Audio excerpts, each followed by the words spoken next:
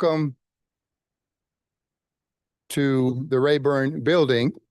Is it on? Am I on? Yeah. Welcome to the Rayburn Building. We're so pleased that you could be here today. Good morning, distinguished guests, members of the International Council for Small Business, researchers, professors, entrepreneurs, and small business owners. It is an honor to welcome you here on the historic grounds of Capitol Hill for the 70th ICSB World Congress, as we also commemorate the 250th anniversary of the United States. This unique occasion brings together two remarkable milestones. One, celebrating the enduring strength of a nation built on enterprise and opportunity, and the other, recognizing 7 decades of global leadership by ICSB in advancing entrepreneurship, research, education, and policy. For more than 2 centuries, entrepreneurs have transformed challenges into opportunity. Today, the same spirit is embodied by micro, small, and medium-sized enterprises, representing more than 90% of businesses worldwide. MSMEs create jobs, strengthen communities, foster innovation, and expand economic opportunity. They are not simply engines of economic growth. They are the foundation of resilient and inclusive societies. For 70 years, ICSB has united scholarship with practice. Through the World Congress, researchers, professors, policymakers, and entrepreneurs have shared their influence,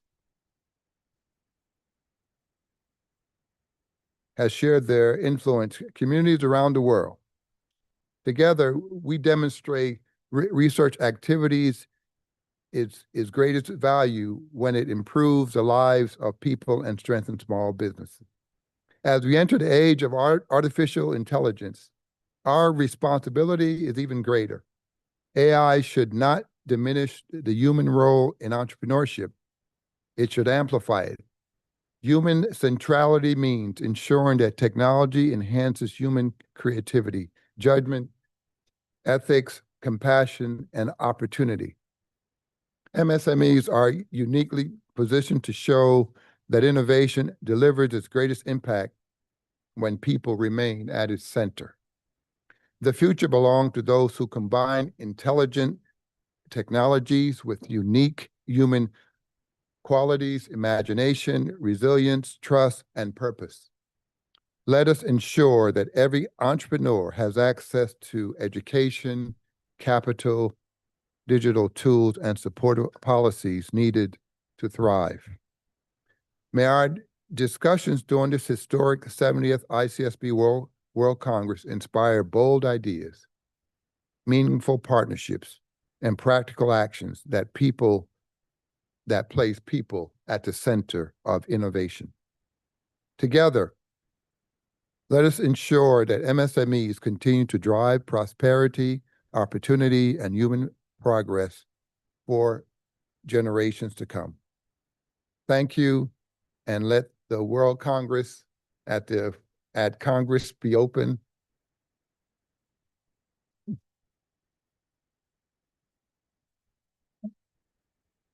You do that. Now, there are certain rules to being in Congress, and so we're going to mimic some of those rules. One is that I hold the gavel.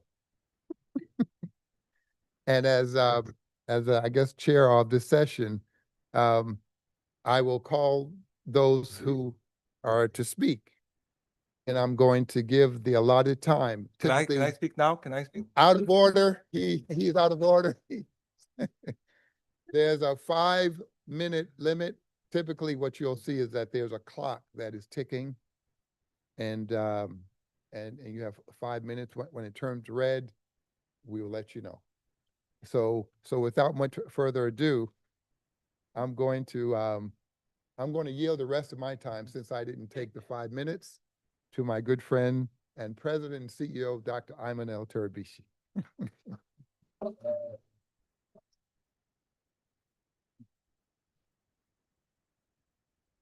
Thank you very much. The first thing I do in the morning is I'm out of order.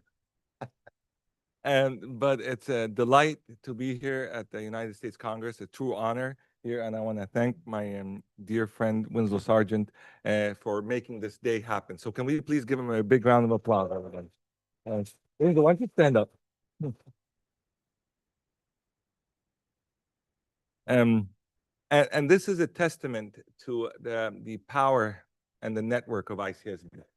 And individuals like Dr. Winslow and so many from around the world understand the vision and the mission of ICSB, which is promoting SMEs and micro SMEs worldwide. And our mission and vision has not changed for over 70 years. And our logo hasn't changed for over 70 years as well. And to show that we are here for the long term, and we are here to support entrepreneurs from around the world, and whatever stage you're in, including the young, very young entrepreneurs from South Korea, all sitting over there. Why don't you all stand up so we can give you a big round of applause, everyone.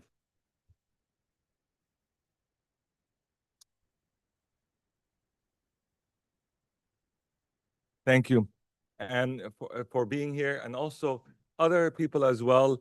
And I also like to, I've created this term. I'm not sure if I'm going to get pushback from Congress here, and or I'll be out of order or this, but we have activated a new group of individuals that we found that are extremely powerful, extremely helpful, and committed and dedicated. And the person that's running it now started with one person, but now we've added two, and it's growing very fast here.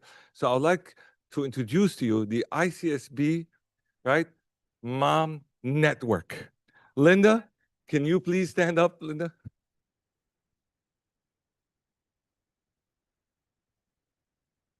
And without her knowing it, Casey, where's Casey? Casey as well. Um, Entrepreneurship and SMEs for them means a lot of things. And bringing all these young people here to Congress and activating our young people here wouldn't have happened for Linda and Casey. So thank you very much for everything.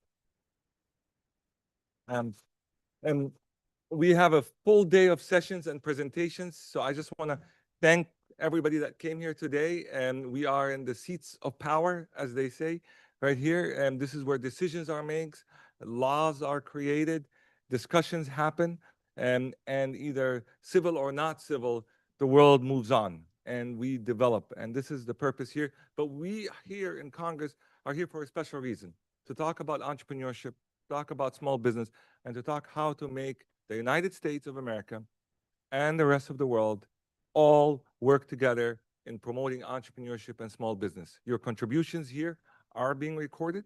They will be posted here. So please leave us a message for other individuals around the world to listen to it. This is where it's ICSB matters the most. So I think I've used up my 5 minutes, and one day I will be in power and I will take you out of order.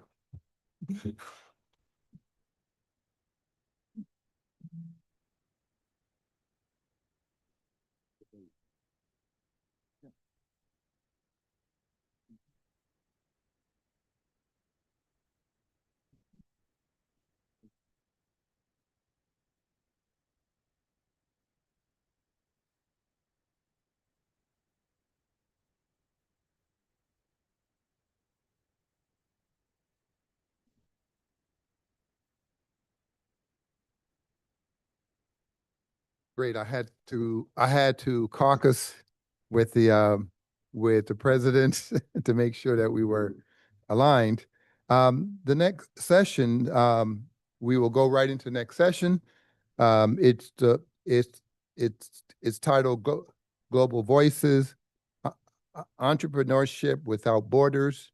And so we have global speakers will share their perspective on entrepreneurship. So I would like to ask the speakers to come and take a seat, and then we will have them come up and speak. And Stephen Glade, please come and take a seat. George Gabor, Dr. George Gabor.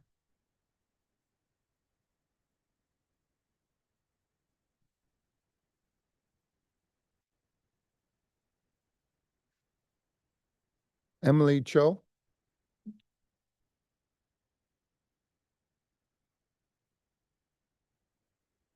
Ambassador Martin Garcia Moritan.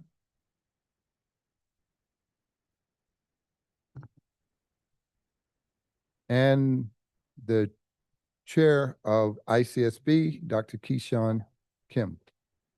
Please join me. And the rules are is that each will be given 5 to 7 minutes to share their perspective. And so since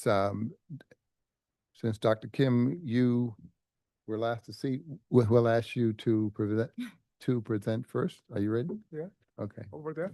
Yes, yes. Well, do you want to sit at the table or? No, I'm just saying.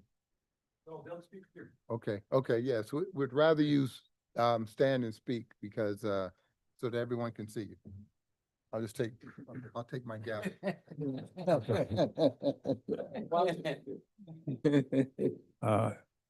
Distinguished guests, leaders from around the world and ICSB family. Today, I'd like to declare the 5th Industrial Revolution. Many people speak of the 4th Industrial Revolution, but today I speak of 5th Industrial Revolution. The 5th Industrial Revolution is not a technical revolution after AI. It is a civilization revolution that redefine the purpose of AI toward the recovery of humanity, inclusive growth, and the next generation talent development. Its core industry is the sharing industry. The most important new product are the recovery of humanity and the happiness. Today, the world is shouting AI, while fiercely fighting and move toward the conflict. But is this truly the world we want? Humanity advance when cooperate. Humanity decline when we are divided by conflict. We are not simply facing an age of technological competition. We are standing before a crisis of civilization. If a civilization advanced without humanity, it became dangerous. AI, this mysterious, powerful tool, was born with a mission to solve the problem of the world and to help create a better future. Yet today, AI is becoming a tool for making money. AI is also becoming a tool for more intense fighting. The enemy of civilization is complacency. Civilization has never grown from complacency. Civilization has grown from desperation, from the urgent need to survive, to change, and to hope again. Civilization advances when desperation turns into hope. In this great age of transformation, we must urgently ask again, what is the true purpose of AI? AI must not become a tool that replaces human beings. AI must become a tool that helps human beings recover their humanity. For a long time, humanity has lived in the age of labor. In Greek mythology, Atlas was the symbol of labor, carrying the heavy sky upon his sword. Now, AI is becoming a new Atlas that carried the burden of labor. When Atlas AI carried the heavy burden of labor for us, human beings can return to their original place. Human beings are not merely laboring beings. Human beings are thinking beings. That is Homo sapiens. The 5th Industrial Revolution is a new Renaissance revolution that declared the recovery of humanity in the age of AI. First, fifth industrial revolution must be a sharing revolution. The core industry of this revolution is the sharing industry. The most beautiful product created by sharing industry is happiness. And the ultimate outcome of the sharing industry is inclusive growth. Second, the fifth industrial revolution must be a revolution of cooperation, not competition. Let us remember this truth. The number of people who will help us is equal to the number of people we have helped in our daily life. Education must also change. Education also no longer teach only one question. What do I know? Education must teach one essential question. How do I help others succeed? Education must move from teaching knowledge to awakening curiosity, from memorizing answers to asking questions, from succeeding alone to growing together. The value of a person should not be measured by how much one possesses, but by how many possibilities one open for others. That is why the Young Entrepreneur School, yes, launched by ICSB is so important. Yes, should become a next generation entrepreneurship education platform that help young people develop curiosity and learn to support the growth of others.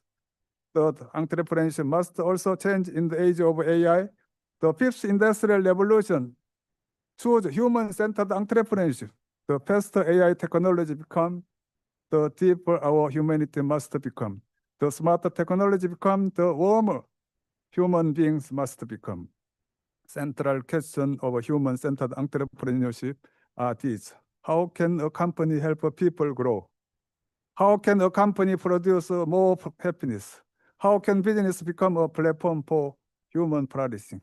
Finally, company and the society must change the way they evaluate the people. Final question we must ask is this. What am I doing to help others succeed? Those who can answer this question should be promoted, should be respected, should become the true leader of AI age. We are now standing at the turning point of civilization. Will we fight and collapse together, or will we recover our humanity together? We must build a civilization of empathy and cooperation, not civilization of AI competition. We must build a civilization of sharing, not a civilization of possession. We must build a civilization of human recovery, not a civilization of conflict. Now let us begin in the fifth industrial revolution, the sharing revolution together. Let us recover our humanity together. Let us build a happier civilization together. Finally, I ask you, how are you helping others succeed? And how will you help the next generation succeed? Dream big, start small, move fast. Thank you very much.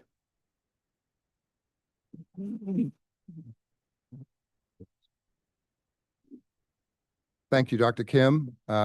Thank you for those words, the fifth industrial revolution, and what it should mean. Those words were well taken. Next speaker is someone who is near and dear to ICSB, Ambassador Martin Garcia Moraton. He is the former permanent representative of Argentina to the UN. He was the co-founder of US MSME Day. Without much further ado, Ambassador, please join.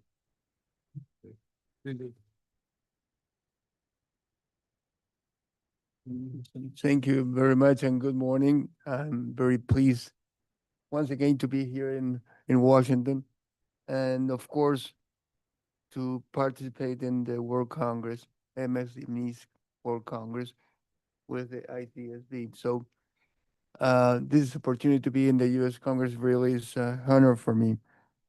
I have a quick notes and short notes about this almost 2 days we have here in Washington discussing and renewing our commitment with the support that we give all to the private sector and particularly entrepreneurship and MSMEs. We believe that MSMEs, and I speak about my region, Latin America, throughout South America, continue to face significant challenges. For example, limited access to finance, high informality rates, regulatory burdens, technological gaps, and really, I will use my glasses, sorry. According to the regional estimates, nearly half of small business have faced difficulties accessing to credit, while many remain excluded from digital markets and global value chains. These constraints reduce their ability to innovate, grow, and compete internationally. This is fundamental. This is the main importance for develop our economies. Entrepreneurship can foster more inclusive development. And for example, women-owned business already represent 1/3 of formal enterprises, only 1/3 in Latin America, while increasing support for youth and senior entrepreneurships can unlock significant untapped economic potential. By empowering entrepreneurs to innovate, create jobs, and to solve local challenges, South American countries can build more prosperous, resilient, and sustainable economies for future generations. Entrepreneurship is also critical for building resilience. During periods of economic uncertainty, entrepreneurs identify new markets, opportunities, develop innovative solutions, and adapt business models to changing conditions. The expansion of digital entrepreneurship, e-commerce, and technology-based startups, AI as well, across South America demonstrate the capacity of entrepreneurship to respond and create new avenues for growth. Thank you very much.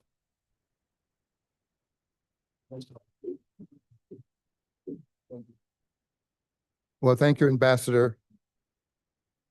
We know that entrepreneurship can be useful in development. Those words mean a lot because for the jobs to be created, for economies to thrive, we need you to make that happen.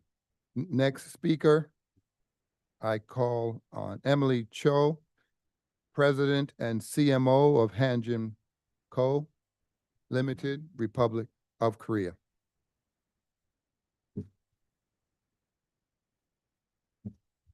Okay. Good morning, everyone. Thank you for the opportunity to speak before you today. I stand before you as a CEO of a company that serves as a logistics subcontractor for the United States military. Hanjin has been the partner of the U.S. military since the Korean War, and I am very proud to continue that relationship to this date. Because of this background, I see a very specific dual reality. On one hand, the opportunity for female service members who want to transition into the specialized area is incredibly real, deeply valuable, and highly appreciated. They possess the discipline, strategic mindset, and technical capability this industry desperately needs. But on the other hand, if we look at the broader business landscape, whether here in the United States or in countries like South Korea, there's a massive disconnection. Leaders and politicians constantly talk about supporting female CEOs. We see it in press releases and policy goals. But in the gritty day-to-day reality of running a high-stakes business, I have actually never really seen female CEOs being generally helped by these frameworks. The intentions look excellent on paper, but the reality of securing this supposed support is an entirely different story. For an active CEO, the bureaucratic red tape and systematic bottlenecks make these programs virtually inaccessible. Now, I realize that my point of view might sound somewhat entitled to some. I am fully aware that I have started from a position where I was already ahead, where I've never had to shout just to have my voice heard. Because of that, I'm not standing here today to say that these initiatives are completely unnecessary. I know that for many women fighting to get their foot in the door, targeted support is a critical lifeline.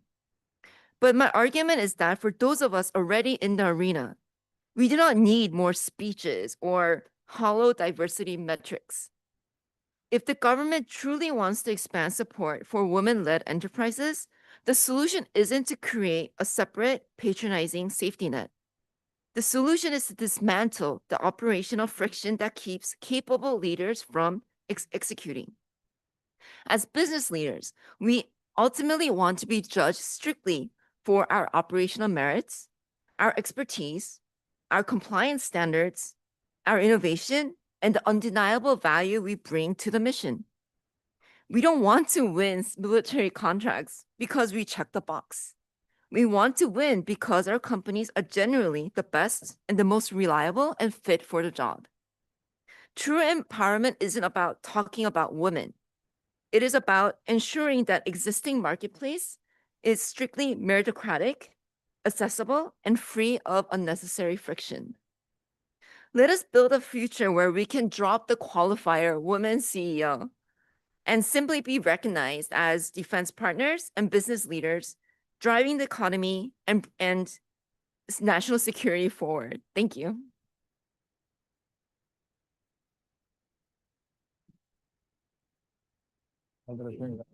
Thank you, Emily, for those comments. It's important for those who are at the table or who may even run the table that to help those who are under the table. who are under the table. Well said. Next speaker, I'm pleased to ask Dr. George Gabor, who is Vice Dean for Executive Education, and he is also Professor of Finance, George Washington University. Dr. Gabor.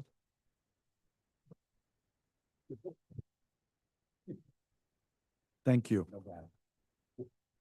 And good morning. Good morning. I would like to focus on our commitment to global engagement.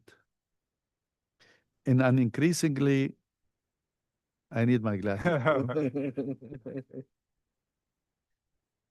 Borderless world, a university cannot simply be a place where ideas are kept safe.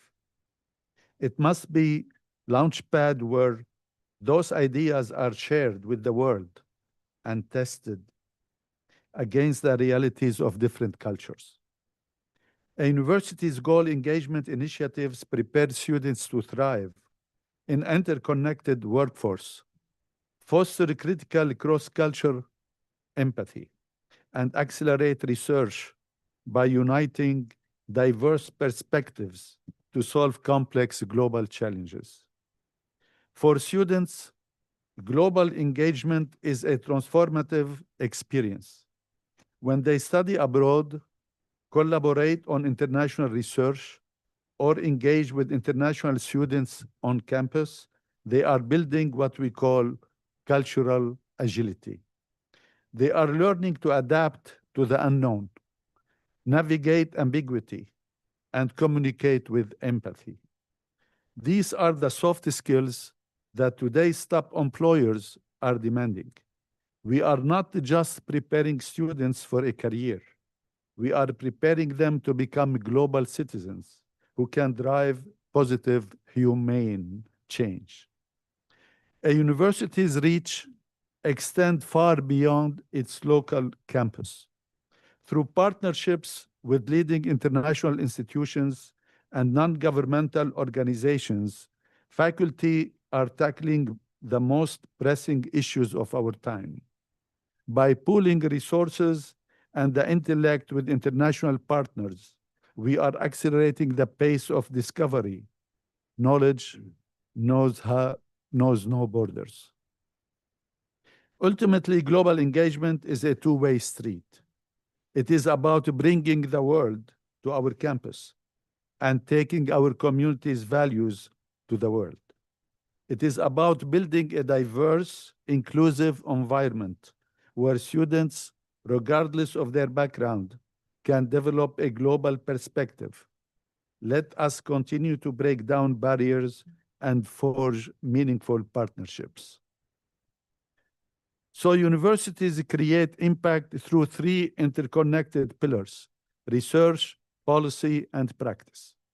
Yes, academic institutions generate knowledge through research, but that knowledge doesn't achieve its greatest value unless it is translated into practice through collaboration with policymakers, entrepreneurs, businesses, and international organizations to address real-world challenges. Organizations like ICSB play a vital role by serving as a bridge between academia and practice, creating a global platform where ideas are exchanged, research is disseminated, and collaborations become actions. This is why we are pleased to house ICSB in our school. We have a unique location in Washington, D.C. We are at the center of it all. We create world-class opportunities to discover and learn. Together with our partnerships with organizations such as ICSB, the School of Business is at the intersection of scholarship, policy, and global impact.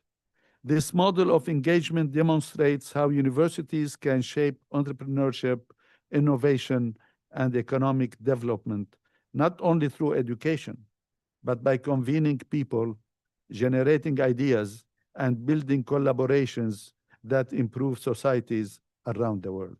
Thank you, and have a great day.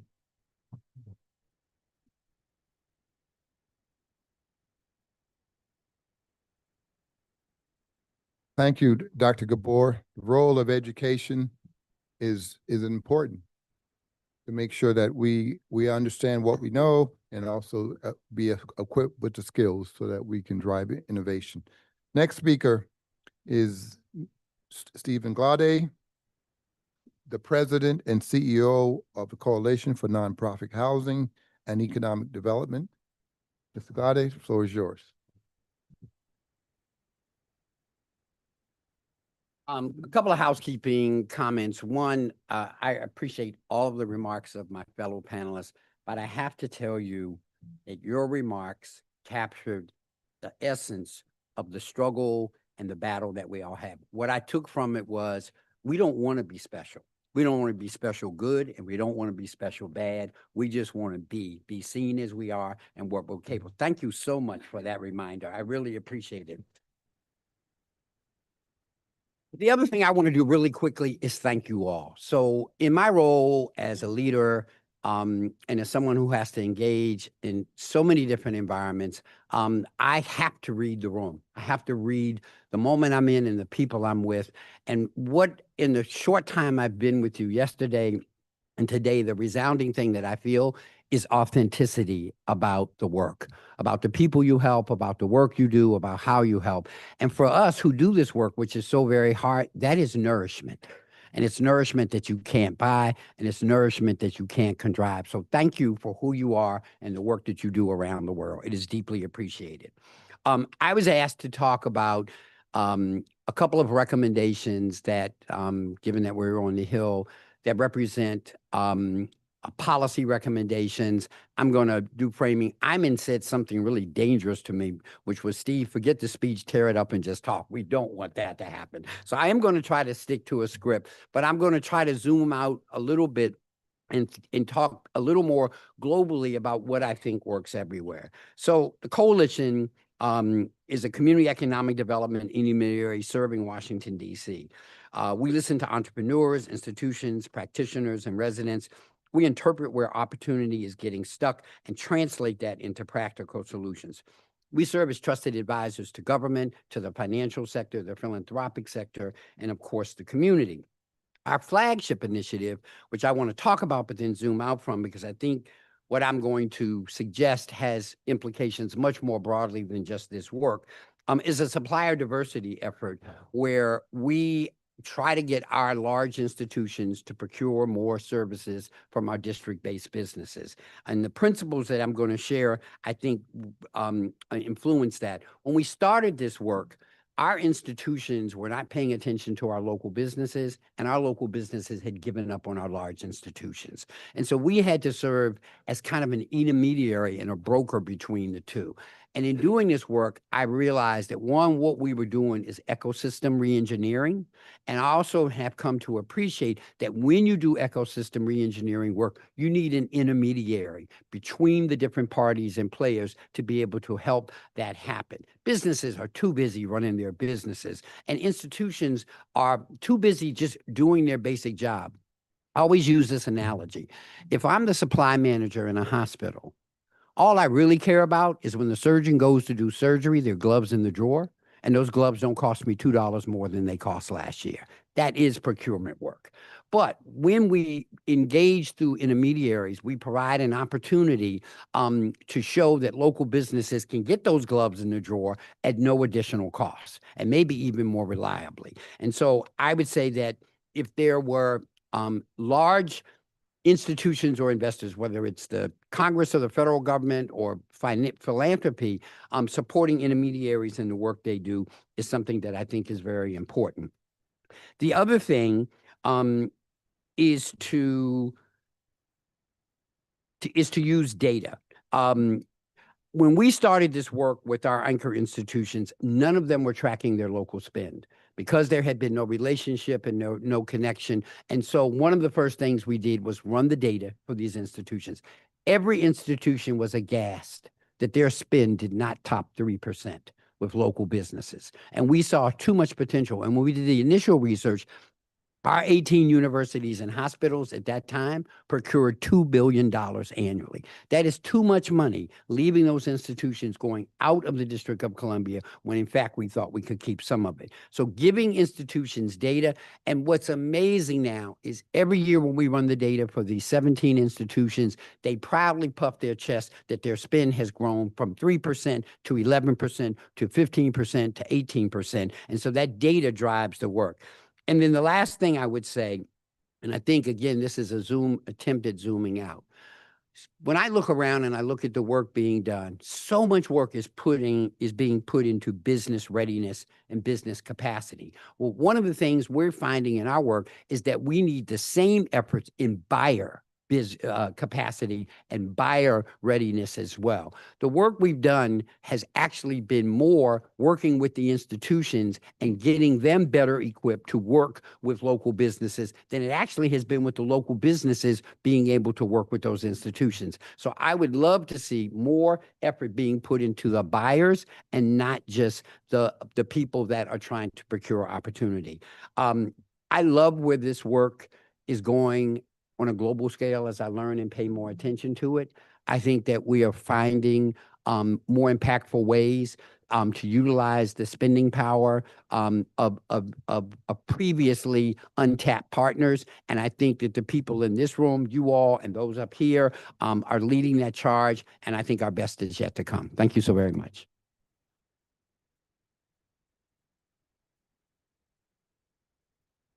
Thank you, Stephen, for those remarks. When we think of entrepreneurship, when we think of ways that we can improve the human condition, we always think about new widgets, new devices, but there's supply chain, and that's part of procurement as well. And so thank you for just enlarging us in terms of how we can work within this area to build stronger communities. We have another person that I'm pleased to present who has come into this room. He has a big voice. He has a big audience, and I'm pleased to present Mr. Jonathan Ortman, founder and president of Global Entrepreneurship Network, GEN. Mr. Ortman, please come. No, you can- Yeah, yeah. Thank you so much indeed. Actually, I occasionally do this, and I'm going to do it today because I think you'll all be grateful afterwards. But I'm going to take a pano, so then you all can. Wait a minute, we're going to go over here. So get a picture of all of you first, so we can then remember those of us up here on the podium who was here. So thank you for that. I want to echo your comments to say how wonderful some of the themes you picked. All of us have many dimensions of this work. I think normalizing the role of women leaders in this field has been something we've been trying to do for the last 30 years. Certainly I have been. In fact, I got fired from being the moderator of our women's entrepreneurship events all over the world that were by the White House at the time because I was a man. So, and I was just like, isn't that the whole principle here? And they were like, no, women prefer to have a woman on the stage. I'm like, you don't get it. Anyway, thank you so much indeed for that. And, you know, I want to echo also the thing about the price of gloves. I think as we look at a world where USAID has been under attack, and certainly someone like for those of you that don't know who we are, we're a global nonprofit. We operate in 200 countries. We have programs in 200 countries and offices in 50 countries. And we're about building the innovation architecture that helps more people start and scale companies. And one of the things that we're learning is we hadn't realized how much impact that aid money was having on some of the institutions that have been enabling entrepreneurship. And I think the lesson I take from your comments is we've got to help find a way to enable the price of those gloves to be the same price. That's the insightful thing, because unfortunately, behind closed doors, procurement people or business people, it's very difficult to justify. It's okay for you and I to say we're going to go down to the high street and we're going to pay a little bit more for a cup of coffee because we'd rather buy from the local person rather than a food chain. But it's very hard for growing companies to do that. So I take away so many other things. The global connectivity. This is the passion of our work now. We live in a divided era geopolitically, whether because of immigration or trade policy or wars. But the point is we're all becoming more divided, and we see entrepreneurs as the new diplomats, as the leaders, just like you were commenting, the universities play this very important role in connectivity. And of course, I want to also echo the importance of us focusing on entrepreneurship in regions like Latin America, because we're very proud at GEN. We've just signed a multi-year partnership with the IDB to completely look at rebuilding the innovation ecosystems across Latin America and the Caribbean, and we've begun that work this year. So, but I couldn't quite figure out what do I talk about. I actually began my career as an entrepreneur, sold my first company, but guess what my second career was? It's actually up here on the Hill. I used to work on the Ways and Means Committee. You know, this is my home turf. And then I decided it's time to go off and be an entrepreneur again, and then to help entrepreneurs. But I wanted to talk about something because last week in Paris, we just released at Vivatech our Global Startup Ecosystem Report, and it revealed some very interesting data, not just about the world, but it also revealed data about the United States. And I think that's an appropriate comment to us to make here in this institution at this moment. So it's an honor to be with you here today. So I wanted to report a little bit on America's startup economy. So what do we know about it? It sounds simple. You review the data, you mark all the activity on a map, and you report on it. But when I sat down to draw it, I realized I'd drawn two maps, and they don't agree. One is drawn by capital, by where the money goes. And on that map, America is collapsing inward into a few companies and a single technology. The other is drawn by founders, where companies are actually born, and it does the opposite, spreading outward into cities that were on no one's list a decade ago. We've all been working at enabling entrepreneurship in the middle of America. So let's look at the capital map quickly. We start with this. America is home to nearly 900 unicorns. Now, think of that number, 900 unicorns. You all know what a unicorn is. If you don't, you can Google it while I'm talking. So that's more than half of the unicorns on Earth here in the United States, and the pace is accelerating. So 187 joined the Crunchbase board last year, and which is up 61% in a single year. But the value is not spreading. It's stacking at the top. Get this, 4 AI labs alone, OpenAI, Anthropic, xAI, and Databricks, are together worth well over $1 trillion. And what rises fastest behind AI is physical AI, robotics, defense, space, semiconductors close behind. The American unicorn used to be an app, but increasingly it's a machine. So our report that we published with Startup Genome found that the concentration is sharper still. So of all the value, excuse me, of the global startup economy, which I can explain as an economist later how we measure it, if all of it added up, 3 American cities, and 3 American ecosystems, Silicon Valley, Los Angeles, and New York, captured 2/3 of that value. 2/3, 3 cities. Concentration this sharp is both a triumph to some degree for Americans, but it's also a huge warning. Much can pool into a very small space, but much can be left outside it. So let's look at the second map. I call it the founders map. The second map is drawn by founders. In the same year, capital collapsed in those few square miles. 2 of every 3 American startups were founded outside of the San Francisco Bay Area. So you take Austin, more than 1 in 8 businesses founded in a single year, or Pittsburgh, once a city of steel, its old mill district, now beside what locals call Robotics Row, where one university seeds a cluster, building machines that inspect the physical bones of the economy. Our report ranks Austin, Denver, Miami, and Dallas among the leading ecosystems of North America, cities no one would have named a decade ago. But for 2 decades, the myth held that innovation could happen in only one valley. We've spent them proving it wrong at Gen. We worked diligently hard at working out, and up until last year, we were doing good. We had democratized entrepreneurship. We'd figure out, how do you see activity growing in parts of the world that you didn't expect? So the trouble is the capital is concentrated, but the creativity has not. So who builds this second map? And I think, on Capitol Hill, we're dealing with the representatives of Americans across the country. And that's why I think it's very, very important to stress for those of us that want to advocate policies that advance rates of new firm formation. We still live in an economy where almost all the net new jobs come from firms less than 5 years old. And that's a message I've been preaching up here in the Hill for many years, because of the fact that when I usually come up to the Small Business Committee, I hear the same thing. Small businesses are the engine to the economy. They're very, very important. And I'm like, wait a minute, that's important. But what's even more important to me, if you're concerned about job creation, is new businesses. And it's not one or the other. It's just you need a separate toolbox. So these cities have been built deliberately, patiently. So, and there's 3 ingredients that I think have appeared again and again. Great research institution.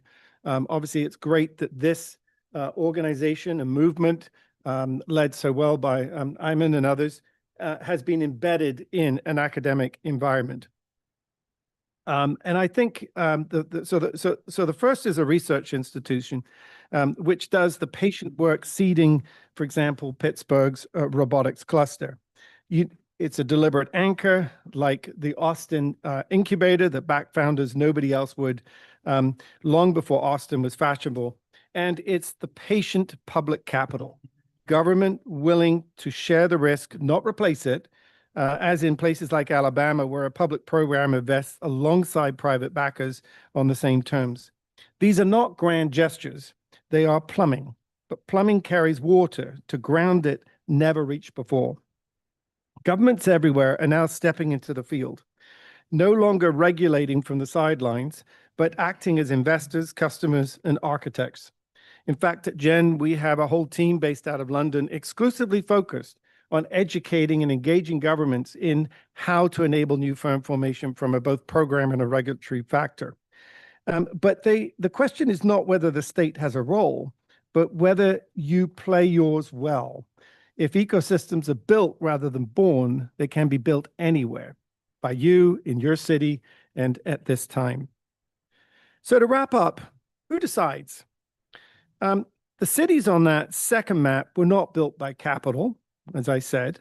They were built by people, by the educators who create the institutions talent pours out of, by the researchers who show which interventions actually work, by the policymakers who share that risk and enable that environment, and the support organizations, the entrepreneurial support organizations, what we love to call our startup communities and our entrepreneurial support organizations that back founders that nobody else can yet see.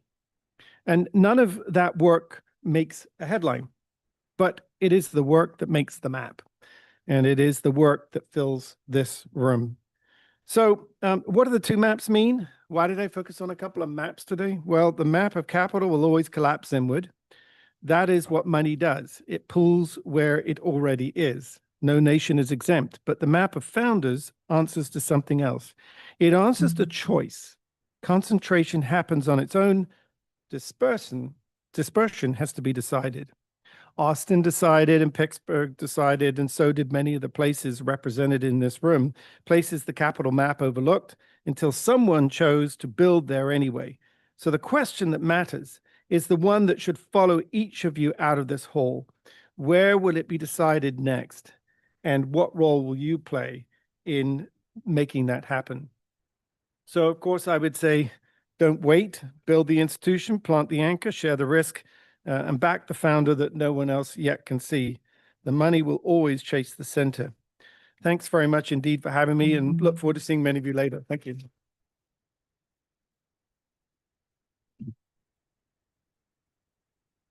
Well, thank you, Jonathan.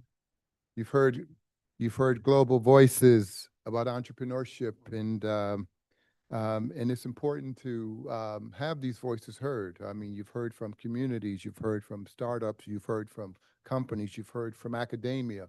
It's all part of the ecosystem that needs to thrive for it to be successful. And so I just want to thank each of you. I want to thank Emily Cho, Dr. Keyshawn Kim, Ambassador Moritan, Dr. George Gabor, Stephen Glade, and Jonathan for sharing their views. Let's give them a big round of applause. Okay.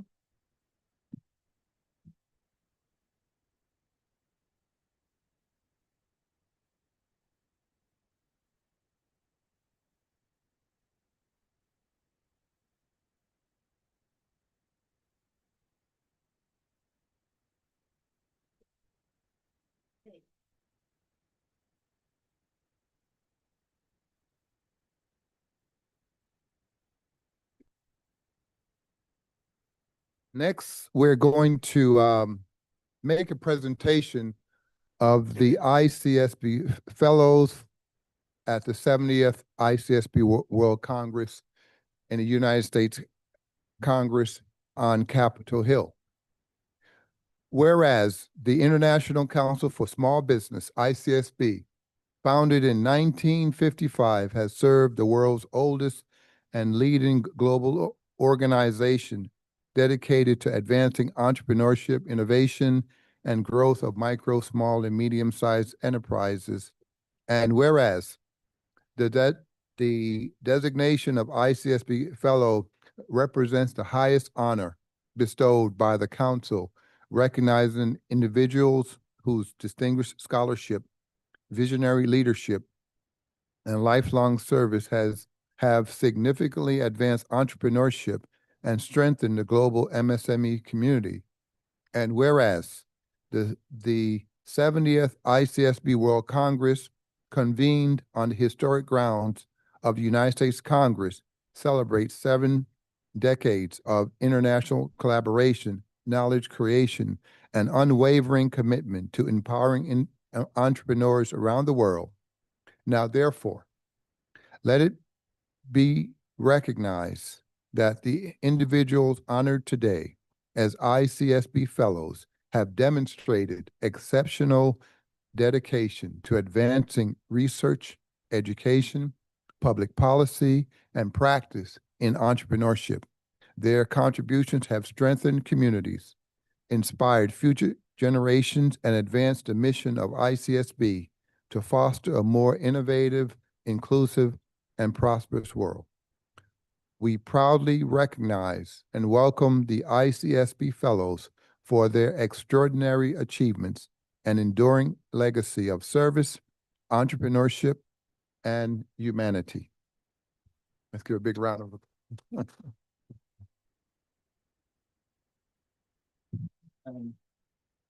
Thank you, Dr. Winslow, for reading the motion to include the latest group of the ICSB fellows here. I'd like to ask the chair, Kishan Kim, to come up here. And Jeff Alves will be joining us a little bit later. So I'll ask Dr. Kishan Kim to be here as well. I will now read you the latest group of the ICSB fellows. Tonight at the gala, we'll be officially recognizing them for awards. But here in Congress, we would like to officially announce them here on record. So with that, without further ado, it is our great honor on ICSB board and all the fellows, the ICSB fellows from years past, who would like to welcome to stage here to stand to be recognized as an ICSB fellow. Let's give a big round of applause for Dr. Alex DeNoble.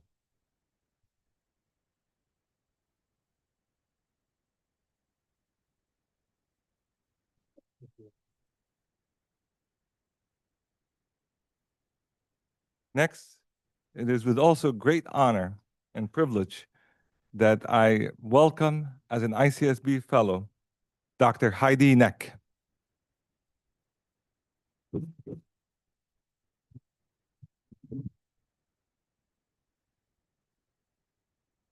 that's kind of fun. It's okay. Yep. Next, also, I would like to recognize, and I hope I see her here, with real delight, and it comes from the heart here. I'd like to welcome and bring to stage Dr. Rita Grant.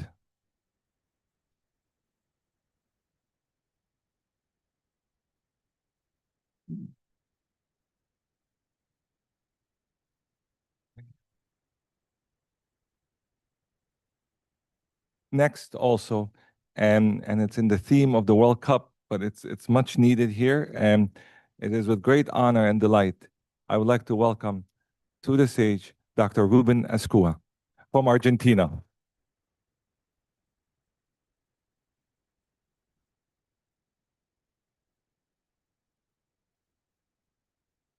And the final inductee to the ICSB Fellows, it's with great honor I also introduce Ambassador Garson Moritan.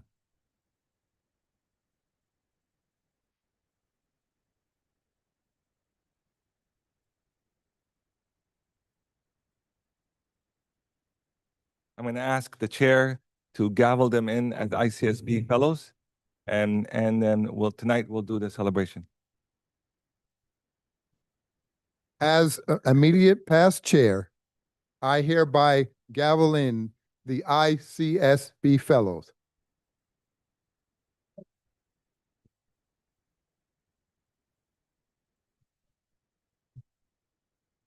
And we are ready for the next session. So the next chair will come up and take the gavel from Winslow, which I am very happy.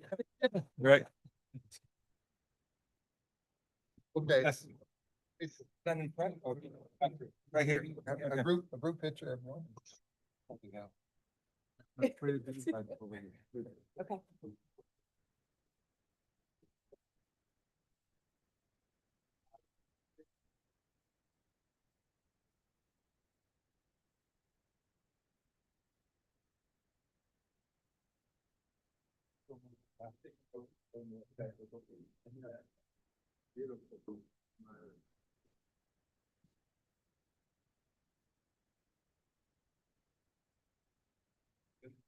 All right, one more.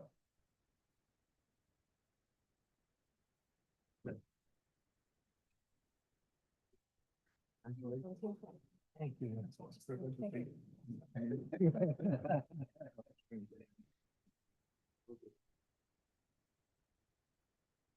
By the way, Argentina got 2 fellows here. So is Messi gonna score 2 goals? Right. Um,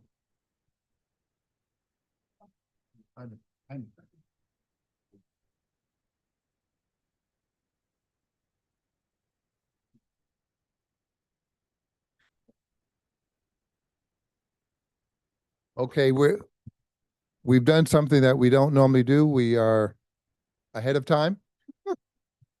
So therefore, we'll take a 30-minute break, a long time. And then we'll start the next session. Please stay in the building. You can go around and see the other offices, take pictures, but we're on break. We're officially on break. Thank you.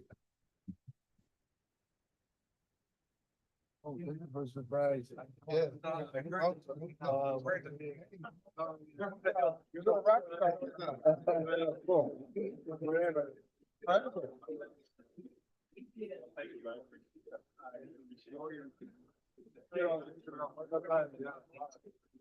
huh?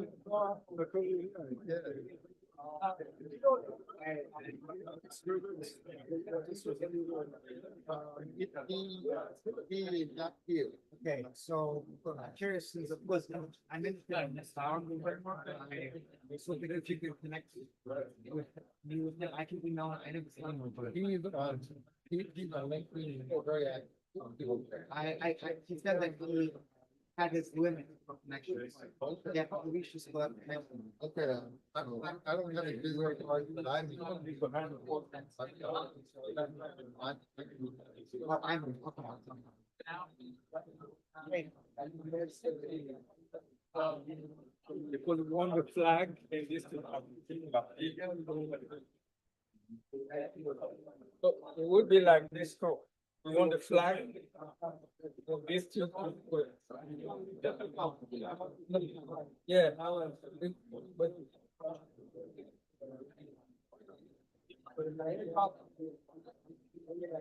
thank you very much. Appreciate it. Yeah, I'm gonna send it on that.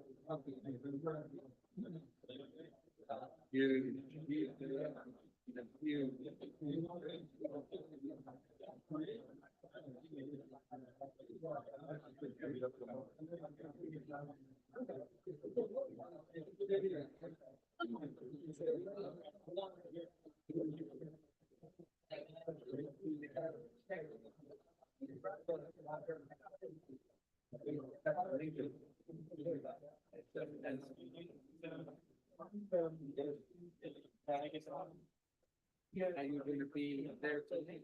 Yeah. Already cards. I'll bring cards to that. Yeah. I will bring cards.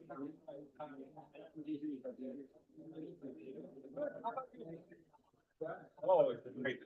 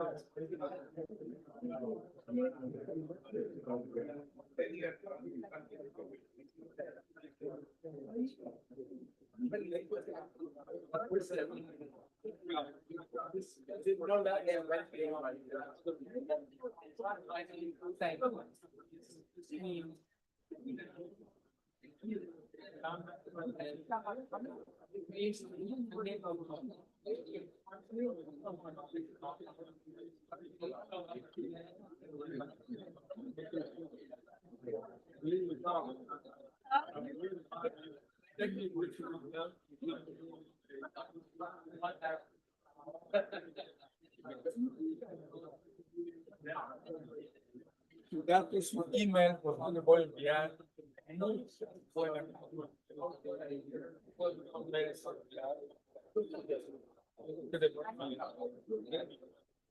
Vamos a tomar para que eso aparezca.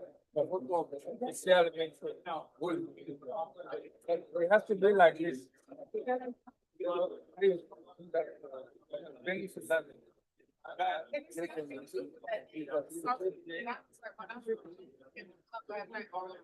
The flag is coming. The flag. No, this flag. We need in the background.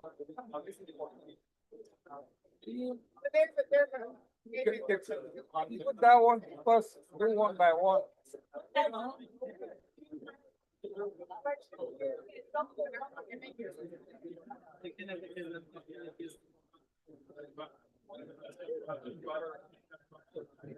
Thank you very much. Vamos a, usted está en el mismo hotel con el mismo hotel. Sí, estamos en ¿cuál es tu nombre? Martín. Yo también soy Martín. Tocayo, mira mi tarjeta. Sí. ¿Quieres con bestia?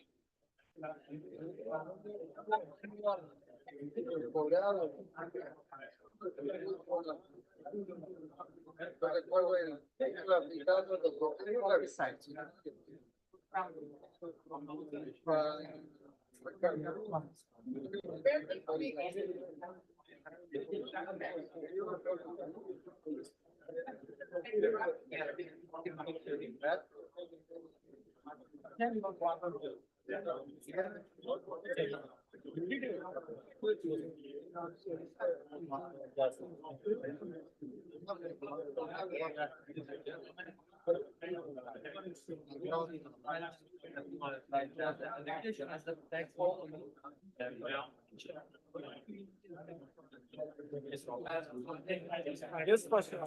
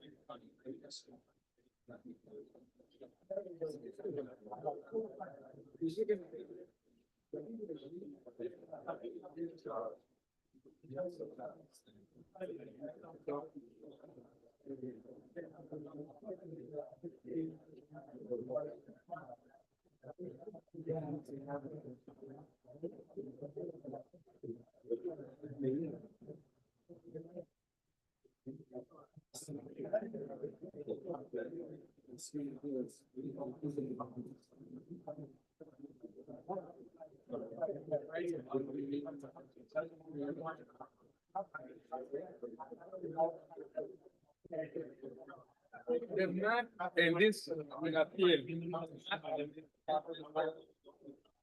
Come over here. I want to make it. That has to be very.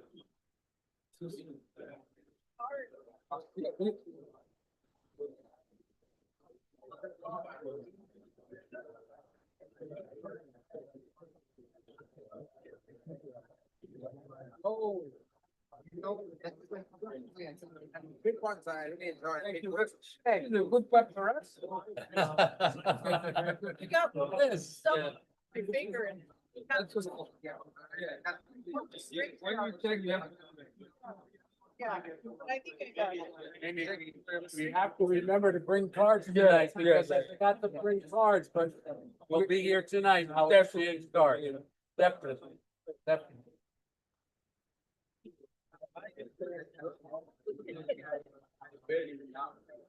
Bring on, am I glad? Please do.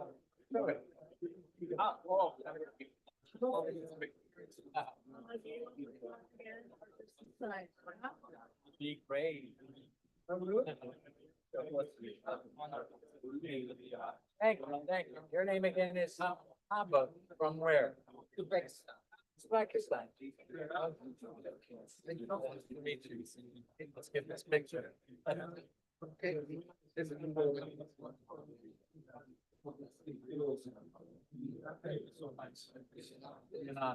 Thank you. Stand over here. All right.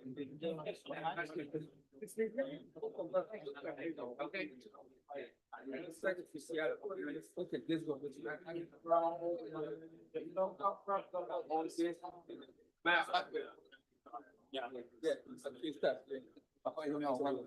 Yeah.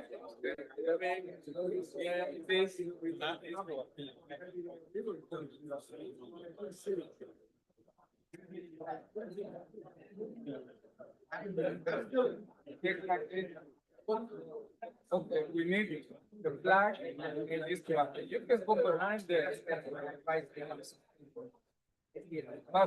Yeah.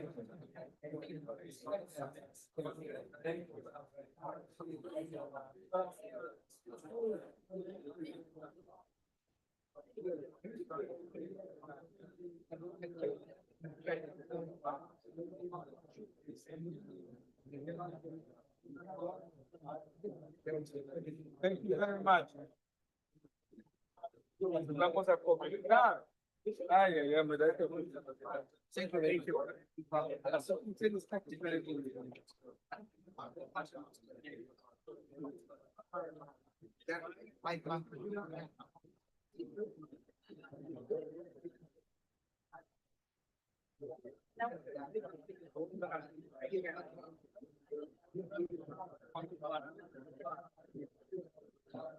Thank you.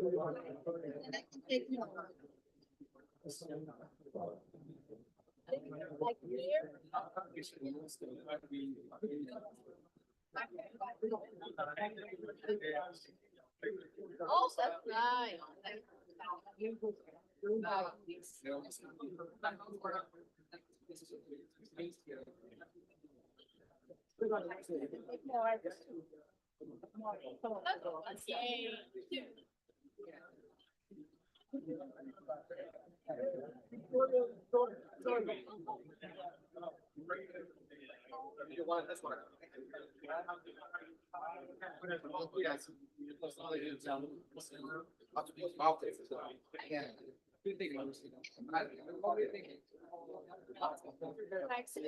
I can do more. Serious. Speak.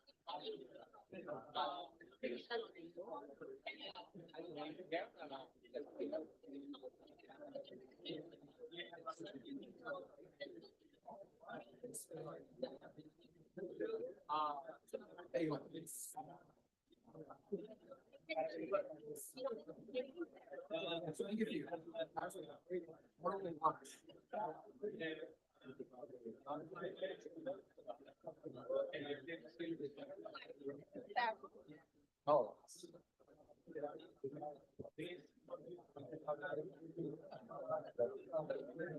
Perfect. You're a good photographer.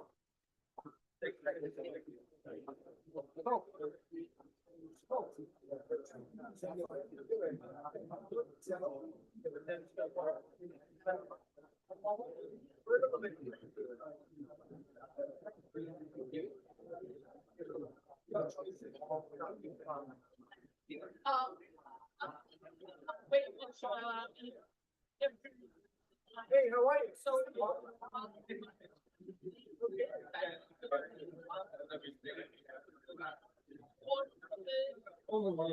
Okay.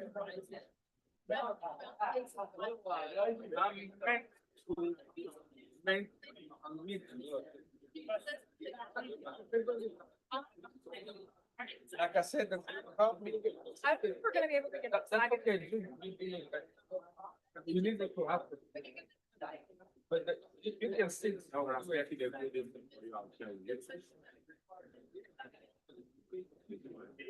You see a little bit of the flag? If we stand behind it, we see. Yeah, there we go. Oh, that there, yeah. We need the flag before we have the Congress. If you wasn't fit, go behind there. He wants you to stand there. Yeah. I got a little bit of a flag. It's okay. Yeah, yeah, that's good. That's Okay. good. That's good. Okay. Let me tell you get outside. Well, I'm inspiring my brother. All right. Yeah, sure, sure. What is the right? It's like they call. I say. This is.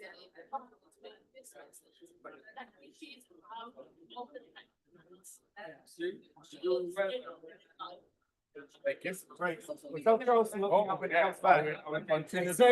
And say hello to Ole. Oh, yeah, are we? My dear friend. I love it.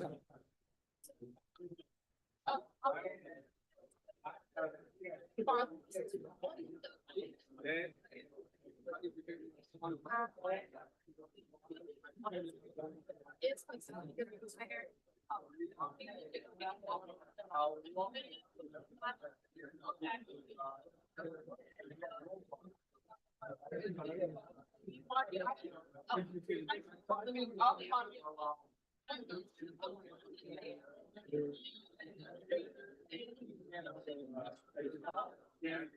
biggest trinity.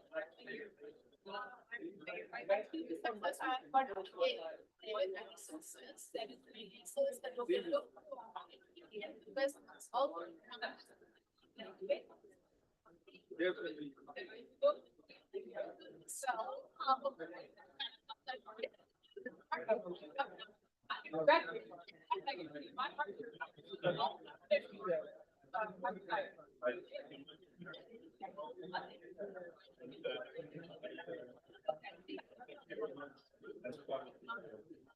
Imaginary life.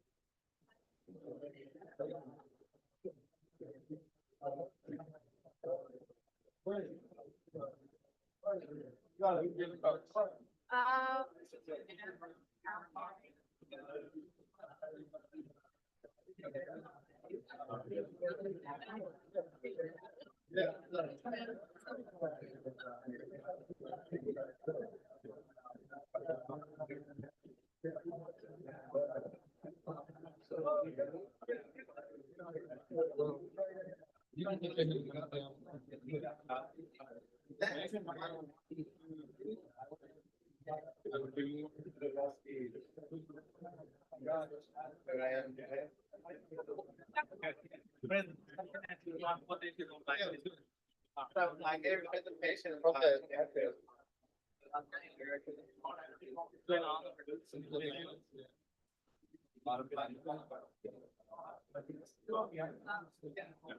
Thank you so much.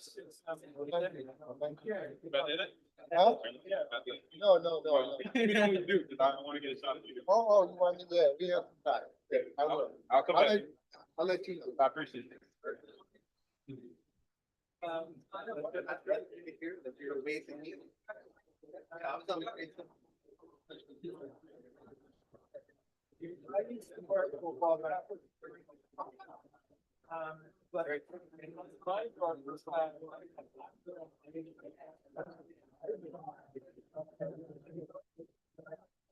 He was my congressman.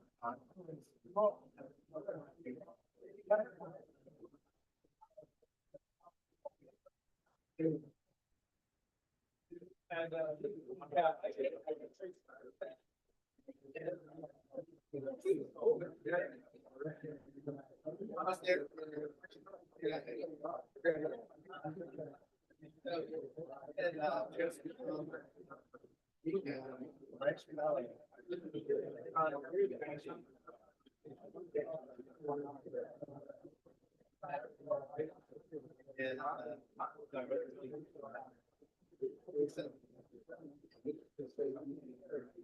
Minutes later, I think it's done.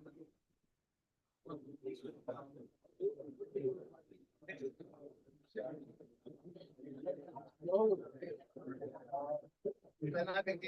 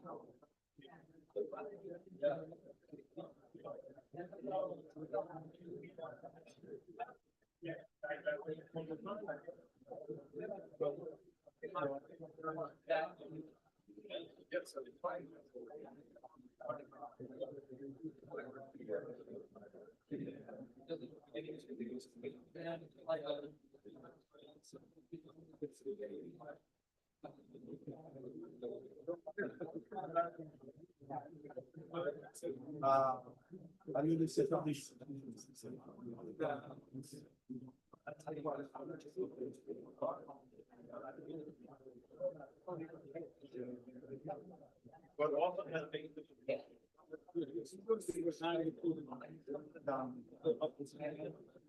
Come, because. You say, okay, listen first. We want the flag and this to appear. So you can stand behind the picture.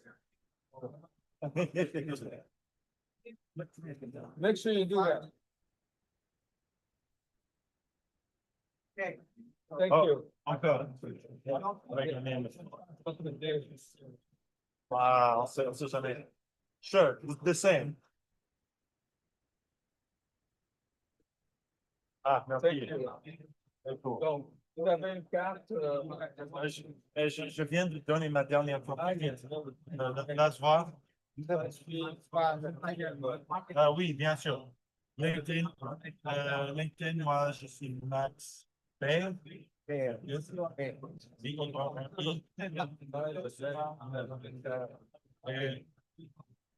Ah non, si. Voici ma dernière carte. Oui, ok. Mathieu Wolfson. My friend, are you a bandit?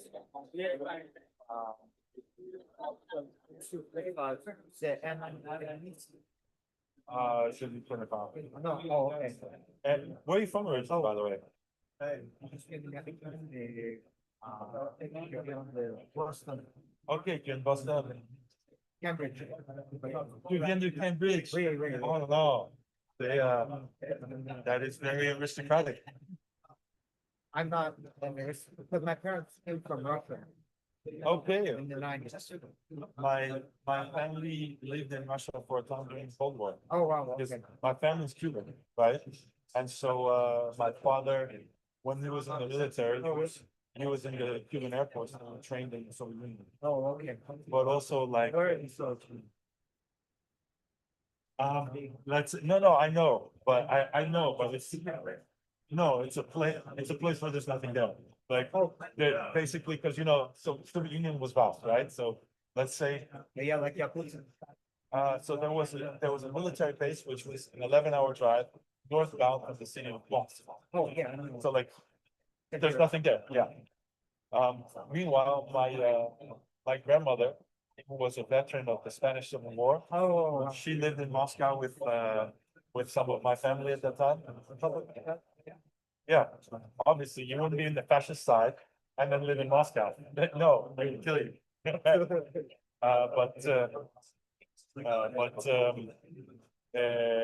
She said, on one hand, she liked it, but she said, one strange thing about Muscovites is that they eat ice cream during the winter. Oh, yes, we also, in Prague, they also have the Russian thing. She thought it was very weird. Yeah, he's from Moscow. Who's from Moscow? Peter Marks. Okay. Peter, he was speaking at one of our sessions. So, maybe, yeah. So how do you like being in Geneva? It's good. So I'm doing research on formalization of entrepreneurship, part of the Dean Scholar. I love it. Yeah. I would give you my card because I want your link. Yes, right. I want your research. Yeah, It's yeah, big. yeah. That's great. That's great. And I'm also working on a company that recycles plastics. Okay, So, and we want to connect formal entrepreneurs to conventional entrepreneurs. We want to be like the aggregator for them. We want to like that, and then also how they can be like their community needs to practice and vocational programs, how they can help. So I can show you. Yeah, and you can scan mine. no, I got it. Oh, yeah, you can. Yeah, yeah. That's great. And I'm a student of Professor Tish. How to start? Oh, I'm sorry. Okay. You're right. I'm a student with the. Okay.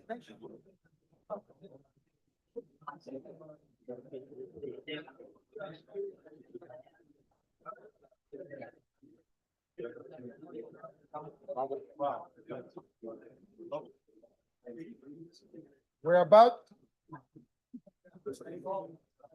We're about to start the next session. Please, please find your seat.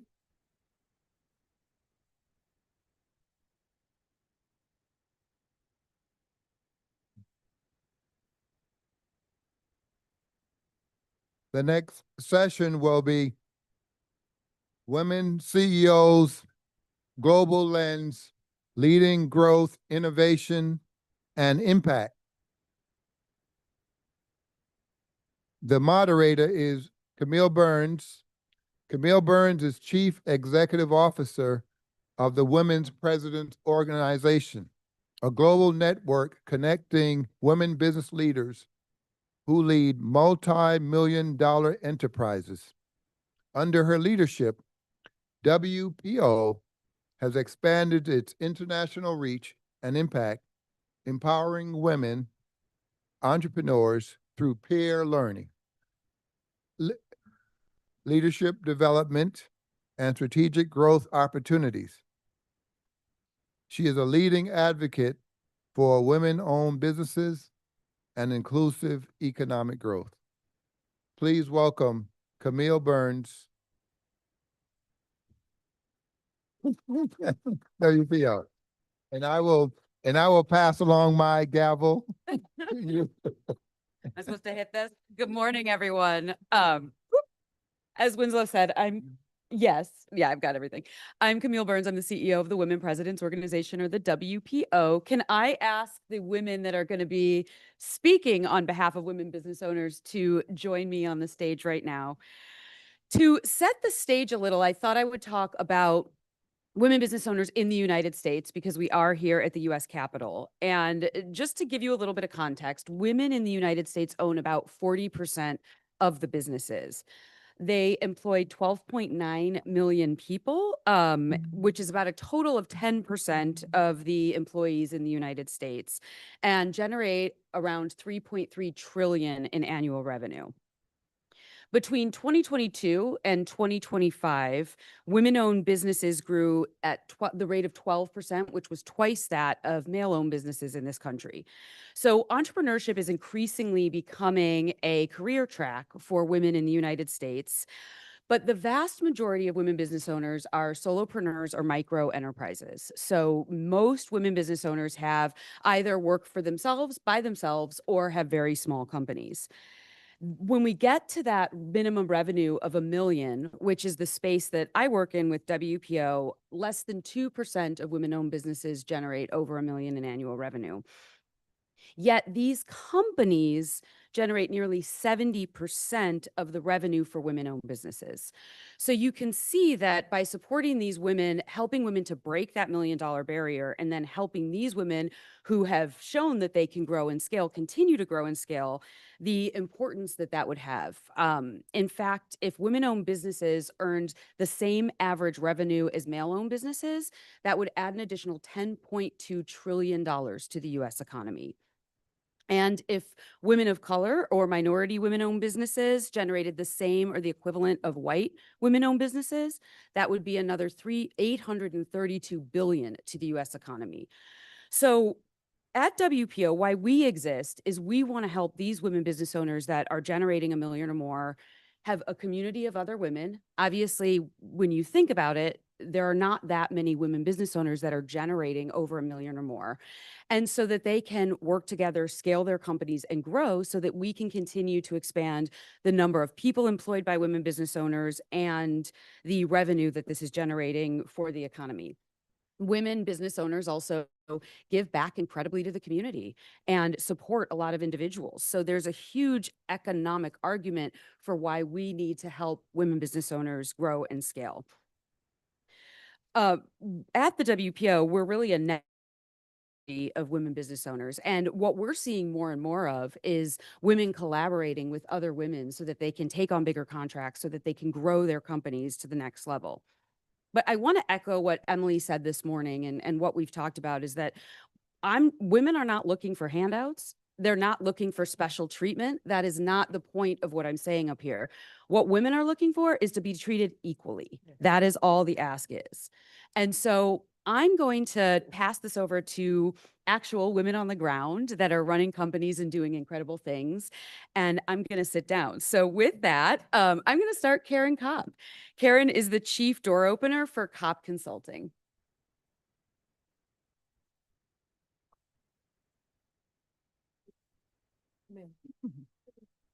I'm gonna get another chair. Good morning.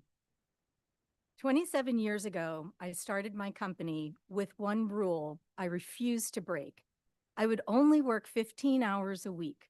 My son was starting nursery school. My daughter was starting kindergarten. I would only work while they were in school. No early mornings, no nights, no exceptions. Most people called that a limitation. I'm going to tell you why it was the best strategic decision I ever made. Here's the first lesson. Most entrepreneurs build the business first, then try to squeeze a life into whatever time remains.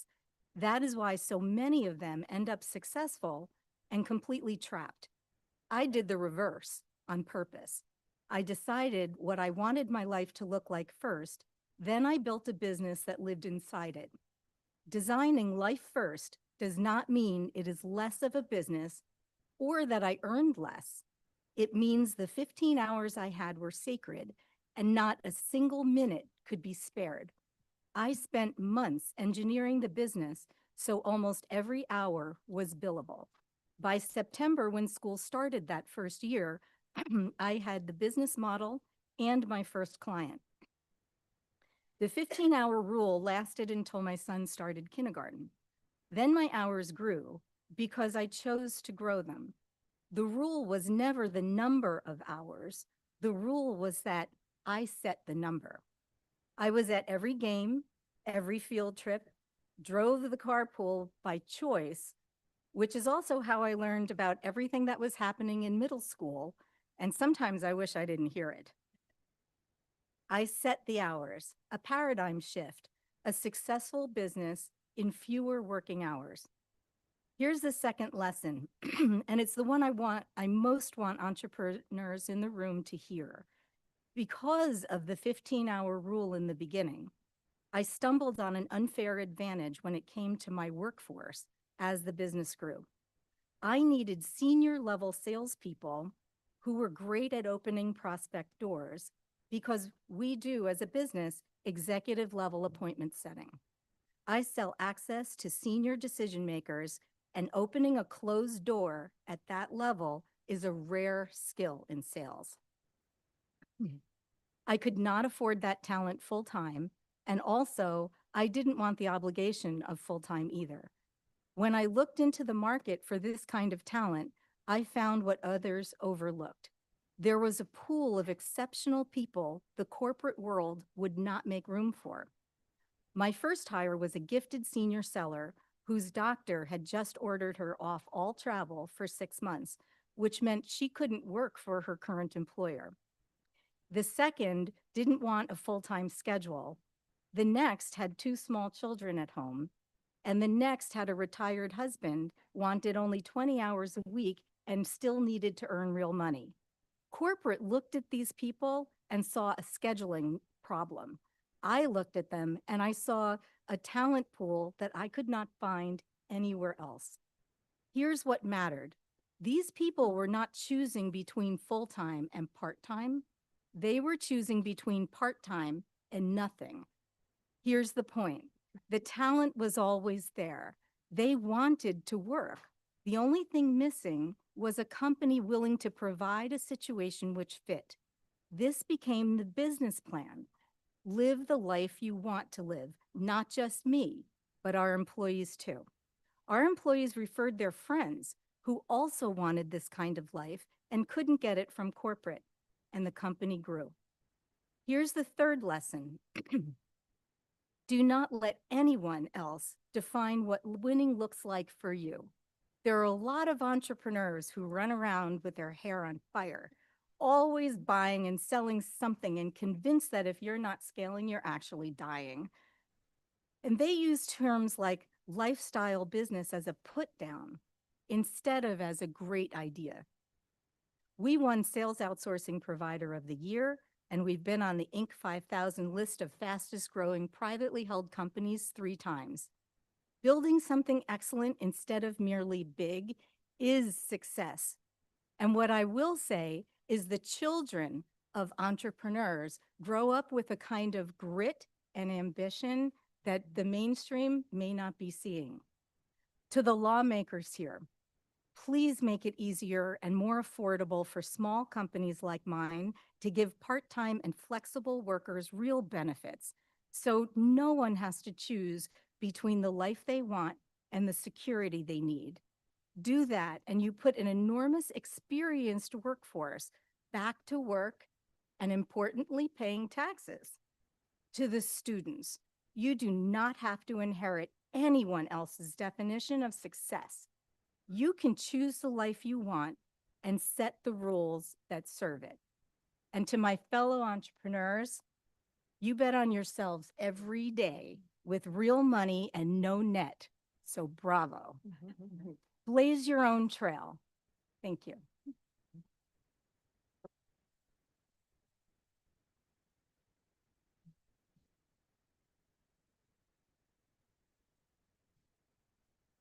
Thank you so much, Karen. I think your story echoes why so many women often start businesses so that they have that control over their own lives and their own schedules. With that, I'm going to ask Corinne Goebel to come up. She is the CEO of the Association of Women's Business Centers and another colleague of mine, kind of a partner in crime in helping to support women entrepreneurs.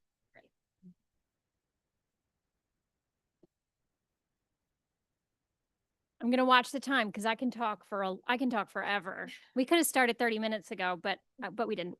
Camille, I don't know if you know this about me. I've started sharing my origin story a little bit because it speaks to entrepreneurship. And that is that I was born into a motorcycle gang. It's true. I get that reaction every single time, but it's true. They call it a motorcycle club, and they're entrepreneurial. They're entrepreneurial even if the products that they're selling aren't legal. But this was my early days exposure to how being innovative, being scrappy, brings groceries to the table. And so my father bought our house in a floodplain for $8,000. That's all he could afford. And we lived in it was a makeshift trailer turned into a a home that stayed put even when the water rose and came into the house. And my mom left that environment to start her own business venture in a legitimate way, which became a trucking company. So a woman in this very male-dominated field. And the trauma of her upbringing and the experience of motorcycle gang life is what made her the resilient, strong entrepreneur and successful entrepreneur that she eventually became. I don't think it should have to take that type of test and proving ground for entrepreneurship to be successful. But so many times, those are the stories of the most successful women have come through very difficult challenges and they've overcome so much adversity. And so for that reason, I'm passionate about the work that I get to do, which is to run a national nonprofit called the Association of Women's Business Centers, which supports a national network of nonprofits that exist to help women start and grow their businesses, whatever stage they're in. These women's business centers there are nearly 150 of them. We're in every single state as well as several territories. And at our organization, we support those organizations as well as those small businesses that they serve. So every year, we're reaching at least 150,000 business owners. We're serving them in 25 languages. And the majority of the services that we're offering are all not free, but taxpayer funded. So funded by you through the Small Business Administration. There are significant structural barriers. As Camille mentioned, women just really want an equal chance. And those structural barriers exist in the same places in many ways that they did 35 years ago when women's business centers were initially formed and when my mom stepped out in her own venture. One of those is limited capital access, gaps in financial literacy, and exclusion from professional networks. And we don't like to believe that this exists today. Some of us don't live in a world where we see those structural barriers play out, but we hear about them and they're happening every day. Having said that, I think we're making great strides in overcoming that. AWBC offers a variety of support programs, both to the women's business centers and directly to clients in some real kind of frontier spaces like digital currency to maintain that financial literacy readiness, credit building opportunities, AI, and as well as just the variety of other digital literacy areas. And what I would just say is, even though we're called Women's Business Centers and we're very committed and I think uniquely positioned to serve women in a really special way, we're taxpayer funded and we're open to anyone. We actually have launched some programs specifically for veterans and have a place to serve anyone who needs support. I believe fundamentally it's rooms that are like this that make women's success possible. It's not a room full of only women. And your conference notwithstanding, Camille, I don't like going to rooms that are only women because women, we need everyone to be successful. So for that reason, I thank you all for being here and supporting us in our panel. And I look forward to hearing everyone else up here.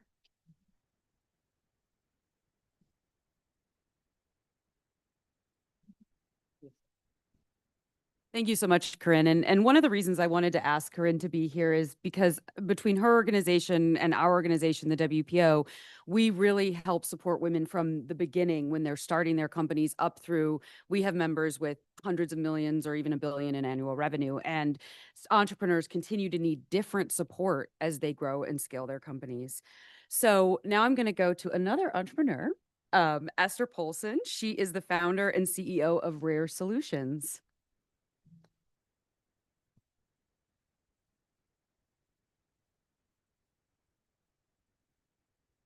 Good morning.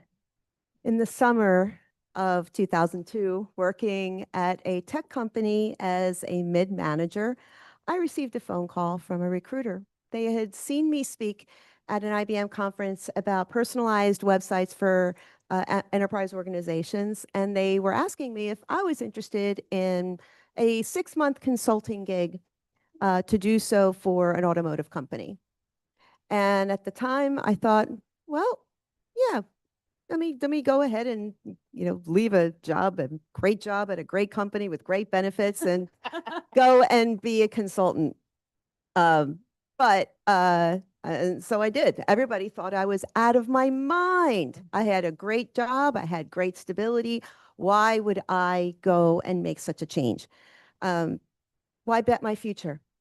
And here's the thing. I didn't bet the future. I bet on myself. You know what? I left 3 weeks after I left, poof, everybody in that division was laid off. It was 24 years later, I have a company of 30. That company is long gone, and I still have that automotive client. They're my first and biggest. Along the way, Rare Solutions has been named to the Inc. 5000 5 times. I've been named to various business organizations in operational excellence for marketing operations. And that is, that's the last time I'm going to use the word I in this discussion. Because enduring success is not built on one person. It's built with process, it's built with tools, but most importantly, it's built with people. Not person, not personality, people. Especially now in an era of AI everything, where the hive mind, or the robots, as I like to talk about them, soak up all the air and the energy in the room in every corner of business, every corner of life. But success in any era comes from zigging when everyone else zags. So in this new world, the best advice I have right now is go where the robots ain't. So what does that mean? We're going to look inward, we're going to look outward, and we're going to look ahead. So first, let's look inward at a business. Building a business takes a lot of energy and a lot of time, more than you can imagine. Think about what you need, double it, make it by 10 times, and then double it again, and you might be close. So you need people who know what they're doing. A robot can process information, that is true, but it can't take responsibility. That is always going to be done by people. It's tempting to think that you can just pour your own head into an AI model or pour it into someone who doesn't know, learn from the ground up. The reality is that you can save yourself a whole lot of time by getting experienced people out the gate. Look at them and treat them like gold, because even if you find fractional experts to help you when you're starting out, even if it's advisory, even if you have to get creative in figuring out how to compensate, it's in a startup, they are betting on you as much as you are betting on them. And you need to be transparent about what the mission is. Any sort of information, good data, helps people make good decisions. And when they make good decisions for you, you can make good decisions for the company. Seasoned people give you the room to work on the business instead of in it, and then protect your own health and energy. It looks expensive, but the payoff is clarity. And internal clarity becomes external delight for yourself, for your team, for your clients, and that is how you scale. So very simple, get good people and treat them well. Let's look outward to your network. The entrepreneur's path can be a lonely one, but finding your tribe and leaning on what they know changes everything. So make use of entrepreneurial organizations, ICSP, WPO, WPC. All of these organizations help you find commonality and camaraderie. We learn from each other's wins and each other's mistakes, each other's challenges and each other's lessons. It's putting other people's knowledge on top of your own hard-won experience. This is the powerful toolkit for growth. And finally, looking ahead, specifically to the ones behind you. As you build your own story, share what you've learned with the people that are coming up behind you. At yesterday's session, Dr. Swenson had reminded us that future leaders stand on the shoulders of those who came before. And the ones coming after you need your shoulders. They need everything to stand on, and you need to be those shoulders. This is nothing new. If you think about it, we are all part of an unbroken chain going back thousands of years of women entrepreneurs, from the first healers to the first artisans to the people who are making trillions of dollars in revenue today. This is a chain that runs in one direction, and that is upward. And this isn't just about women. This is about welcoming everybody. Share what you know with everyone. So for the young people here today, you're starting out the gate, the ones who are starting something on your own, let me leave you with this. Everyone is going to tell you to run towards the machines, run towards the future, and you should absolutely learn and use it. But do not hand it the thing that was ever really, really, truly yours to give, and that is the human touch. And above all, remember this, bet on yourself and you will never lose. Thank you.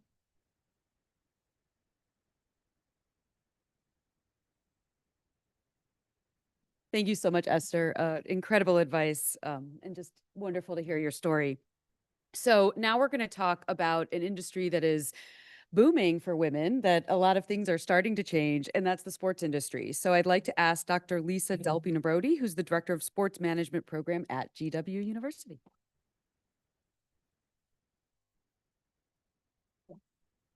Well, thank you. And I always start with World Cup. Here we go. Ole, ole, ole. Ready? Ole, ole, ole. So I'm Lisa Delpina-Brody, and I'm going to do a little bit of twist here, entrepreneurship and human flourishing, since I know ICSB is really focused on that right now, and sport does both of those. I've done research on the number of nonprofits that have sport tangential, whether they're doing programming or services, and there's almost 106,000 organizations offering sports-related programming in the United States alone. And of that, approximately the average revenue that they generate is 1.3 million. There's actually only about 30% of those nonprofits that are female driven. But that number is growing. And at George Washington University, we started the first and only right now a sport philanthropy certificate program to help these sports-related nonprofits.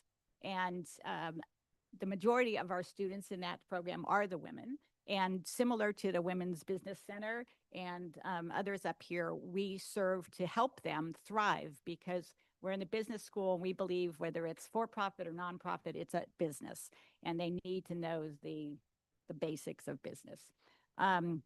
So the number is anywhere from 40 billion to 138 billion. That's what the size of the sports, just the nonprofit side of the business, the youth sports side of business. So there's a lot of interest now more than ever from venture capital companies. So they're coming in, taking the revenue side, putting it into LLCs, and then buying that, purchasing that from the person who started it.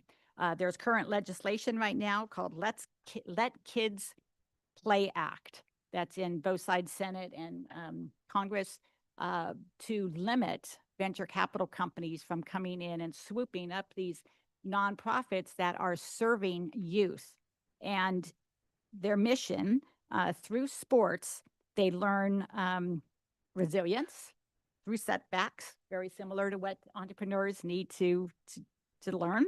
The value of teamwork, which has been discussed here, you know, find the right people to work with, and then the importance of discipline.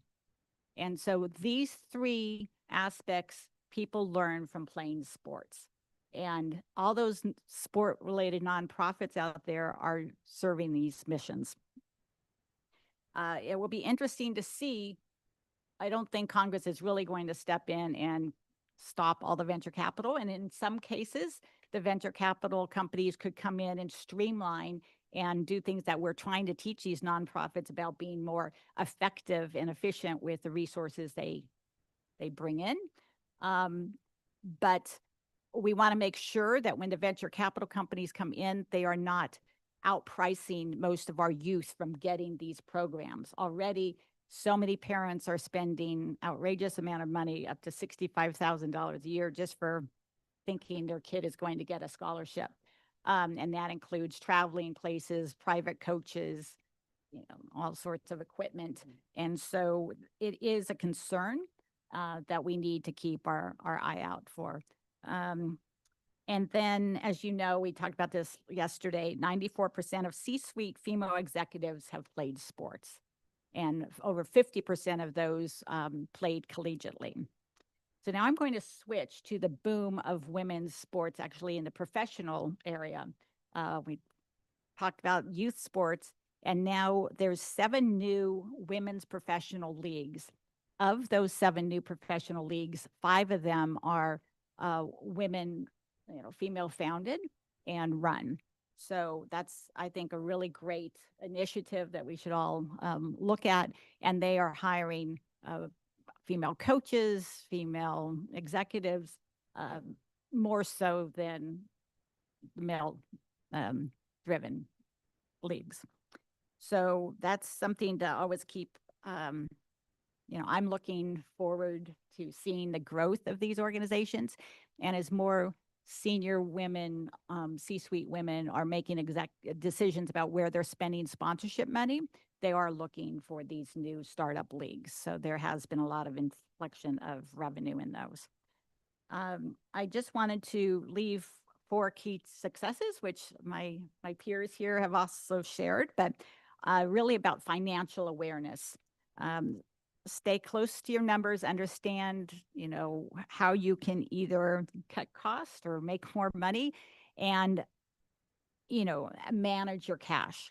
So in sports, like working in collegiate athletics, you can work with the college, and they say you've signed a contract and they're going to pay you X amount of money for you to go get sponsorships, but the cash flow doesn't always come in when you need it. And so just like any other small business, many times in the sports world, the biggest challenge is managing that cash flow. And so finding other ways to manage until your check comes in is very important. Take smart risks. Do not be afraid to step into the unknown. Many of you know about NIL, name, image, likeness, that has just upturned collegiate athletics. And every day I get a call from some new business that's trying to lean into NIL, whether they're representing athletes or they're representing companies, trying to make pairs. And so that is a new industry, really, that's spurred up many different businesses. Build your network. Don't just rely on your close network, but for the nonprofit world, I keep telling them, if somebody else is doing similar, pair up, grow your own business, look for opportunities, because a sponsor doesn't want to just help 100 kids, they want to help 500 kids. So if there's a way that you can partner and still have your own lane, but collaborate more. And then finally, be flexible. Setbacks will happen, and learn from your mistakes and adjust and move ahead. So just don't quit, keep going. With that, thank you very much, and go USA.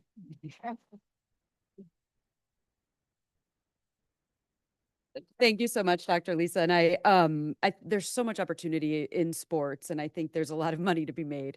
So I appreciate you talking about that. I also appreciate you talking about nonprofits being businesses, because I think Corinne would agree with me as 2 leaders of nonprofits that you're running them like a business, or you should be. So with that, last but certainly not least is Deirdre Windsor. Deirdre is the CEO of Windsor Group, and she is not only a women-owned business, but she's also a veteran-owned business.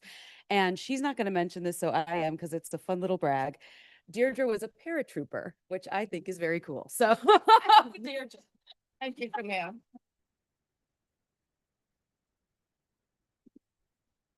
I love Camille. She let me go last because I said, Camille, I think my speech is irrelevant based on all I've heard today. So anyway, like Camille said, first of all, I'm Deirdre Windsor. Company is Windsor Group LLC.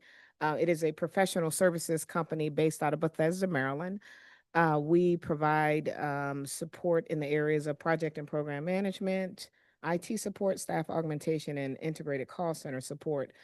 We have 250 employees. About 180 of those are call center agents. We are a nationwide company. We've been in business just shy of 10 years. We have achieved over $100 million in prime contracts with the federal government. And I think we're approaching about 100 million in revenue as well. it has been I don't want to say a bumpy road, but it has been an experience. And I think every woman business owner in this room can tell you that. Um, we, like everybody, we've been on the Inc. 5000 5 years in a row. One of the things we're very proud of is being on the list of top corporate philanthropists for the DC area 4 years in a row. And that is very important to me. As your business starts growing, you're like, okay, what next? And I watch some other business owners, other women business owners, who put that first, put the giving back first. And so we started doing that, and then it just became more and more important. And I think right now I'm looking at, okay, where do we carve out our niche? Obviously, we give back to a lot of veteran facing organizations. We give back to organizations that support business owners, veteran business owners, women business owners. We're a huge supporter of WPO, Women Elevating Women.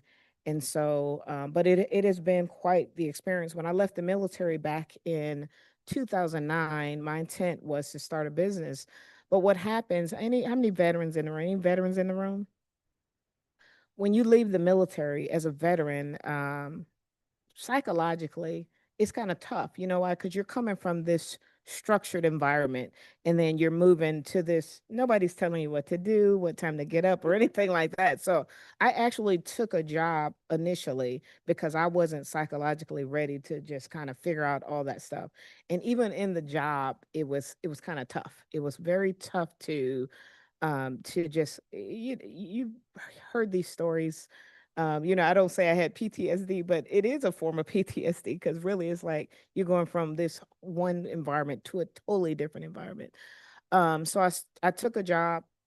About 4 months later, I realized I wasn't even ready to actually have a job. And then I thought, oh, I'll quit this job and I'll go and get another job. Well, I didn't get another job for 10 months. So I did end up going back, working for the federal government, which was great. And just a part of my origin story is funny because I probably would still be in the federal government, but my job was converted to a senior SES position, and I didn't get my own job. So, because I'm very much I can show you better than I can tell you person, I left that job. I had been there 5 years. I love telling people I would probably still be at the Department of Education. But I ended up going to get an SES job because I had to prove that I could. But that was the door that opened that allowed me to leave the federal government. I 100% believe that if I had gotten my job as an SES, I would still be there. So got a job somewhere else, then I was made uncomfortable. I loved the job, but I was no longer in a place where I knew everybody, I knew how to do everything, and I could just move. And so it was very easy for me to say, you know what, if I'm going to work this hard, I can step away from this thing. And I did, and I started my business. And I love telling the story because this will be at the end when you go to do these things. One of the things I always say is never be afraid to roll your sleeves up, right?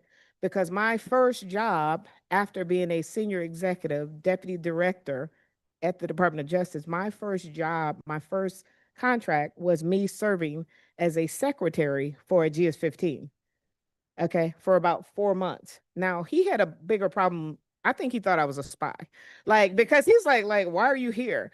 Because to me, it is a contract, and it is past performance, and I can use that past performance for to get another contract. So for me, that's where I started, and that opened lots of doors for me because it put me in a different position. And so for us, that's how we've been successful, is being willing to take the small contracts, being willing to do things that other people aren't willing to do, not giving short shrift to small contracts. Because a lot of companies, when I came out, people thought because I had a contracting officer's warrant in the government, they thought that I had these connections and I could get all these contracts. So they would come to me with these big ideas and contracts. Hey, we should pursue this. And I'm like, we don't have qualification to pursue these things, right? So we made our bones on small contracts. So we've won over $100 million in contracts, but we won over 100 contracts. So I can't say to you that we won 10 million-dollar contracts, or we won, we won a lot of small contracts. We got in agencies, we proved who we were, and then we built on that. And then we didn't stick to just, we never stuck to the, okay, yeah. Thank you. We just never stuck to that. What we did is we took those things. It's like you hear sometimes people say when you go into an organization, and be it could be Walmart. You could be working with Walmart, or you could be working with the Department of Justice, and people say, "Hey, go deep in that agency." But for us, it was like figure out the things that you do great and then multiply that. Do that in many different places. I love to tell the story of a young man I met at Bubbles at the hair salon. And I was leaving Bubbles and I asked this young man, he was probably 20. My daughter's age was 21. And I asked him, I said, "Do you know how to make a reel on Instagram? You know, or TikTok?" Yeah, but I really Instagram because I'm not on TikTok. But he said, "Yes." So I said, "I need these pictures to go to the beat of this music." And it took him about 20 minutes. And he did that. And I went to give him money. He wouldn't take it. I was trying to give him 20 bucks. I said, "Well, now go find 10 people like me. Those are your clients." And so when you think about entrepreneurship, think about it that way. It starts out with, what do you do great? Sell that thing to 10 people who need that thing that you do. And that's one of my favorite lines also is pay people for what they do. You know, you're not a bookkeeper, you're not an accountant, so don't be trying to do your own books. You know, pay somebody. Most bookkeepers, when you first starting out, they charge you about $50 a month or a week or something like that. Whatever it is, it's when you think about it, it's something that later is going to serve you well. So two things that were said today that really resonated with me. The gentleman from Jen from the Global Entrepreneurship Network, he said entrepreneurs are the new ambassadors. I believe that because it reminds me, it made me think about the military, and that's kind of why I changed up. It made me think about the military. Entrepreneurship in the military is the same in that as a military person, and it used to be that way. Unfortunately, the military has become very political, unfortunately, but as a military person, you serve at the pleasure of the office of the presidency, right? So it doesn't matter what administration is in, okay? So you serve the office of the presidency. But if you think about his statement about entrepreneurs being the new ambassadors, is I tell people the same thing about government contracting, because people often ask us as small business owners, as women business owners, how has this administration, the change, impacted you? I always say the same thing. Administrations change, right? You need to understand when the administration changes, especially for people like me, because we are 100% government contractors, right? You need to understand what is the priority of the new administration. So the last administration, the priority may have been health and human services, and it was because of what? We were going through a global pandemic. Okay, now the priority is Department of War. Okay, so it's really understanding now with the new priorities, and it's not just Department of War. There are other organizations like the Department of Veterans Affairs, DHS. So you need to figure out, okay, where does what I do align with the administration that is in office right now? And then you need to try to get the politics out of your head and think about everything we do as government contractors is supporting the American people. How does what you do on this contract support the American people? One of the great contracts we had the pleasure of having back in 2023. We were asked to do it's with USDA, they had the Discrimination Financial Assistance Program, which gave $2 billion to farmers and ranchers who had been discriminated against, right? And so for me, at the end of that was the most fulfilling work. You know why? Because $2 billion was given out to farmers. Over 43,000 farmers got a check. These are people who have been discriminated against in USDA farm lending in like the last 100 years.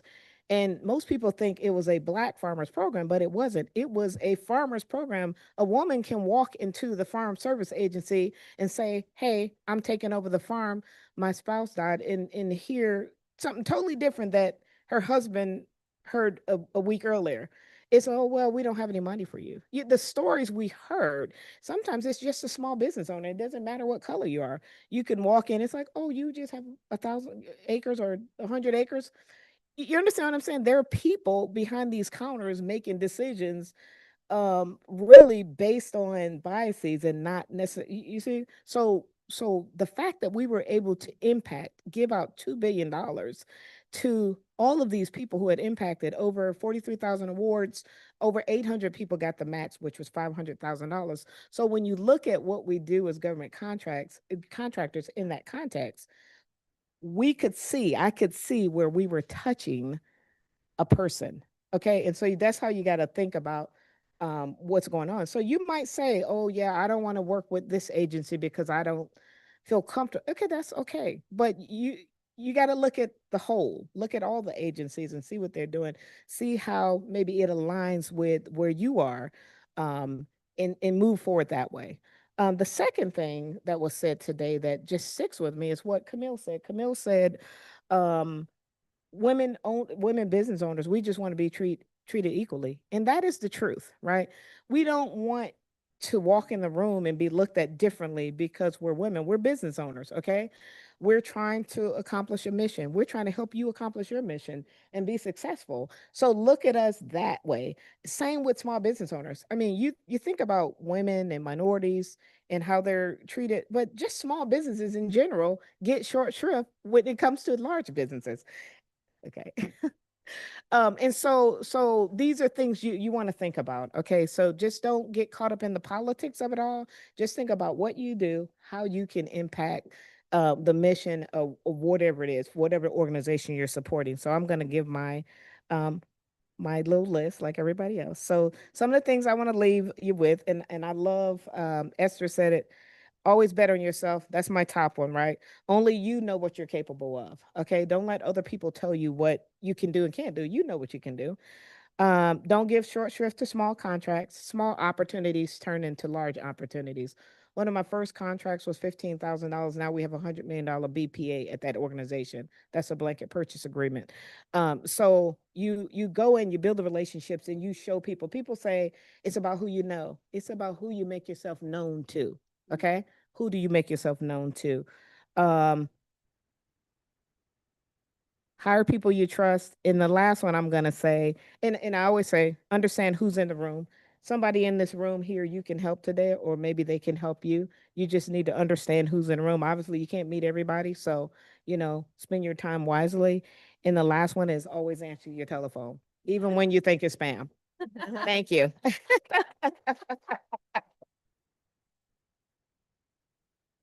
Thank you so much, Deirdre. And I want to thank everyone, Karen, Esther, Lisa, Deirdre, and Corinne. Really appreciate all of your perspectives. I hope you've all enjoyed hearing from some women on the ground doing different things, and just leaving with that message that women just want equal treatment and this equal opportunities, access to those opportunities, and access to those resources. So I want to thank ICSB for including us in this conversation.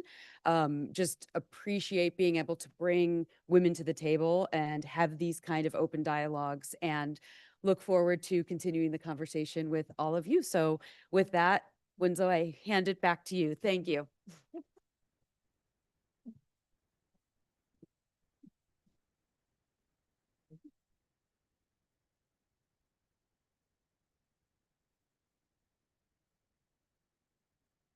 Okay. Okay.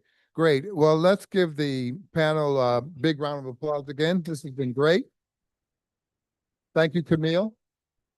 We'd like to gather those who spoke. We didn't take the picture. We want to memorialize this, please. Please come back up here. Yeah. Yes. And well, what makes sense? Okay. Let's do the podium because of the background. Okay. You don't mind if I'm joining? You're right in it. I'm in the background. No. It doesn't work? You come to decide. Well, okay. Right, eyes this way.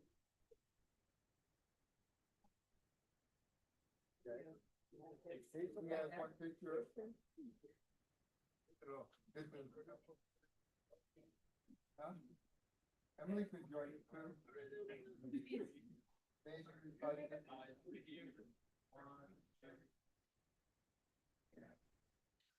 Okay. Okay, great.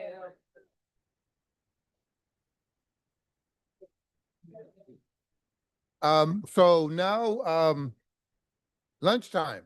And so we will break for lunch. We will begin at 1:15.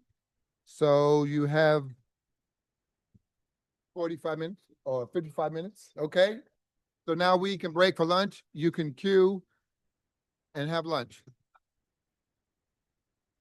Adjourn.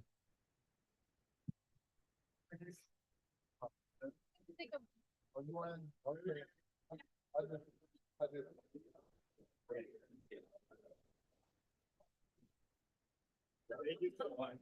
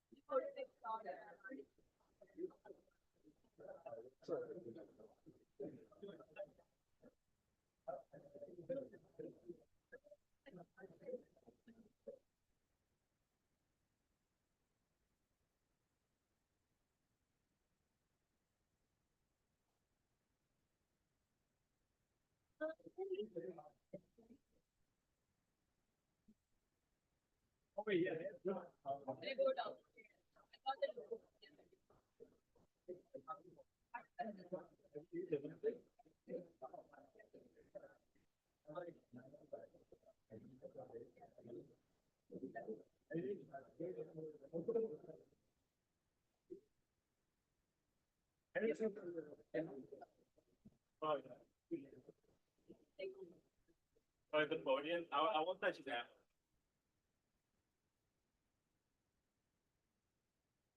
Oh wait, should I sit here?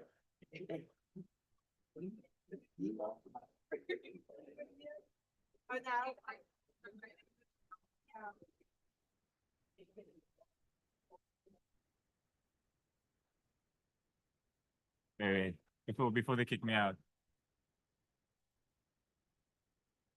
Okay, you want one?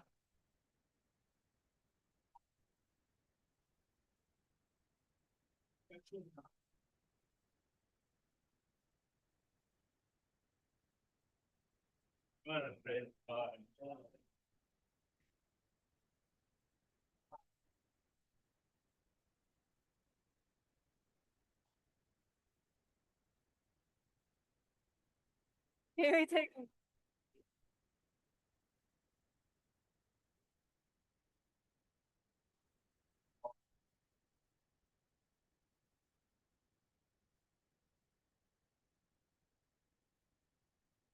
Take it before you leave.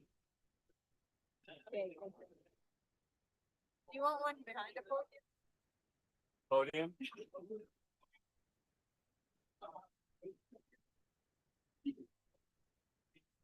Wait, we're just like photo maxing.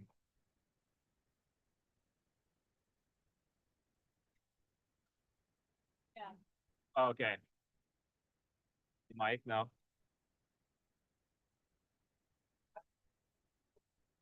Okay.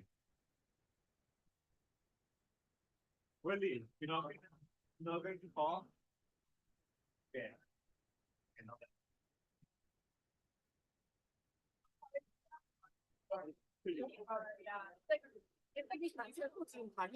아, 키가 작아서. 되게 차라리 여기에 여기서 여기도 두고. 이렇게 가슴에 딱 맞는데. 앉아서 봐.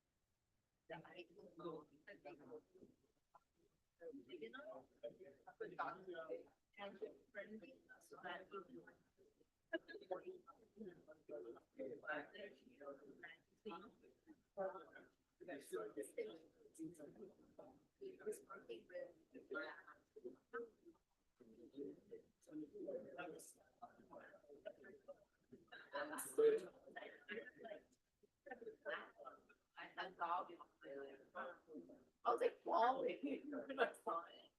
So that's when I started working in San Francisco.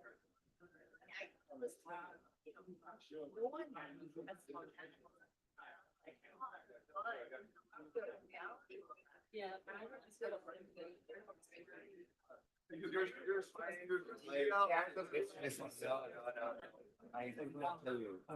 I'll send you a personal email after this, like, I actually stop it. And coincidentally, while I was sitting here, the UK government called me in for a meeting. UK went all out. All right, You want- yeah, I went with that. Thanks, Nick. Put the new. Sean! With the gobble. Say. Oh, yep, you go ahead. Thank you. So what time is the meeting? You said, where's the council? I don't know.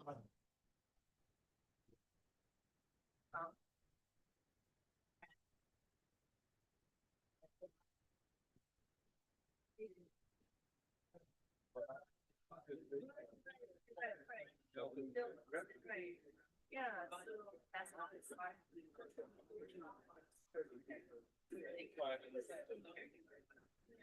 that,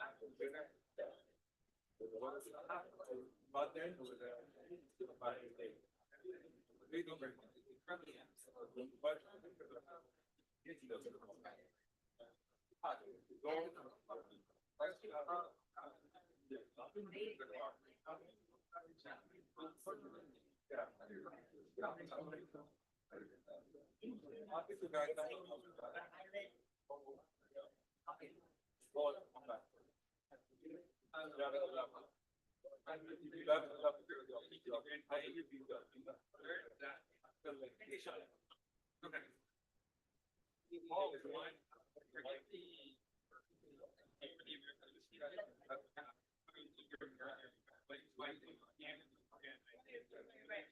So now so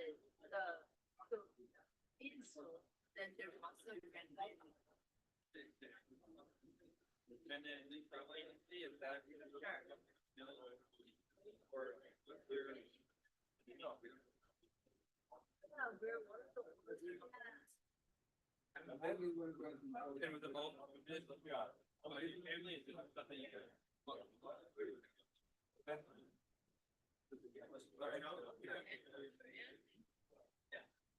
Yeah, so my uncle been to in English about 10 years ago. And he jumped military, but he had to Hawaii.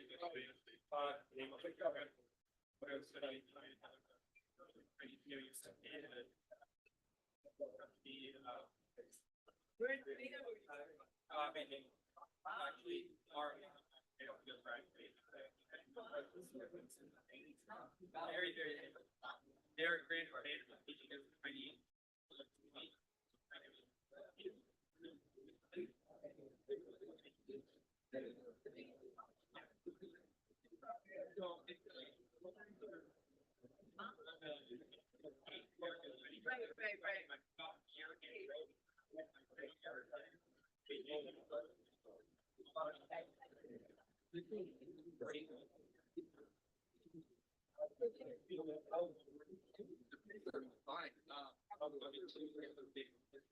Right. Western Europe,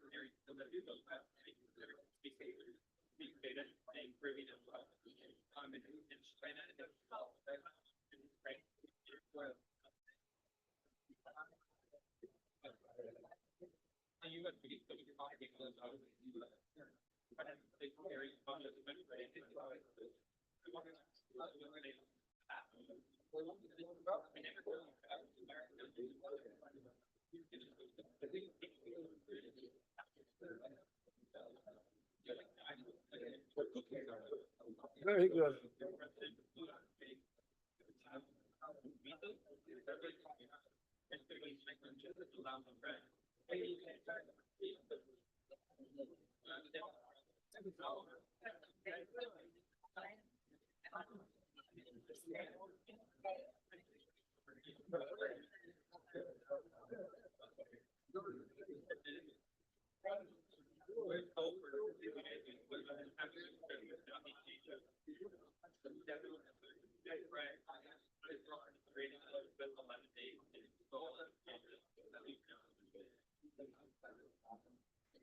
Definitely go back at those. Yeah, you should. Thank you. Did you go to?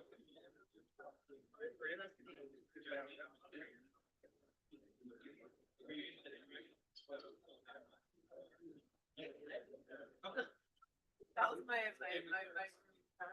well, not really. I didn't want to, but I didn't really do it.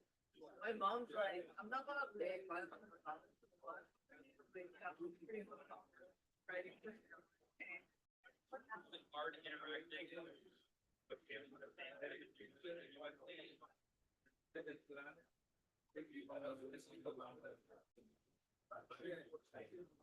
Well,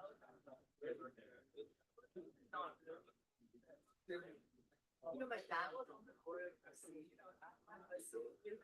so whenever like every week, and I would be the one, my mother to pick up. And you like, you know,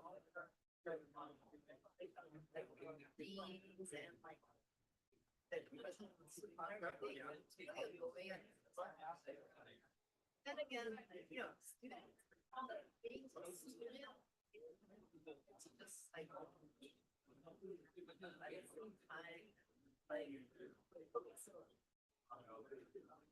I graduated in, I'm like, it was a long time ago. So we didn't have Netflix, we didn't have YouTube, so it was really hard for me to fit in. All my friends were actually. But I was in and I was in like 3 hours over. So like I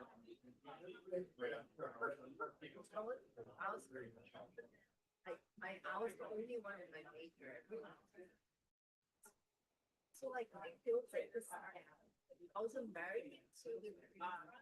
But I was in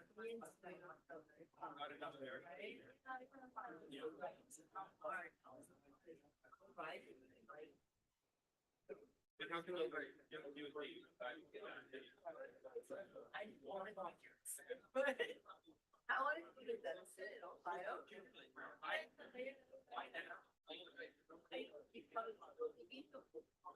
Yeah.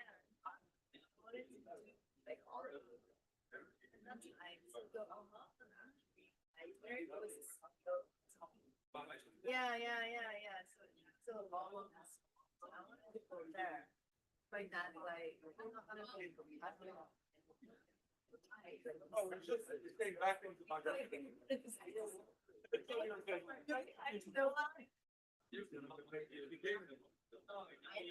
know. Yeah.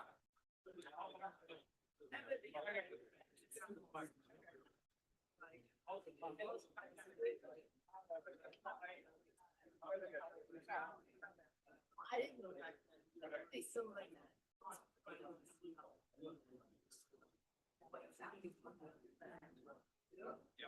So right. Yeah. Right. But I really lost.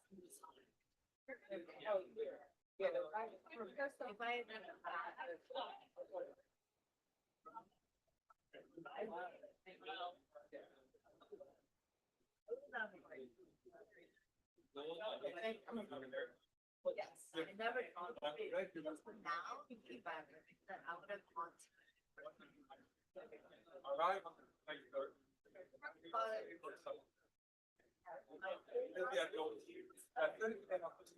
Okay.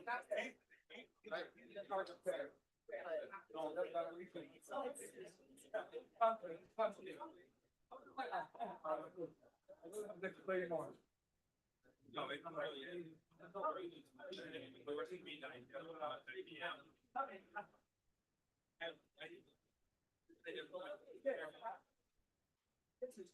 I didn't show you the I didn't buy them.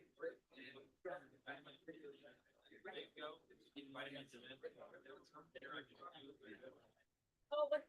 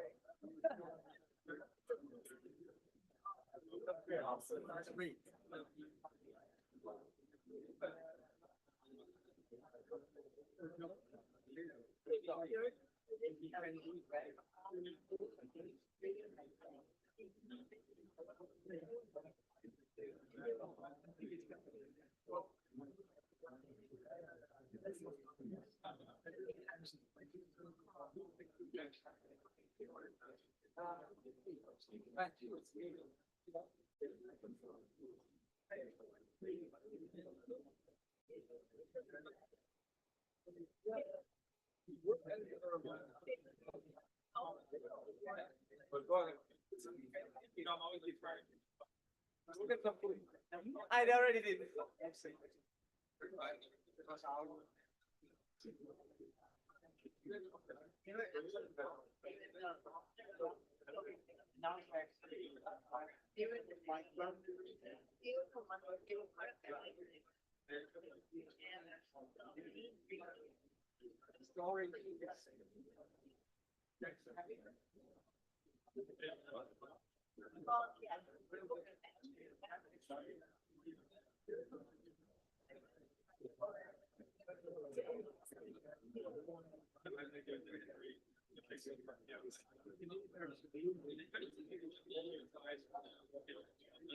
Second part is foundation.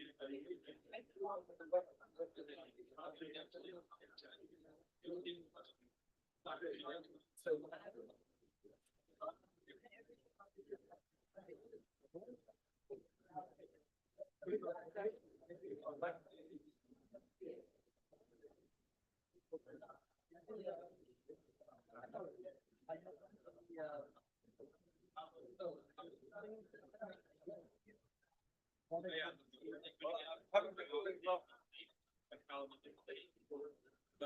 during the meantime, the shark is coming.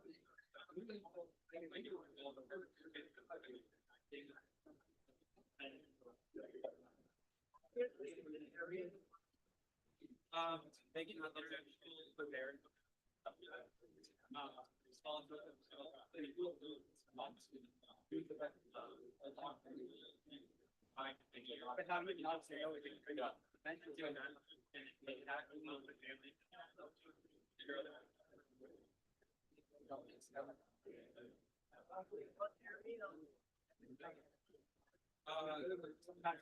Yeah, I don't think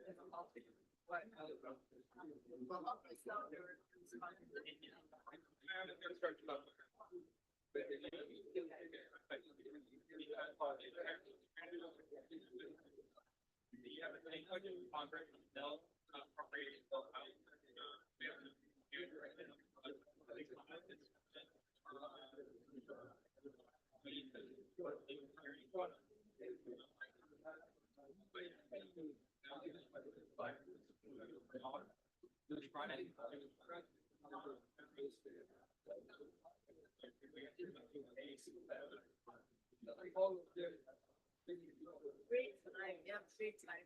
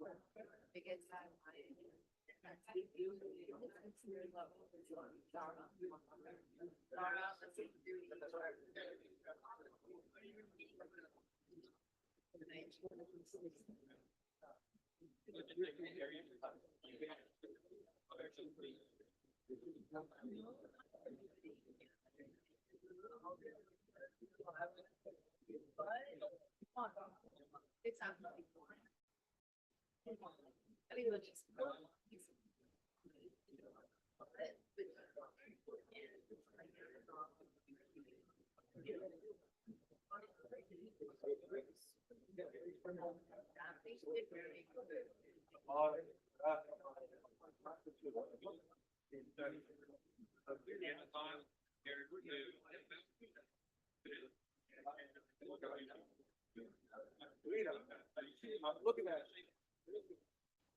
four cookies.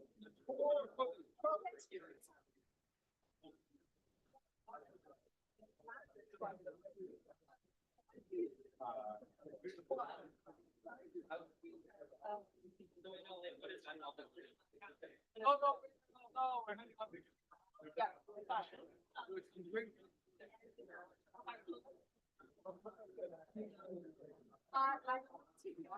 Yeah.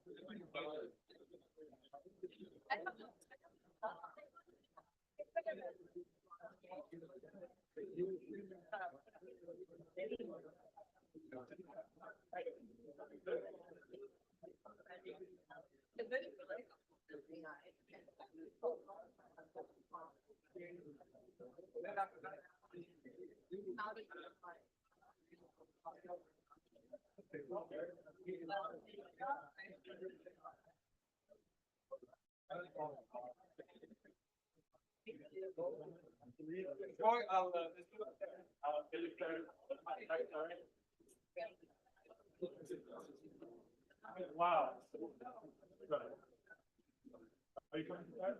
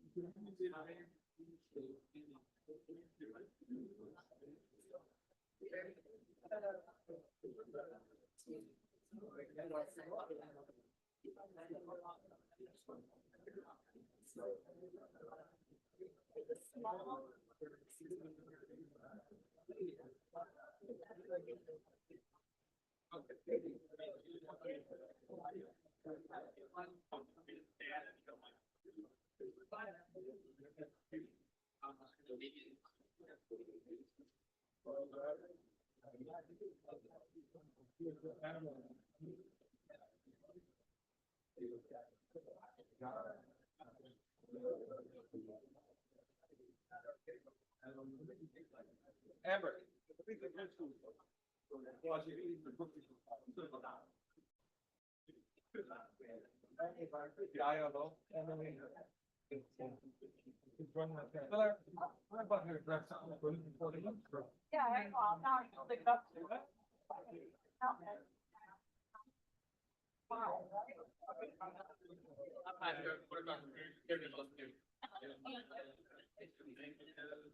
가볼래? 저기 안 가볼래? 차라리 그게 낫겠네. 여기서 말해요? 땡기면 되겠네. 차라리 여기 사는 게 어때요? 그럼 얘기할 때마다 여기로 나와서 이거 타다가 타겠습니다. 나오 바람 되잖아. 이렇게 나오는 그러면 우리 같이 서 있대. 여기 발도 차서 애들은 여기 앞으로 와도 괜찮은 거. 같이 서 있다가. 네, 같이 서 있대. 하다가 다섯 명이 아니 하다가 괜찮아 괜찮을 거예요. 필요가 없잖아. 서서 제일 작은 애 한번 세워봐야 될 거야. 이 시간 그래서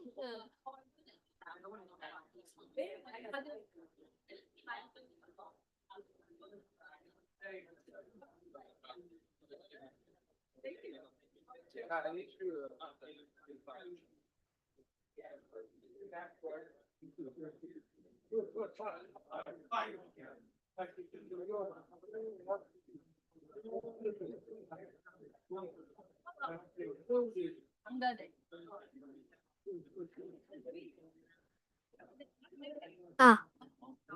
It's good.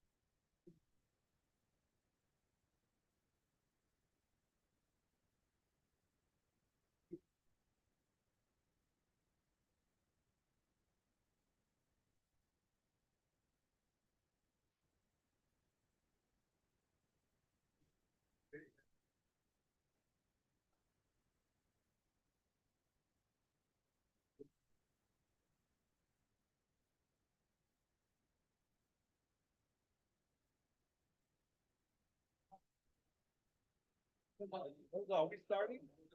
I want to say.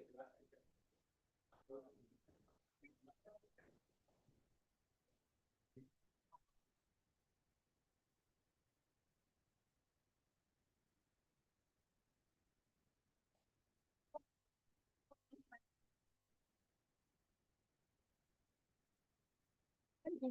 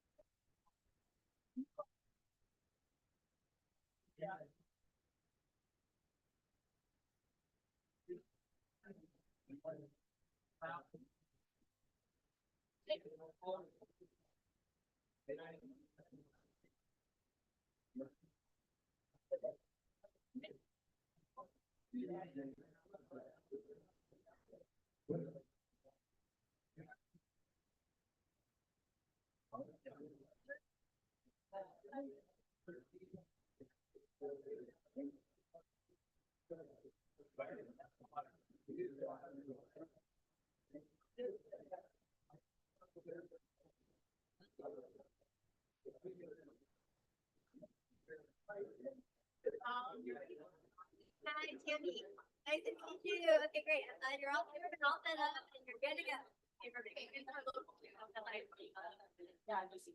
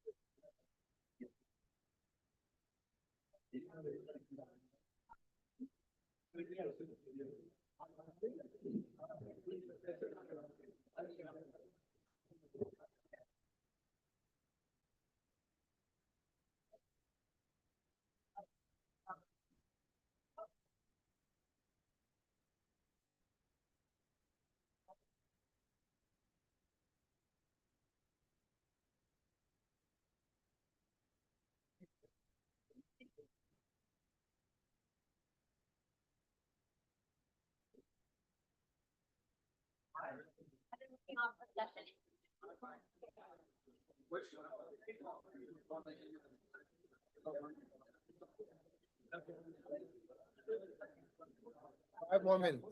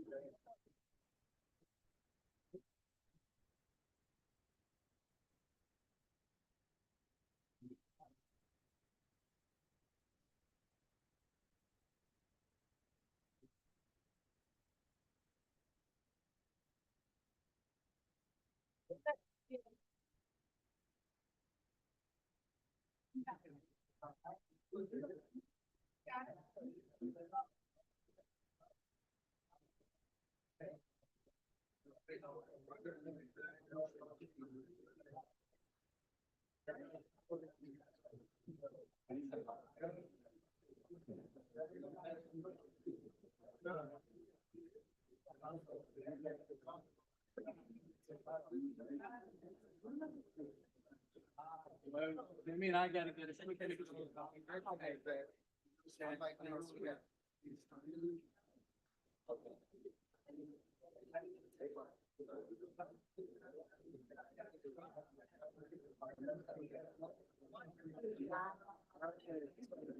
And then back to the dean.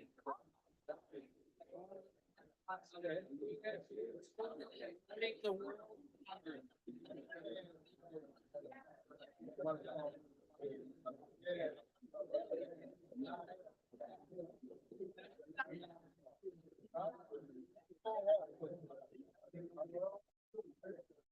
Now, what's the name of your business? It's gonna be very.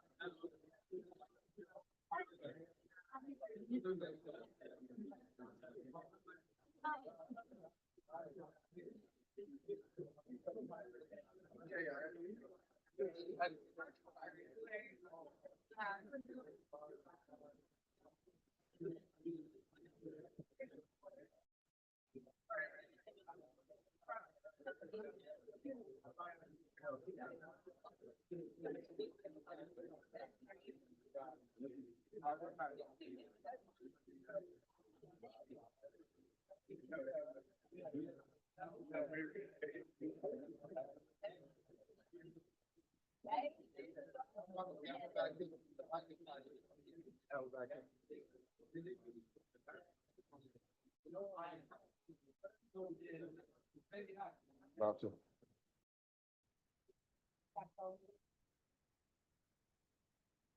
Hello, please, everyone, find your seat. We're about to start the afternoon session, the future of entrepreneurship, innovation, and education. The moderator for this session is Dr. Rico Baldegar. Dr. Baldegar is an entrepreneur and professor of entrepreneurship, strategy, and innovation at the School of Management, Fribourg, Switzerland. He holds a master's degree from the University of St. Gallen and a PhD from the University of Fribourg. A founder of several startups in Europe and the US, he has also served as CEO of a management consultancy and held leadership roles in human resources, IT, and branding. He currently serves on several boards of directors and is president of the Board of Trustees. I welcome Dr. Baldegar to the podium. He will be the moderator for this afternoon. I am temporarily handing over the gavel to him. Dr. Baldegar, please give a big round of applause for Rico. Oh, that's really cool. Yeah, I have to do it several times. Good afternoon. Yeah, I think it's we go now in the next step and more, let's say, talking about what is the future, even let's say not only of entrepreneurship innovation, but even of education. I think it's a part of education, the setting of it, I think is quite important. Not only, let's say, for older, let's say, more or less students, even for younger kids. So the whole area, what is the future of with the impacts of AI, impacts of purpose-driven business models. I think that's quite interesting to have a global perspective.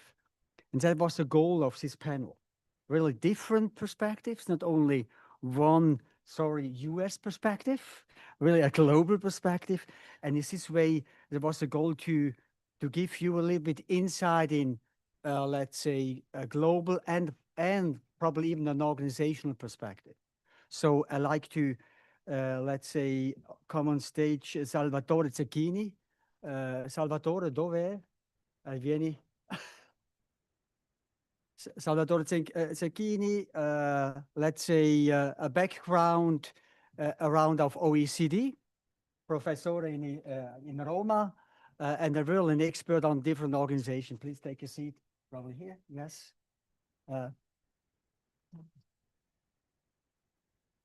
Clearly, then we need South America with Ruben Ascoa. Please come here. Ruben is rector at Universidad Nacional de Rafaela. He explained me that in his region, they have a lot of cities with female names. So clearly Rafaela, it is an influence from Italy. I heard about it. The next speaker is one hand, a global perspective. She's coming from Florida University, but even a background from Brazil. Juliana Bonhout. And the last speaker, let's say, give us a perspective from international organization. It is Amber Berth, Director of the International Labour Organization, offices in North America, US and Canada. Please, Amber, take a seat. I think we follow Winslow's rule, you know? We do it in a way that every speaker has more or less 5 to 7 minutes, and then he will interrupt. He will come on stage and tap here. I think that's his tool. And let's say, hopefully we have at the end some time for Q&As. So we're doing it in a way, every speaker 5 to 7 minutes, and then at the end, the Q&As. And clear the speakers, you can come here on stage. First speaker, let's say, Salvatore, please come here. Good afternoon. And it goes without saying that it's an honor and a pleasure to be here to speak about a pillar of any economy, both advanced economy or developing economy. And the pillar is the group of MSMEs. They are in a continuing evolution. And you can see this not only based on what we economists call anecdotal evidence that we have been hearing for the past 2-3 days, but based on data, hard data that are collected by official statistical agencies. And what I'm going to say to you reflects exactly what comes out from the data. First of all, in the past 25 years, the number of SMEs has increased steadily. We have to make a distinction between employer and non-employer SMEs. Employer SMEs have gone from 4.9 million to 5.6 million, an increase of 14% in numbers. And if we add micro enterprises and non-employer firms, we come to a figure of 33.2 millions. And their contribution to employment is much lower than what might appear from this number, because their contribution is 46%. This is the latest figure that we have in terms of employment. And in terms of GDP formation, it's around 43%. I said that the evolution of SMEs is extremely important because it's a never-ending source of renovation, of the renewal of the system. And also, it's a way to inject new life, innovation into the system through a process of letting all the firms that cannot stay on the marketplace exit the market and making room for new firms. We have to consider that a significant number of large corporations started from small sizes. The figure I can give you is that on average, in the past 25 years, 17% of large firms came from very small size origins. The figure in the case of the UK is a little higher, but if you compare it with Germany, where this phenomenon affects only 10% of the large companies, you realize how important is the entrepreneurship spirit in the United States.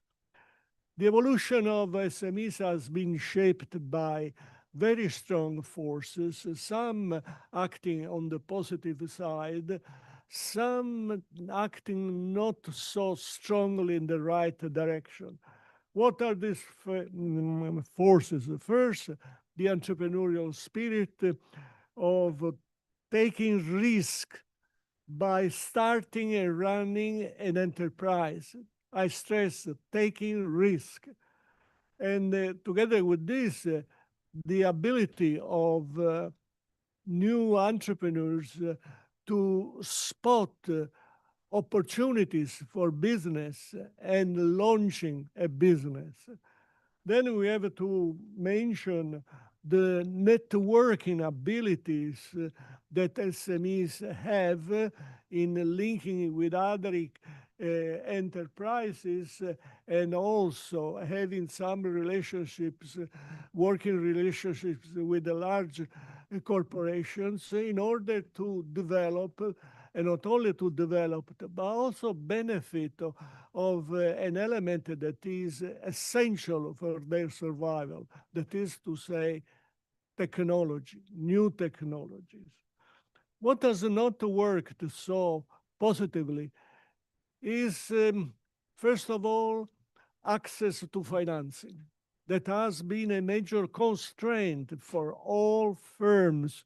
We heard it yesterday, even it transpired from some interventions this morning. Second is access to skilled labor. SMEs have plenty of difficulties in hiring because, first of all, they need the skills, but they have to compete with the larger corporations that can crowd them out from the labor market because they offer more stability, higher wages or salaries. Third element is this challenge of adapting and adopting new technologies. I talked about the long-term trend of expansion in the number and also the long-term trend in expanding employment.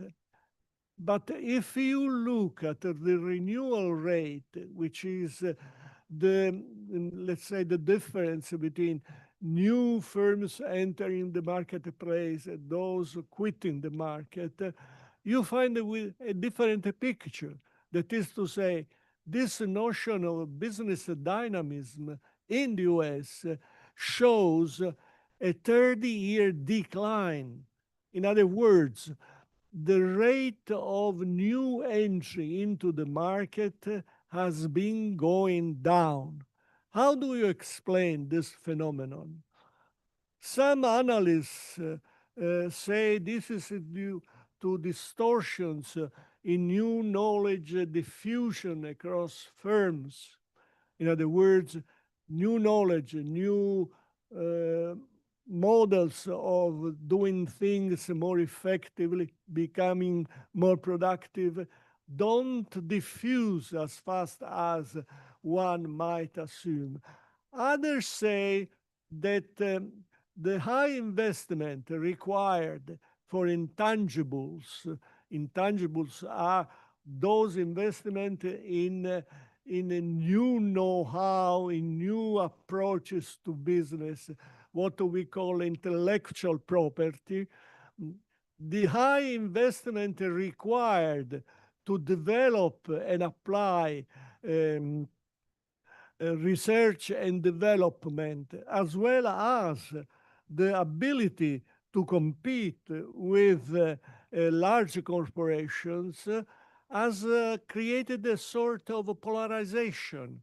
And this phenomenon of polarization in the marketplace is going to increase due to the fast pace of technology advancement. What to do? I know. I know, but I noticed also that some of the speakers in the previous sessions spoke far longer than 5 minutes. So we have to be fair. We have to be fair. Fairness is part of being humane. Okay. Okay. I cannot provide you with a full analysis of the topic that would require at least another quarter of an hour, but I can tell you some few words and I will stop there because I was asked to talk about the past, present, and future of SMEs, which is a major subject, very challenging indeed.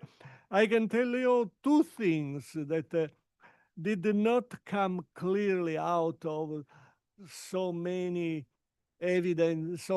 evidence that has been presented so far. First of all, the new economic environment that we are seeing emerging is going to be dominated by the new. And those firms that will manage to master these new technologies will have a tremendous hedge vis-a-vis the others. And the others, which would be the laggards, will be confined to what I would not consider minor sections of the market, but at the fringes of the market, in local communities, in regional economies that have not been touched completely by this new wave of advancement. And the second point is the role of government. The role of government is essential. The government determines the environment, the system in which enterprises have to act, operate. Now, the challenges are so many, so important that we cannot depart from involving and asking for a continuing important role of government in supporting the ability of SMEs to compete with the large corporations. Pay attention to the fact that the government can foster, but can make things even difficult for small firms. Thank you very much for your attention.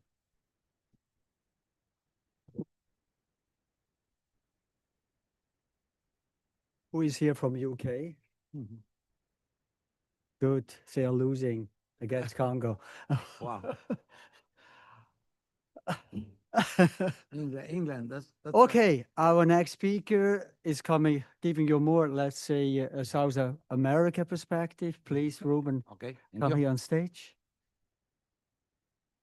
Okay, thank you. Good afternoon. It's my pleasure to share some ideas from South America, especially from the side of a relative young university, that is National University of Rafaela. And the themes of this panel is about the future of entrepreneurship, innovations, and education. Usually the academic people are not very skillful in terms of to talk about real insights and future. We tend to use observations, data and information from the past, evidence in order to justify the statement. But when we talk about the future, it's not easy to keep in advance some kind of statement, and especially when we talk about or try to connect the innovation, education, and entrepreneurship. Nowadays, we are in the age of information and communication, and also of course, the artificial intelligence. That is a huge challenge, not only the connection of knowledge as a dynamic economic factor of the economic evolution and production, but at the same time, it's also a challenge for the education. In the case of university, we try to keep the path and to be connected in terms of the evolution of the ecosystem, in terms not only the participation of stakeholder institutions, of course, companies and sources of knowledge, center of research and development, and so on, but at the same time, the real people and the young generation. And they are receiving a lot of kind of different messages in terms of to be more confused about what is going on in now and what will happen in 10 years in advance, especially when we are under the pressure of the aging population in a lot of countries, including countries of South America, and at the same time, how is possible to become innovative as an engine of the increase of productivity, and at the same time to be efficient, to become more efficient. If you take into account that Carl Lewis won the gold medal in 1984 in Los Angeles Olympic Games, and Usain Bolt is also a gold medal in several Olympic Games, including London's in 2012, approximately 30 years after Carl Lewis. And according to the performance of Carl Lewis in that time, was impossible for him to be in the final in only 30 years. But both of them are presenting the same award. Then, if we take this kind of evolution and take into account what is going inside the university, when we talk about entrepreneurship, usually we tend to connect with business, startups, social entrepreneurship, but what's going on inside the university? It's necessary to create a new generation, including professors, assistants, even members of staff, in order to become more entrepreneur, but at the same time to pay attention to the restriction. That is a new, we could say, a new side of the knowledge, because usually we tend to connect innovation and knowledge or know-how under the copyright or intellectual property and so on. But in South America, we are living, bless you, in another part of the world when, every night we are going in bed without any regret about using fake things, taking advantages from the informality. There are a huge part of the society that they are working in informal sectors.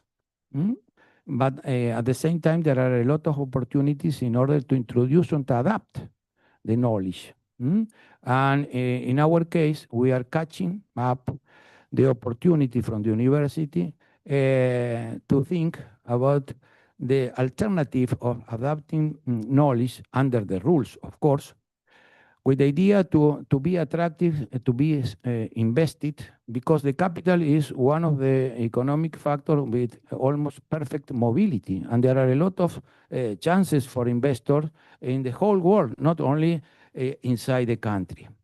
And at the same time, it's necessary to offer good opportunities. The business plan contexts are common in almost in every place in the world nowadays. But at the same time, how many startups are achieving the goal?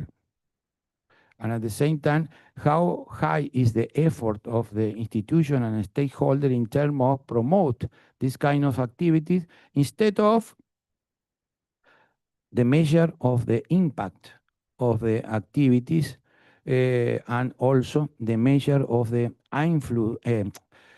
influence of the university and the knowledge put in practice. I take an example. We are connected in our region with several small companies and family businesses. And I take the case of Cacho. Cacho is a nickname of car in Spanish. And he left 40 years ago, he left the high school and took some courses and became employee in a company, an industry, small firm.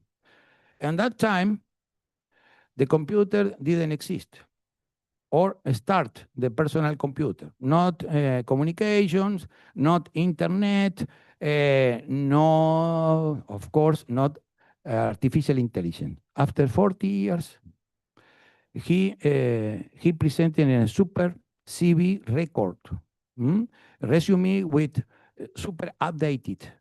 The chief and manager of the research and development of the company.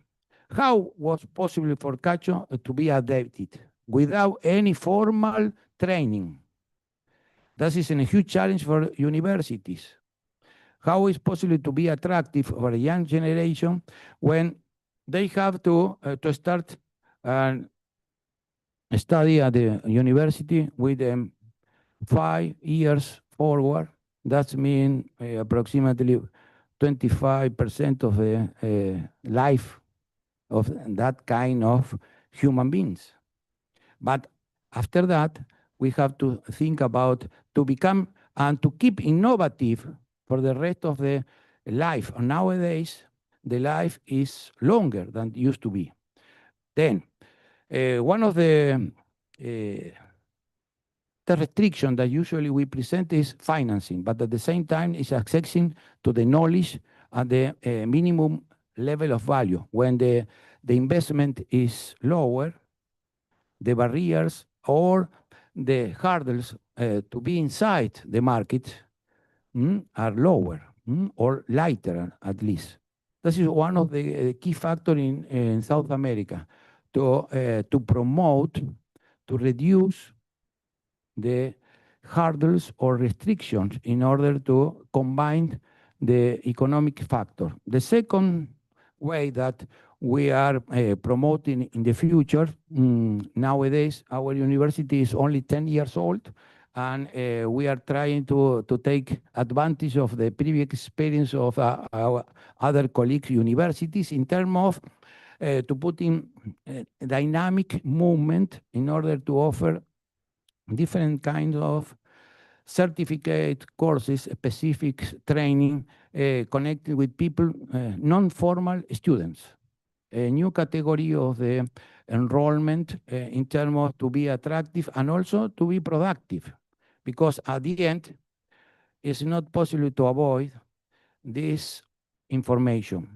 99% of the GDP in the whole world is produced by very mature products and services, not innovative products or services. Then it's a question about efficiency. And efficiency, like Carl Lewis and Usain Bolt, is running very fast and modifying and evolving. And then we have a lot of example about that. But the third column of the strategy in terms of connect entrepreneurship, innovation, and education is to take advantage of the real examples. This Congress presented several examples, several interesting histories, and in every place in the world, I am sure that there are very, very attractive cases in order to be presented and to be in contact with the students and also with the member of the university. I want to end because Rico, I feel the pressure of Rico about the to put in movement the social capital, because in South America there are a huge difference in social classes, and the opportunity to study at the university is not for everyone. But at the same time, is one of the key factors in terms of the social mobility. And South America needs not only the connection of entrepreneurship, innovation, and education, but also more positive social mobility. Thank you.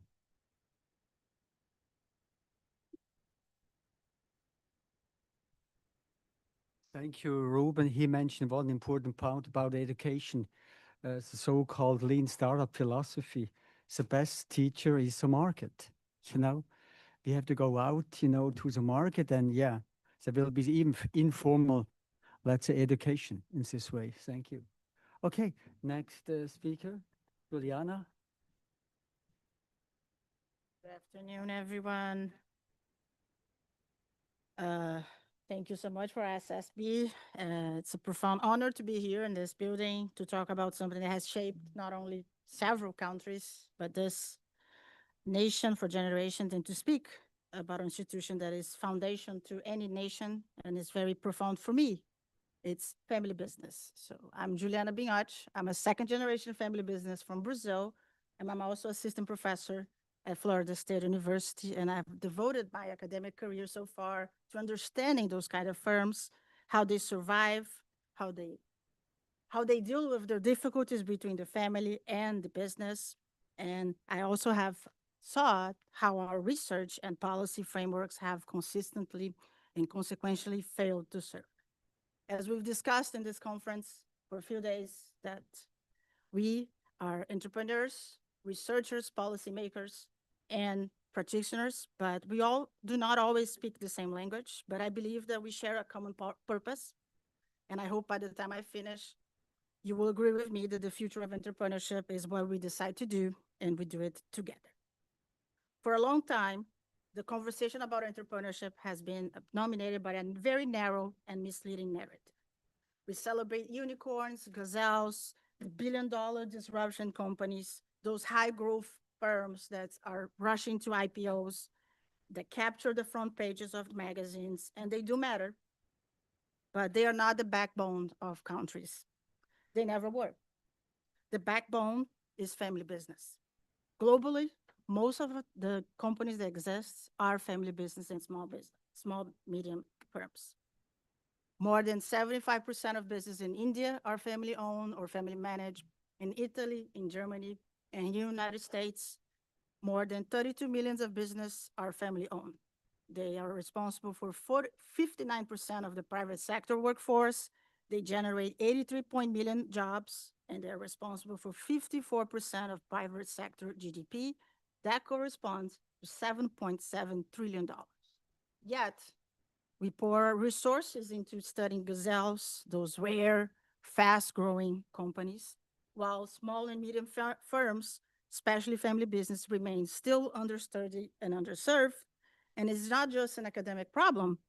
This is a policy failure. And in an era of rapid technological disruption and AI, it's becoming a national urgency. That's why I want to make a case for 3 pillars that should guide the future of family business policy and research. It's legacy, connection, and continuity, and a 4 imperative that binds them all. That is the mastery of AI, of course, but also your critical thinking and humane skills that only families can forge and transmit. And before I start, I'll share something that I don't think it's rarely spoken here in these buildings, is that something that social scientists and family business scholars have known for years. And the entrepreneurs are here too, then can vouch for me, I hope. The parent that is ever running a family business, they understand in their bones that their children is not just there. They are already learning since birth. They are getting an education, a business education, every time the family is sitting at the table. Every time they're sharing about a difficult customer or a difficult negotiation they have to do, or a difficulty in the business itself, or in the good things, that it was a good contract or something good that happened. And even if many years before they decided to go to the workforce, they are being shaped by what they see, they observe, they experience, and what they actually inherit emotionally and relationally. And research has been established that socialization of next generation of business, they are connected, deeply connected to the dynamics and actions of the family itself. And when they are actually committed to the family business, they are more likely to develop their careers within the family business, hold the stewardship orientation, and continue the family business and legacy. But in the age of AI, that invisible relational education has never mattered more. That's why I'll start my conversation here with the first pillar, that is legacy. Every business, every family business carries a story. A generation that took a risk, sacrificed comfort, built something, usually from nothing. And that story is economically powerful, potent. And family firms not only outperform non-family firms because of their long term, but because they think in generations, not in quarters. And they are stewards, not just owners. But legacy is not only about what family builds, but it's also about what they model, the values that they practice daily, the integrity shown in a hard negotiation, the care taken in a long service and employee, the honesty that comes, and they are not abstractions. They are lessons that are being absorbed vicariously by the children they're watching. Children, as we can see here, are always watching. And research has already shown that the parent-child relationship is directly influencing the next generation's capability, their prior job experience, and their motivation to eventually join the family firm or not. The perceived quality of this relationship, its warmth, cohesion, and a line of values shapes not only the next generation willingness to lead, but their very readiness to do so, either in the family business or to become entrepreneurs themselves. And there is no algorithm that can transmit that. Legacy is humanly inherent, and that is the most powerful competitive advantage that a business can possess. The next pillar I want to talk to is about connection. Family business are not separated from work and family. I hope it was not my time to finish.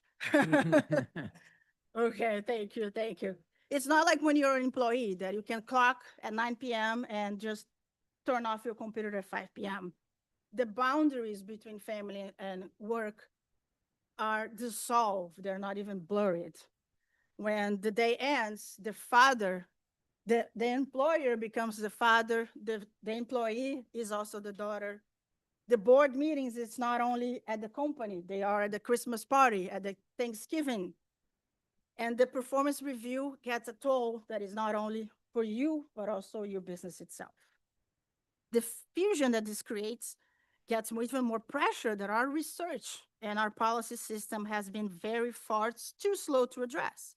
There are role conflict, emotional spillovers, the emotional and the financial burden and risk that takes.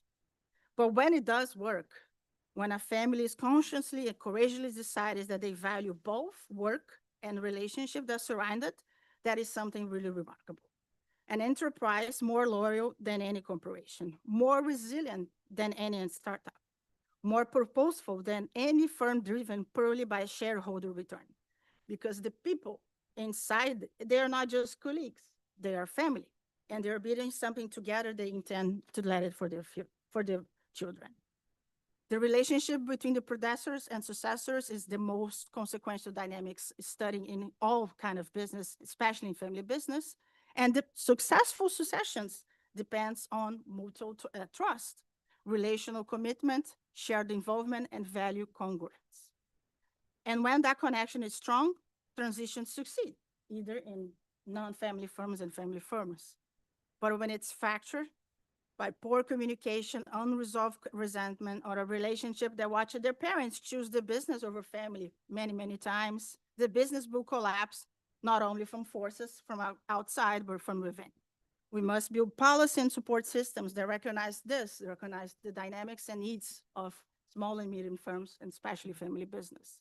Because the mentorship and the networking that exists, the succession planning resources that track the human and relation dimensions of transitions are central concerns, and research, investments, and policies needs to help families build cultures that generally honors both work and family. The third pillar I want to talk is continuity. Although everything I told you so far has been very true, most family businesses do not survive. Statistically says that they do not even reach third generation.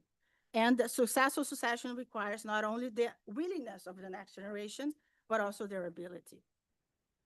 So there has to be something being done so they actually want to. We need federal support. We need support centers from family business to do research and education. We need programs that only are calibrated for their growth, but also their education, their resilience, continuity, and the human dynamics that will take the difference between surviving or disappearing. And then the most important thing, in the area of AI, we need not only AI literacy anymore. That is not even close anymore. The next generation leaders, they need to learn technological fluency. They have to have technological fluency, machine learning, automation, data literacy. However, what is going to be the difference about the family business endurance is how they actually think about it. Their critical thinking, their ability to ask the right questions, challenge assumptions, and make sound judgments. They must master educational, ethical reasoning. They must master the humane skills that flows from shared values from the family to the business, empathy, communication, trust, and the culture of stewardship that carries the family deepest commitments forward across time. And these are skills that no AI can teach them. They have been developed through the years in their families. Technology will keep advancing. The disruption will keep coming. That what will not change and has never changed is the human need to build something worth handing on. For me, and I hope for you all, the future of entrepreneurship research and practice must pivot. We cannot measure success only in venture-backed exits and IPO valuations. We must broaden our definition of entrepreneurial excellence to include the family that has been kept the business alive through recessions, pandemics, and generational transition, and is preparing to hand it to their children better than they found it, with relationships still intact. In a world being reshaped by AI, family business stands as a proof that the most enduring competitive advantage are not technological. They are human, they are relational, and they are built on legacy, sustained by connection, carry forwards to continuity, and grounded for the courage to daily forwards to their work and family that gives it meaning. And I hope, I'm just feeling, I came to this halls today as a researcher, and I hope after this, I live as a part of a movement that I hope you join me. Thank you.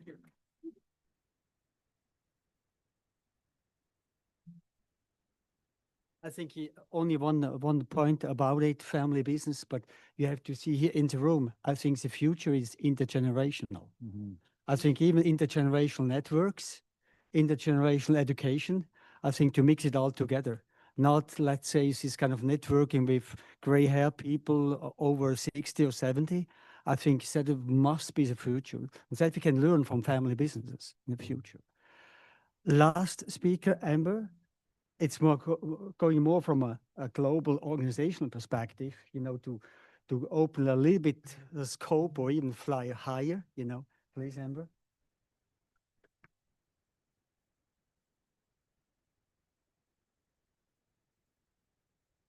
Good afternoon. Thank you, Rico, and thank you to ICSB for the invitation. It's a pleasure to join you today.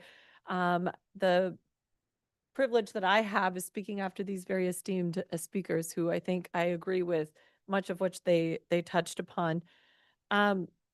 This conversation is taking place at a really important time. I think that if someone said just a few years ago even that a small enterprise or an entrepreneur would have access, the same access capability that a large multinational had, I think most would be quite skeptical. And I think that just speaks to the pace that technological change is bringing to businesses and to the private sector.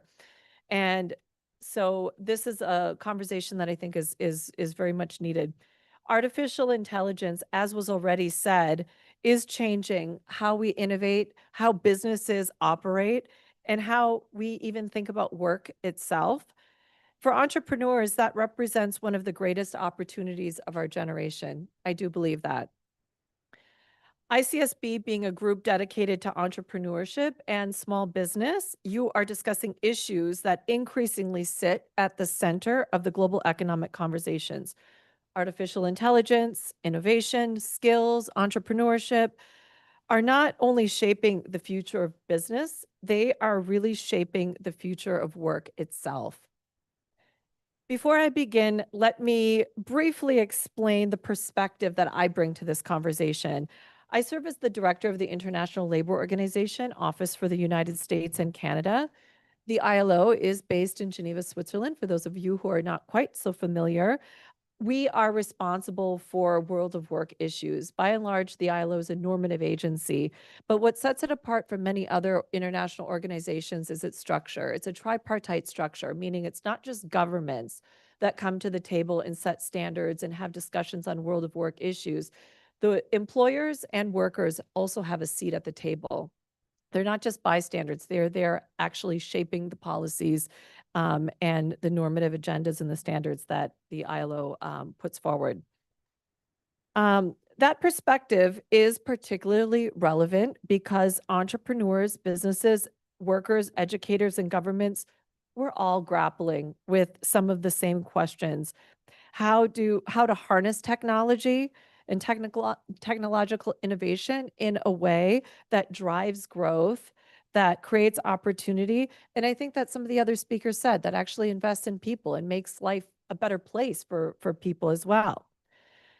Now, just last month in early June, the first 2 weeks of June, the ILO's International Labor Conference, it's the annual conference that takes place in Geneva, had a discussion on the impact of artificial intelligence and the future of work.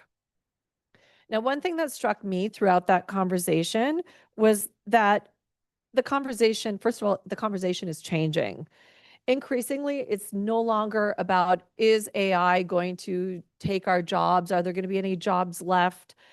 It's more evolving into how AI will transform and reshape jobs. And I think that one thing that I think is really important here in the discussion on reshaping work is really how quickly business and people can adapt. And that's a key point here. Three key themes really emerged. And first, I think one of the key themes for me from that discussion was that productivity gains are not automatic. Technology creates possibilities, but realizing these gains requires investments in skills, leadership, organizational adaptation, and a willingness to rethink how work is performed. Secondly, another key theme from that discussion was that access matters. Countries, businesses, and workers that embrace these technologies have significant advantages. Those that don't will likely fall further behind. And I think that's one of the key points that we need to consider as well, because there is a development component to this.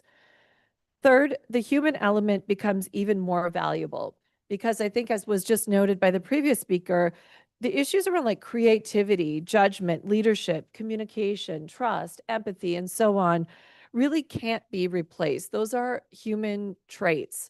And so how do humans and technologies interact, and how do we get that rhythm right is another key factor.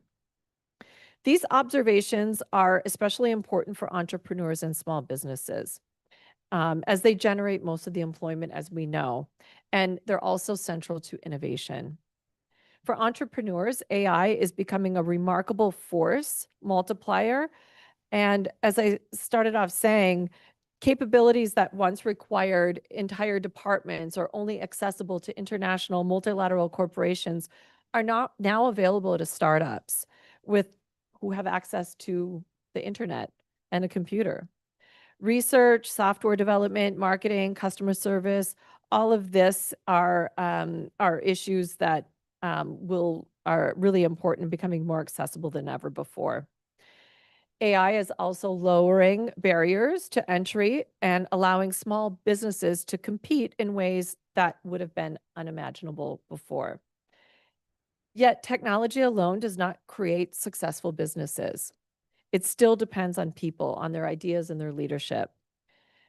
We're seeing the conversation play out here in Washington, D.C. as well. I just would note that I think one of the questions that I often get when we have these discussions, well, where in the world are they doing it so well? I don't know. I don't know that any country is doing it well. I think we're still in this very adaptive phase, and I think that's where public-private partnerships can be so critical in this, because businesses really, as I said, are really somehow the driving force behind innovation. And so the policy does necessarily need to be linked.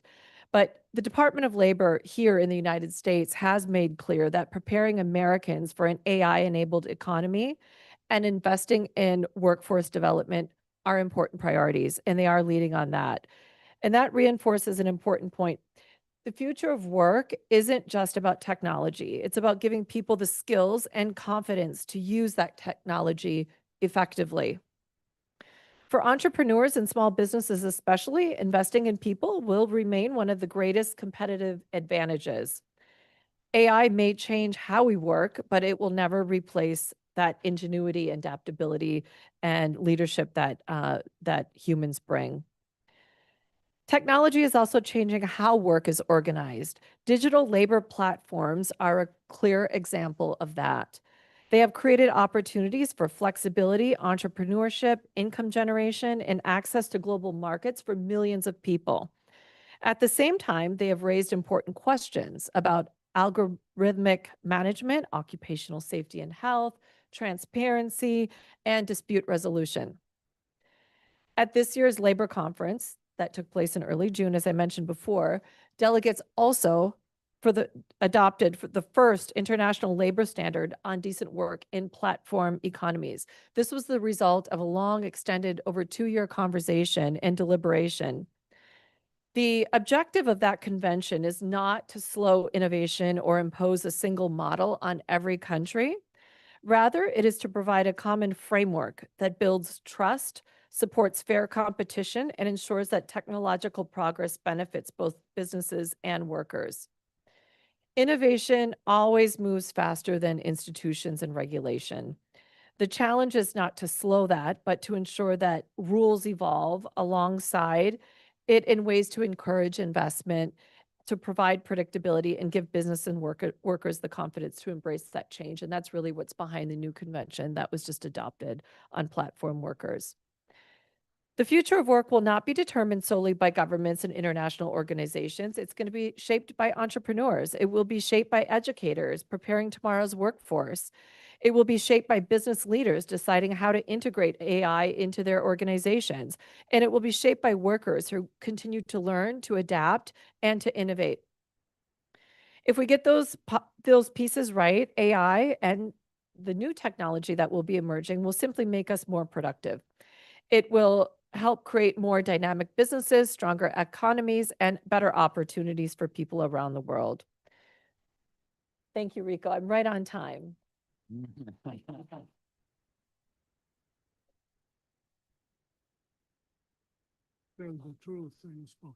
Okay, I'm a bad timekeeper. Sorry for it. Okay, as we close, I think I do a short wrap up. We don't have time for Q&As. You can do the Q&As during the gala, or let's say later on. Let's say Salvatore, he remind us that the road for SMEs in the future will be, let's say more challenging than before.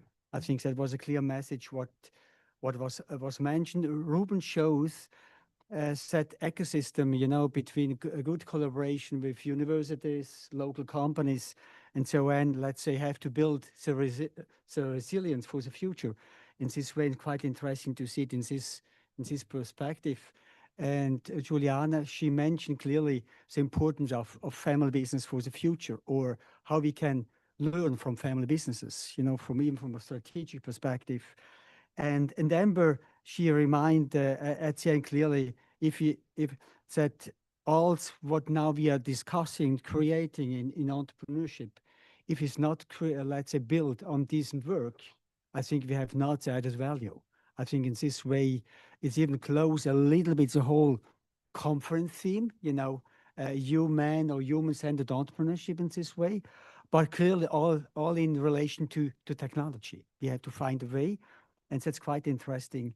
And clearly on behalf of ICSB, thank you to Amber, Juliana, Ruben, Salvatore, to give us these insights, really absolutely great. And thank you to you to being here for this conversation. Have a good afternoon.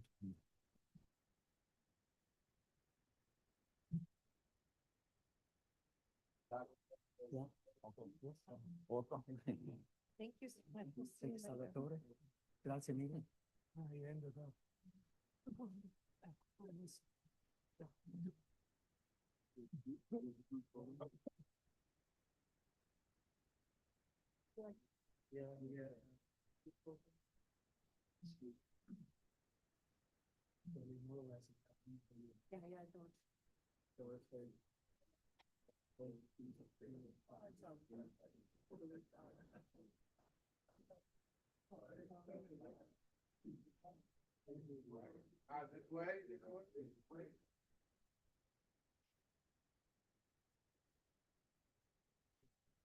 Thank you.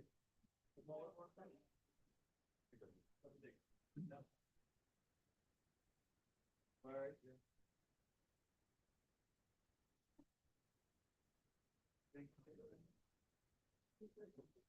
Like to thank that panel once again for that discussion.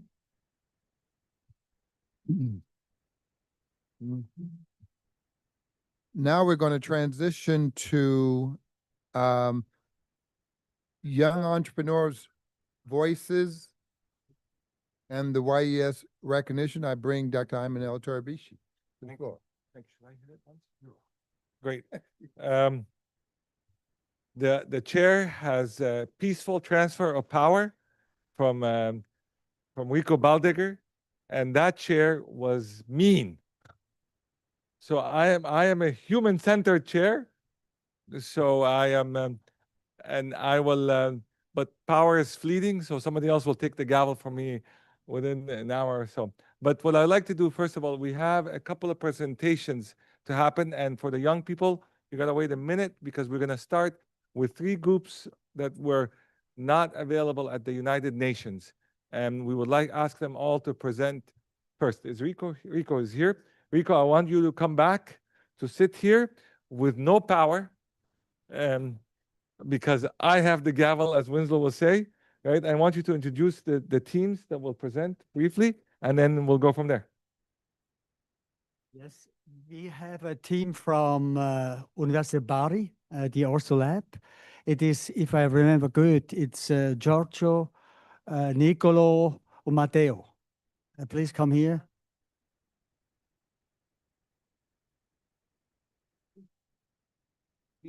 Welcome. Thank you. Sit here. You can stand. stand or Yes, yes, yeah, I can stand here. You can sit here, sit here. You're doing it alone. Yeah, yeah, please. Okay. Okay. Hello, everyone. I'm Nicolo Giannini, a statistics student from the University of Bari. When we started the Green project, the Green Connect project, our goal was simple: urban green regeneration. But when we interviewed our community, we realized something profound. People didn't just want more trees. They wanted a place to connect, to overcome their daily isolation. That was the moment my perspective on innovation changed. We realized that that urban regeneration is only the beginning. What our communities truly need is a human regeneration rebuilding that's the social fabric and placing the human behind the core. To execute this past June, we officially structured ORSU as an APS, a social promotion association. This Italian non-profit framework transformed our student project into a permanent, student-led legal institution, capable of executing projects directly with the local companies and governments. Through ORSU, we don't just study entrepreneurship on a whiteboard. We build a real-world solution.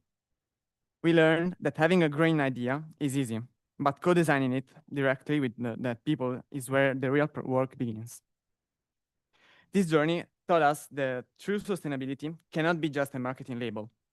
It must be an active practice. It only happens when we stop assuming and start listening with radical empathy. But most importantly, it demands a relentless execution, ensuring that good intentions don't remain on slides, but become real, tangible solutions. We, the younger generation, are ready. By partnering with student-led organizations like ORSU, MSMEs can transform from traditional businesses into true problem solvers. Let's start talking about the future and start building it together. Thank you.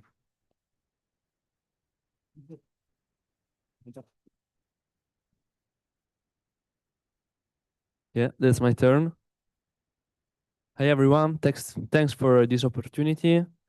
I'm Giorgio. I study just double base in the Conservatory of Bari and statistics and methods for economic and finance in Bari as well. I'm the latest arrival in Orsu Innovation Lab, so I will talk about my personal experience that it's also very important. So back to Italy, a lot of people tell me that I do not look like an economic student, and maybe it's right, but this is the point of my presentation. I chose economics. I wanted to study economics because as a lot of young entrepreneurs that I met in this beautiful journey, they feel like a discomfort to our society. We live in South Italy in which lot of people, lot of young talent give up on studies, they become needs. Some talents go abroad, so they succeed, but who remains sometimes feel like change is not possible. So I wanted to study those dynamics because they have economical roots. But in university, I found myself in a loop because I was just collecting skills, collecting exams, also skills as a musician, which was very good. But I didn't do I didn't do anything for any change. Till one day I brought my instrument to university for a really improvised jam session, and I met Professor Mario Carrassi. I met them 5 weeks ago, and he proposed me in 2 weeks to do a music festival in a forgotten area nearby the Department of Economics. So I accepted, and we collected people. We invited other musicians, journalists, people from agricultural studies. So an abandoned place, a forgotten place, became something very interesting. We did a festival which was a success. That's why I'm taking the speech. But the most important thing is what happened inside me, because I broke a chain in which I was just collecting things and postpone a change, while now I feel like I'm becoming a part of this change. So thank you so much.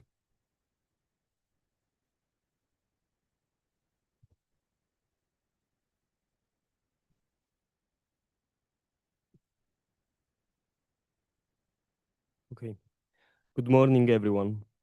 I'm Matteo Lacorte, and when I decided to be part of Orso Innovation Lab with my coworkers and friends, we thought our job was to design space. We thought we were creating green areas, lab, and open innovation projects. We were wrong. We weren't just changing a campus. We were changing people. In the traditional university system, students spend years to just sitting and listening. They study theories written by others, waiting for their turn to enter in their world. At Orsu, we did the opposite. In there, you don't just listen, you act. Honestly, the biggest shift didn't happen in the students I tutored over the past year. It happened in me. Before Orsu, I used to look at problem and wait for someone else to fix it. Today, I look at problem and I see a responsibility. This journey redefined my idea of impact. It taught me that innovation isn't about technology. It's about trust. Trusting the process, trusting the community, and the most important, trusting the generation power of young minds when they are given a real chance. We come all the way from Bari to Washington, not just to show you a project, but to share a belief.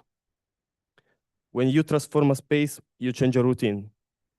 But when you transform a student, you change the future. Thank you.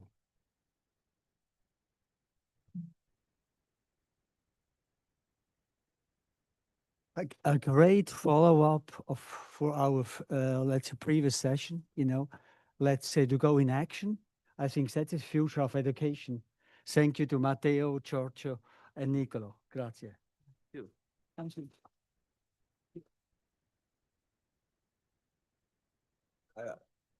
Come, guys, you need to take a picture with Rico here. The comments that Rico has mentioned are not on record. He was not appointed to talk. Oh, yeah.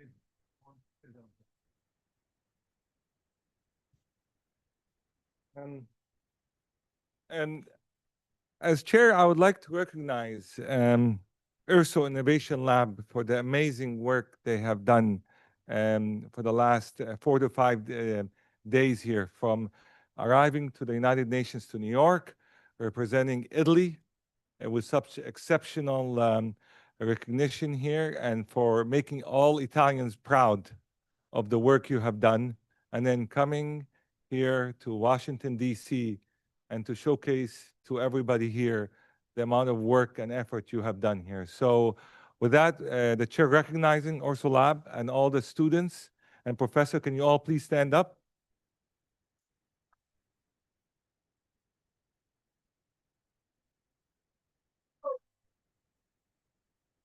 And you are the MSME World Cup winners for Italy here. So we want to thank you for this, right? So congratulations. And if you can all come up here real quick, all of you, we take it here, and I'll ask Kishan Kim, Jeff Alves as well, and all the fellows to come up here. We want to commemorate this moment here. Can you all please stand up here with the Italian Gold Club team? Can you all come here? Right, and all the fellows, Rita, Jeff, Rico, Winslow, all the fellows. Yeah. Yeah. Okay, second better.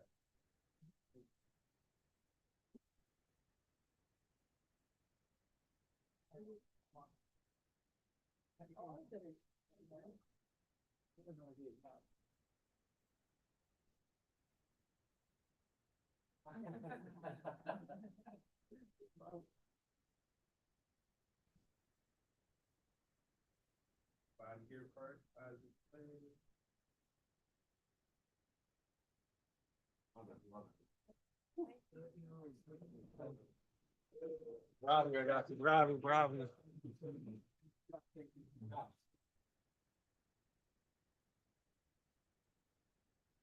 Next, the chair would like to bring on to onto the board here Dr. Kishan Kim, if you can come up here.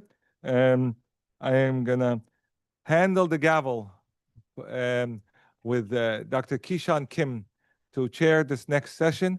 So this will be a peaceful transfer of power to Kishan Kim. That's the one. Yeah. Next, good afternoon, everyone. We will now begin the Young Entrepreneur Voice Session from Korea. Then you please say yes. Yes. Yes. What Young Entrepreneur School. Actually, we are going to start yes voice presentation. In yes, we have 5 teams. Each team will present its research on entrepreneurship across different countries. So now, let us begin the presentation. 5 teams will present their idea with 7 minutes. Is it okay? 7 minutes. Okay. Okay. So then each team will have 7 minutes presentation. The first team, please come over here. Okay, yeah.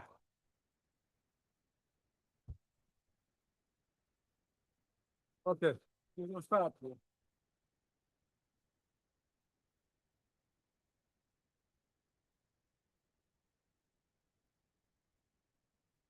Good afternoon, everyone. My name is Taeyong Ho, and here is Yejin, Jinwoo, Minjae, Yunso, and we are really glad to be here at US Congress. Today, our team is here to make the case that Africa's MSMEs are honestly one of the most exciting economic stories happening right now. We'll explore the growth of Africa's MSMEs and how Korea should position itself in response.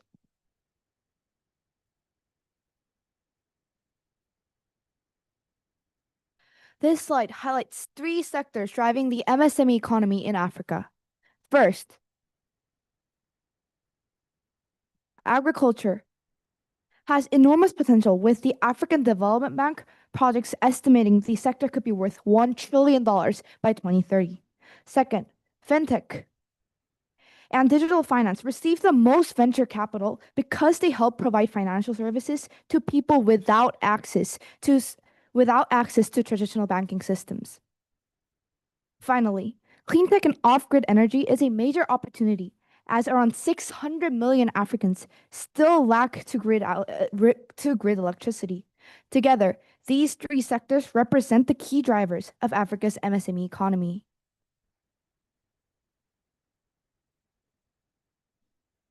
Africa MSMEs face 2 big problems: not enough money and poor transportation.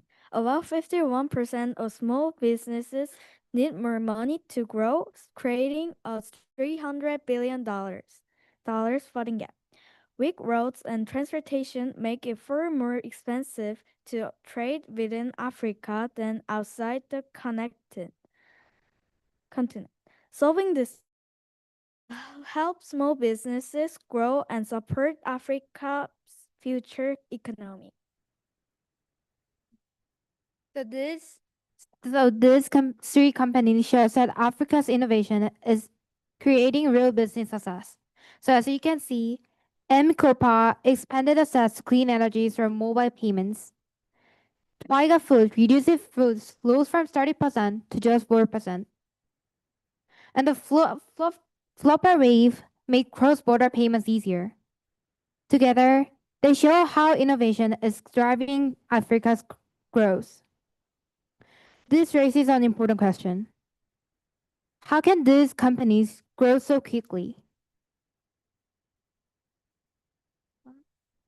One of the biggest drivers of this transformation is AFCFTA, connecting 54 countries and 1.4 billion people into a single market. It could increase Africa's GDP by $141 billion and boost intra-African trade by 45%. Combined with digital technology, AFCFTA is helping African MSMEs grow beyond local markets. Just a few decades ago, Korea was a developing country with limited resources and a small economy. By investing in SMEs, strengthening its financial system, and encouraging innovation, Korea transformed into one of the world's most leading economies. Today, Africa is at a similar turning point. Despite its rich natural resources and growing population, many MSMEs still struggle to access finance and business support. For Korea, Africa is a natural partner. Korea brings four key strengths: its SME-led development model, world-class fintech, and digital payment systems, expertise in agritech and cleantech, and institutions such as KOICA and KOAFEC. However, success requires working closely with local partnerships, supporting long-term development. By combining Korea's experience with Africa's real knowledge, both regions can build stronger MSMEs and achieve sustainable growth together.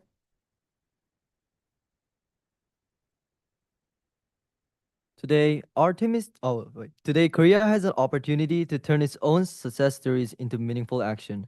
Through fintech and digital payment system, it can improve access to finance and help entrepreneurs grow their businesses.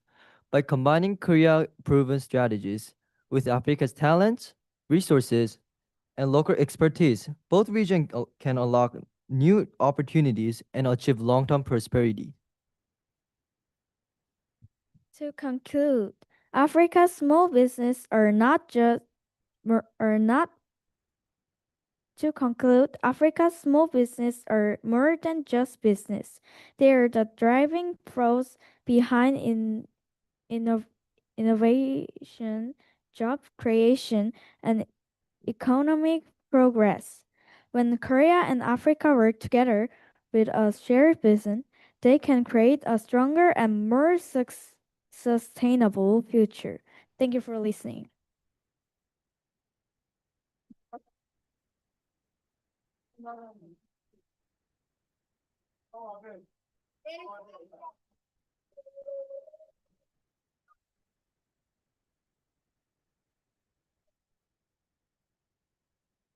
So they are the next determination.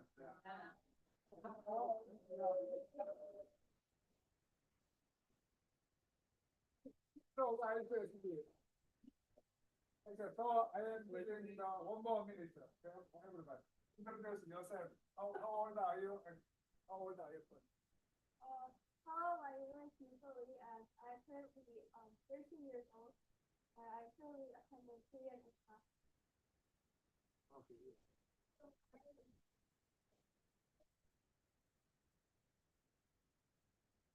Then 10 years old.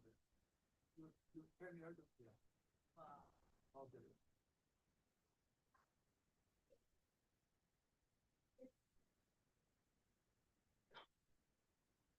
Hello, my name is Jessie, and I'm also 15 years old, and I currently attend Korean class. Hello, my name is Sam Hall, and I'm currently I'm a freshman year in Seoul High School, California. Okay, thank you very much. Okay, yeah. Principal, principal, oh yeah. All the time, you are. See the principal. Okay.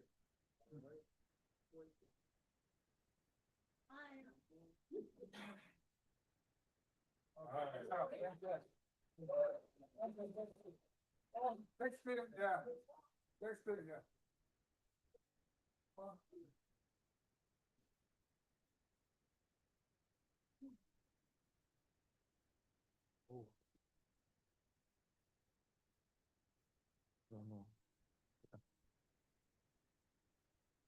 뭐지?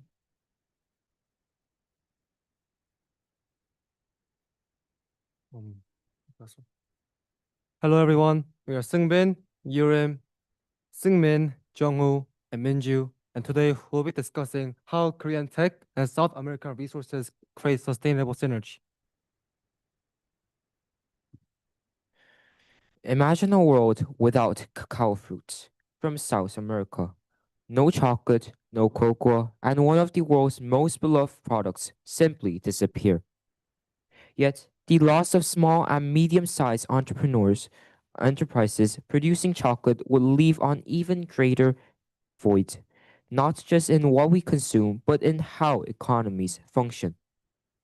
This dependence is especially visible in South America, where SMEs account for around 90% of businesses in major economies such as Brazil, Chile, Peru, and generate roughly 40 to 60% of employment, depending on the nation. They are the central driver of economic activity across the region. However, despite being the crux of the economy, SME continue to face several problems that limit their growth, as you can see through the presentation. Collaboration with South Korea is therefore needed, as its approach to SME development can help us address key structural limitations in the Southern American economy. Some main problems hinder the growth of MSMEs in South America. First, limited access to financing and informality. Many MSMEs are not officially registered, so it's hard for them to get bank loans. Without funding, they cannot expand or improve their businesses. Second, economic and political instability. High inflation and political uncertainty increase costs and make it difficult for MSMEs to plan and grow. Third, as you can visualize in the graph, MSMEs from South America suffer from weak IT infrastructure. Poor internet and limited technology make it harder for MSMEs to compete and stay productive. In short, these three problems limit the growth and success of MSMEs in South America. So why does this actually matter? Globally, South Korea is renowned for its digital technology, execution ability, and content creation. And this can especially be helpful for South America's MSME businesses to grow and earn more profit. The continent is rich in agricultural sectors and natural resources. However, its technological development falls far behind other continents, hindering its economic progress. And South Korea's strengths can be a help of guidance to South America.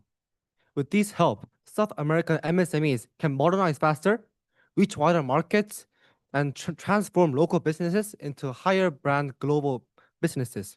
And this is an example of a great synergy. This is also a perfect example of collaboration transforming obstacles into opportunities.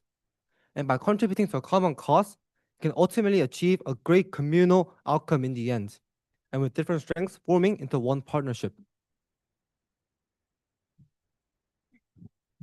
The content industry is expanding fast with streaming platforms, AI-driven creation, and global fan communities. IT areas like AI, cloud computing, and cybersecurity are driving digital transformation with strong potential for joint research and talent exchange. Clean tech, including renewable energy and batteries, is becoming essential for a sustainable future through international cooperation. These industries together offer strong potential for global partnership and innovation.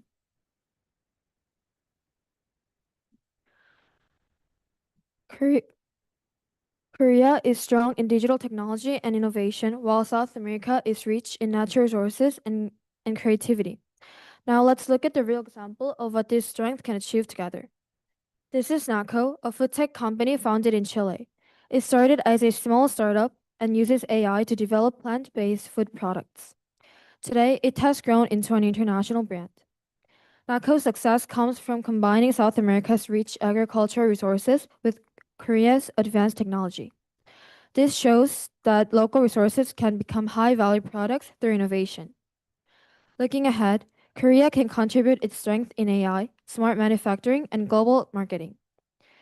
Through technology sharing and business partnerships, more South American startups can grow into successful global companies like NATCO. This brings us to our final key message. Different strength, shared future. NATCO proves that when South America's resources and Korea's innovation work together, small businesses can become global success stories. Together, they help MSMEs grow and compete globally.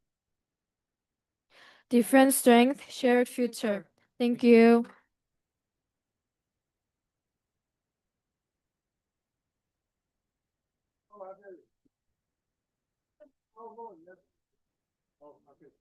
So 1 minute for your presentation. Hello, my name is Seung I'm 15 years old and I'm attending Growth Safety. My name is I'm currently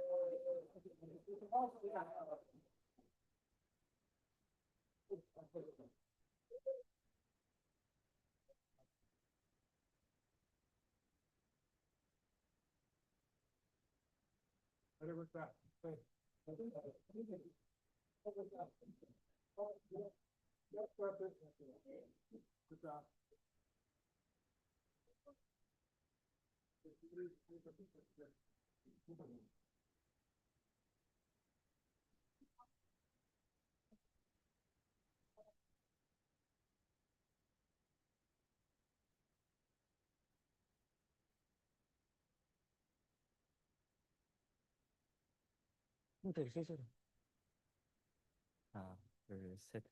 안녕하세요. 반갑습니다. Hello everyone. We're Hakjin Kim, Soo-yeon Song, Seung-hee Yoon, Se-ryun Hong, and Haeso Yu. Before we begin, I'd like to talk about the question. What kind of businesses do you think have the biggest impact on the economy? Amazon? Walmart? If you think that, that's cool. Many people would say large corporation. However, small businesses play a bigger role than most people realize. That's why our main idea is tiny firm run a giant economy. So, what do their businesses do? Some provide service, accounting, consulting, and IT support. Others sell product online through websites like Shopify and Etsy, which we'll talk about it later. Many also work in manufacturing and technology. These businesses are becoming more digital connected. However, small businesses still face several major challenges. Three big walls have the way of many small businesses. First, they face labor shortage as workers move to higher paying jobs. Second, financial instability caused by inflation and high interest rates makes growth difficult. Third, digital inequality between Mexico and its North and Central American limits access to technology. In addition, many MSMEs face difficulties when exporting. Overall, these challenges highlight the need for stronger cooperation and continued economic development.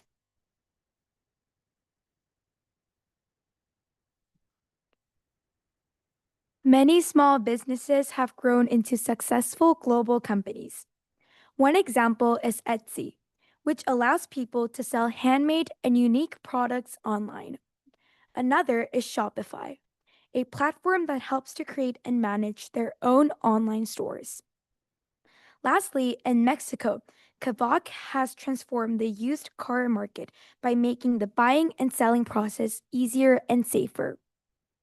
These companies succeeded because they showed real problems and created solutions. Their stories show people how small businesses can grow into leaders through creativity and innovation.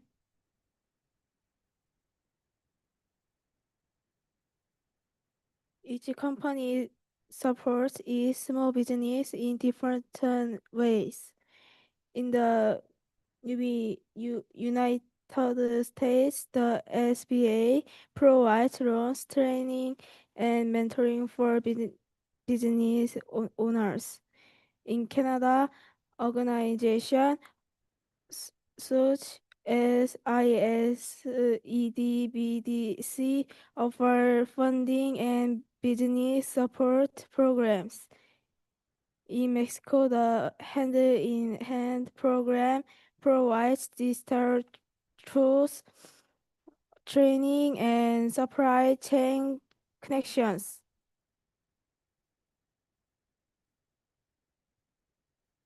Three main trends will shape small businesses in North and Central America. First, AI is becoming normal businesses. Second, nearshoring is creating new opportunities. Third, cross-border e-commerce allows small businesses to sell. Overall, this trend makes businesses more efficient and globally connected. Before this presentation, we thought small businesses were just small companies. After doing this presentation, we learned to create jobs and help the economy.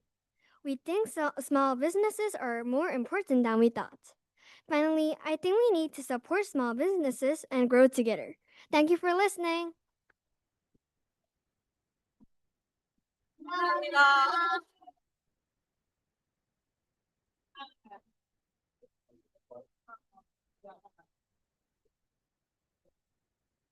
She is only fourth grade, 9 years old.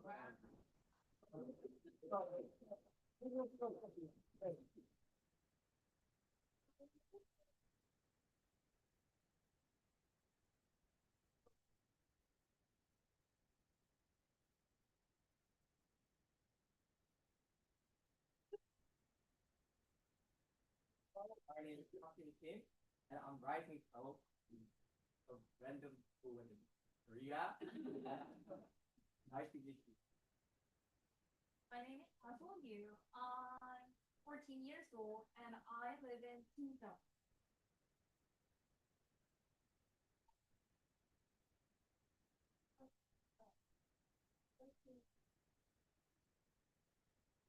My name is Sarah. 11.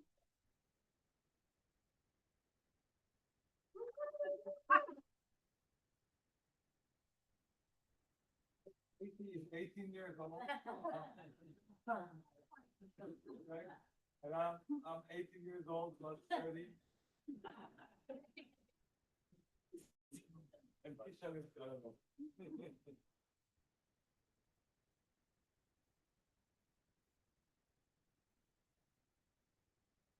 All right.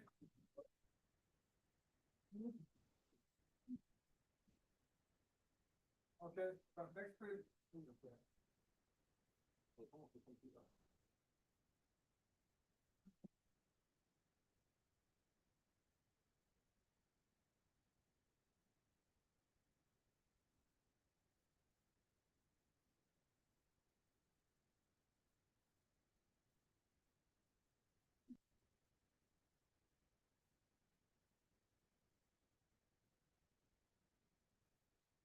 Good afternoon. We're the Korean youth delegation consisting of Chaewon Jun, Min-suk Kwak, Yushin Kim, Ji-yu Lee, and Jinwoo Seo. So let's go back to this morning. What did you guys do? Someone maybe I made your coffee. Someone baked the bread you ate. Someone you'll never know in a shop you'll never visit again. Across Europe, millions of small shops like those quietly keep the whole continent running.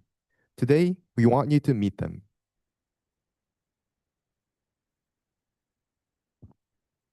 Europe's Eu- Europe's economy is deeply rooted in local streets driven by cozy bakeries, family workshops, and neighborhood shops. Data reveals that SMEs make up 99% of all European businesses. Remarkably, 93% of these enterprises are micro businesses with fewer than 10 employees. This proves that Europe's economic strength relies on the stability and strength of millions of small shops rather than giant monopolies. Ultimately, these small businesses didn't need a monopoly to transform the economy. They just need a place to start.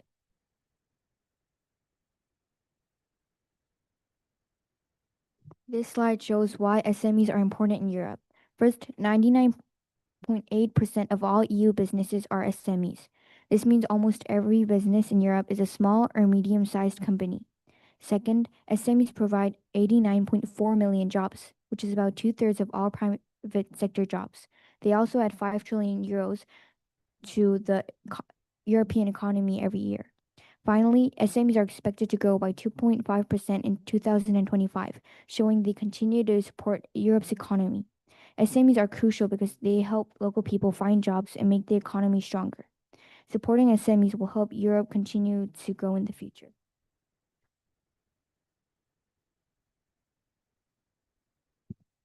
Now, let's look at the three main challenges that SME faces. First, around 73% of Europe SMEs face a late purchase, which influences the money flow. Next, SMEs face about 2.1% of inflation and energy cost, which makes businesses struggle to make prices without losing any customers. Third, only 1 in 5 SMEs are digitally prepared. We think that the digital gap problem will influence SMEs the most because many older business owners struggle with online tools, especially when they need to reach people online. But how can we help? We think there are three main things that can help small companies: rules, relief, and funds. The 30-day payment cap helps them get paid on time. The relief package makes paperwork simpler, and innovation helps give money to digital. Personally, I think making paperwork simpler is the most important part. Small companies don't have enough workers or time to deal with difficult documents.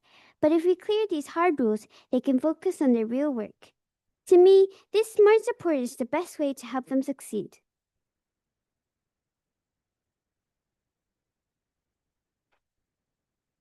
Have you ever been stuck, unable to get home for the holidays?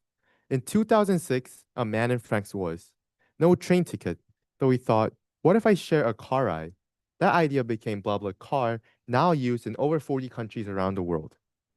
2 German students sold nothing but shoes online. That's now called Zalando, with 62 million customers. And 2 guys in Scotland, tired of dull beer, brewed their own in a garage. Now, they export to over 55 countries under the name of Brewdog. None of them started with money or connections. They found one real problem and just started. So, why not us? Why not us? That's a good question. Here's one thing that we learned from Europe. Small things aren't necessarily bad. Even small bakeries, small shops, they never started big. They just started. We want to learn from them. Actually, we will learn from them and we'll even make it better. People look at us and see kids. Young, small, too young to matter. We are small, but our dreams are big. So yes, we are just kids, but we are already thinking about the future. Every big thing starts small, and the future starts with us. Thank you.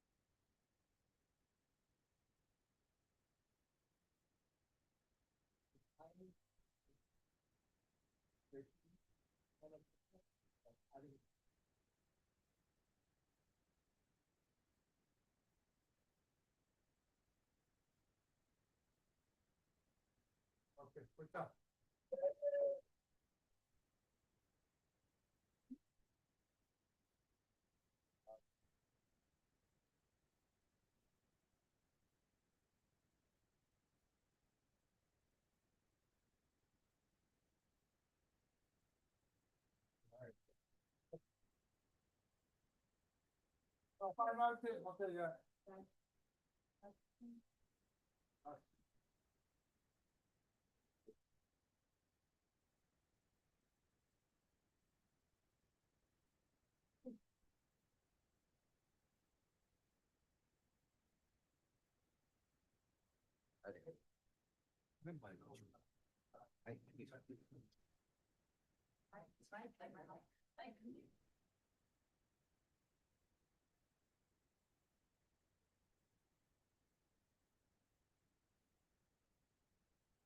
Good afternoon, everyone. Our names are Luke, Raun, Yejun, and Nahe, and today we'll be explaining the role of small to medium-sized businesses, or SMEs, in East Asia. As data shows, over 98% of businesses across the region are SMEs, with South Korea leading with almost 100%. This makes South Korea an excellent example of how SMEs can drive economic growth and innovation. While large corporations often capture the spotlight, they rely on a much broader environment of SMEs that promote invention, create jobs, and strengthen the economy. East Asia is home to a diverse range of industries, from tourism to manufacturing, but we'll begin with two major sectors that define Korea's SME economy, highlighted in red and blue.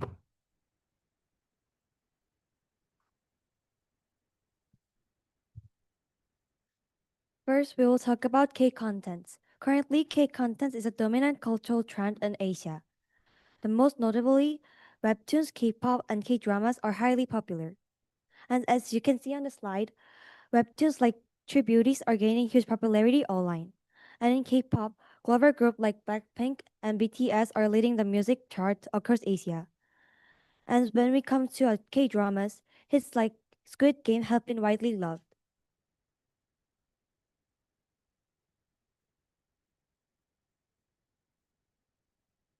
Next is technology and fintech. First, Toast revolutionized the Korean financial industries and has now grown into Korean's primary super app. And second, Mushinsa started as a small online fashion trend as a major platform. And lastly, Krafton created a global hit game named PUBG and growing from a small game developer into a global giant. And this company shows how small startups can successfully scale up and lead the tech and fintech sector. And now let's move on to some challenges. So small businesses are the majority of companies in Korea, but they don't make the right amount of money. And here's why in four parts. First, tough competition. Many small business owners say competition is their biggest challenges because they are all fighting for the same customers. And second, low pay. Small businesses hire the majority of Korean workers, but they only make a small amount of money compared to big companies. And third, on aging population. Korea has one of the lowest birth rate around the world, which means that fewer young workers, fewer customers, and more aging business owners. Finally, talent goes to big companies. Many college graduates prefer companies like big companies, Samsung, LG, or Hyundai, and over small businesses. These four, competition, pay, population, and talent, make it difficult for small businesses to grow.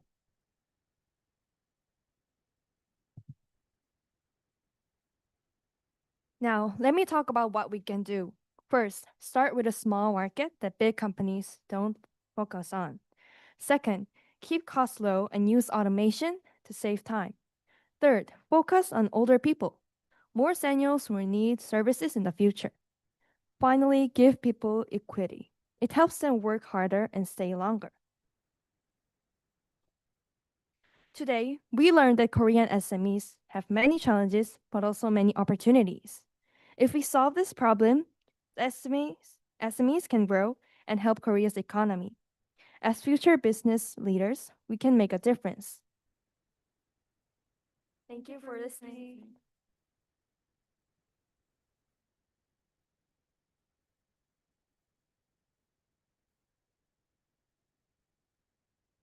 Nice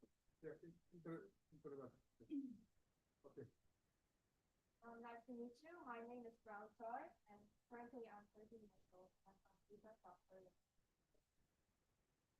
Hi.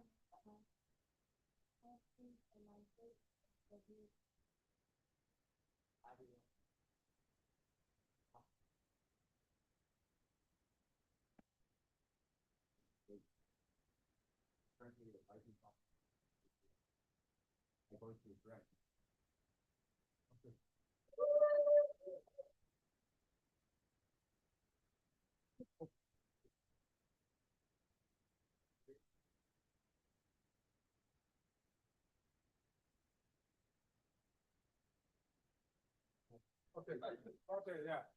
Okay, yeah.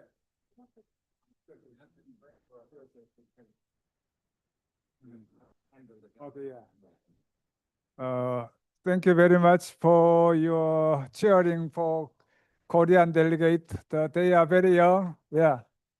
Okay, thank you very much. Yeah.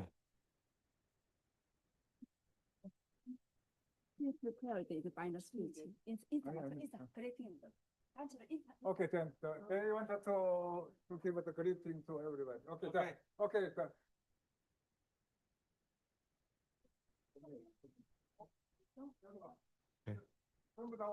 Everybody, come here, over here. So, dear doctor. Okay, yeah. More, come down, more.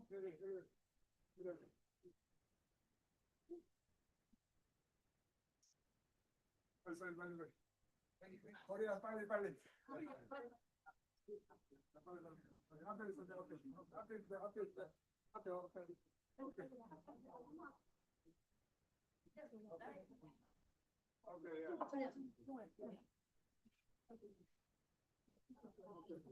Also, before we go, just one more thing from all of us.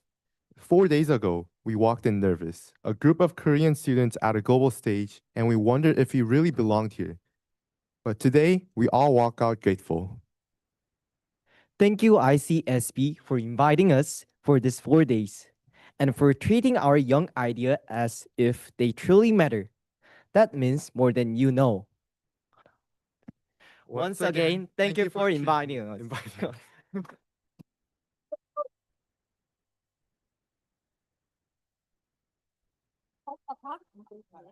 Don't move.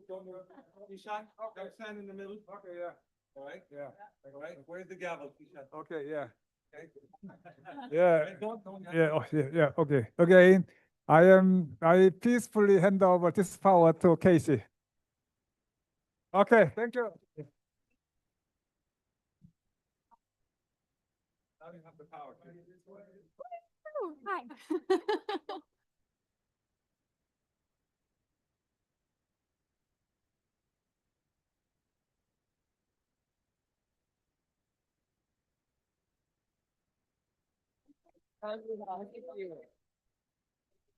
Wait. Stay here so I can speak wonderful things about you for a moment. My name is Casey, and I got to spend the last 3 days, counting today, with these students.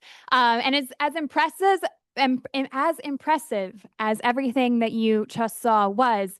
I think I'm more than impressed than anyone because I got to see the process. So 24 hours ago, I saw a run through of a presentation that was running about 20 minutes and not 5 minutes, and with voices that were harder to hear. And in a 24-hour period, the students have worked so hard to refine the stories that they wanted to tell, to pick out the information that was important to include, and get more confident in what they were saying and bring their full voices to today's presentations. So thank you all for being here. Thank you all for adding so much to the World Congress.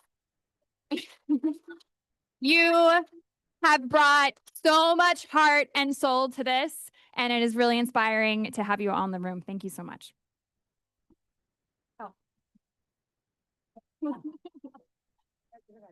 And I believe I'm now supposed to hand this over to Sky, wherever Sky is. How about Sky? Yes, Sky. You can. Thank you.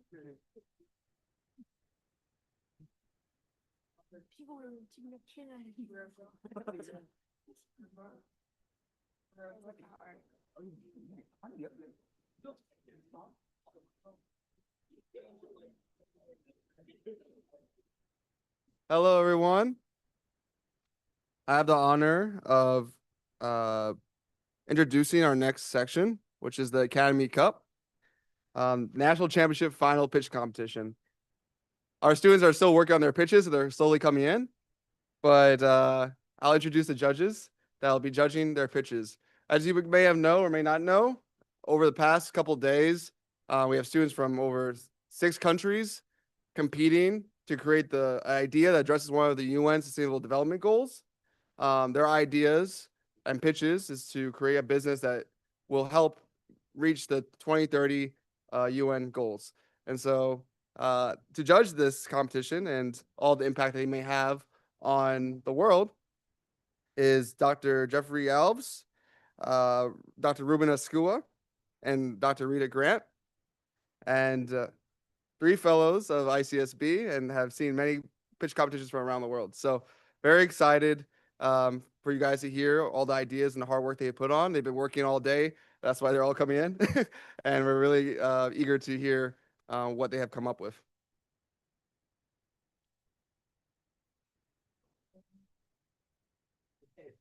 So we have 4 teams. Yeah.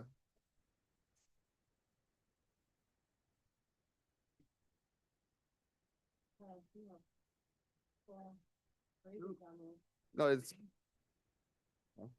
figure it out. All right, is team 1 here? All right, team 1, I hand over the presentation for you guys.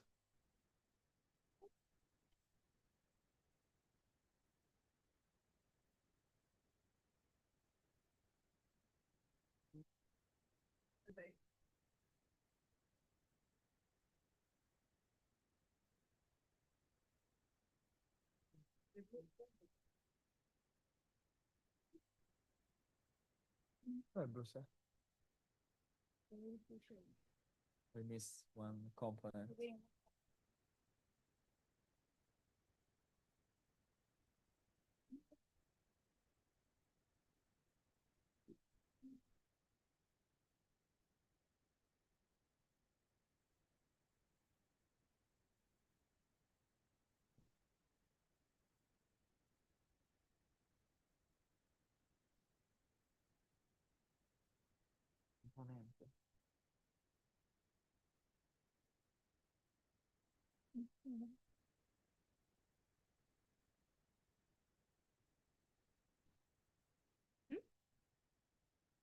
We missed one. We're waiting for one of us. We are waiting for one of us. So. Hi, for no one's listening. Oh my God.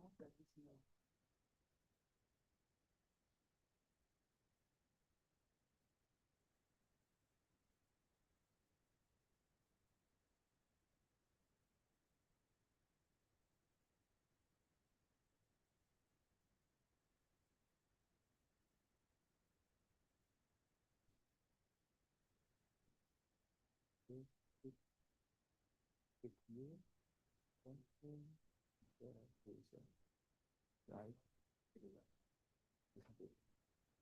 No, just saying.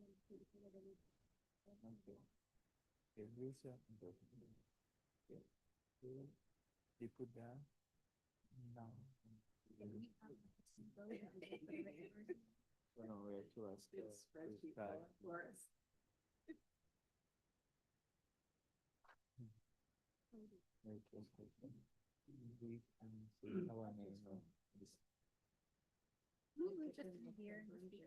Yeah, down with the microphone.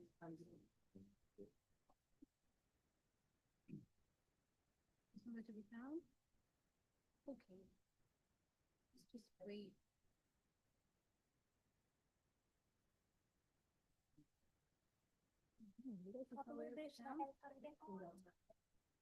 Is somewhere to be found? Hi. How your day going?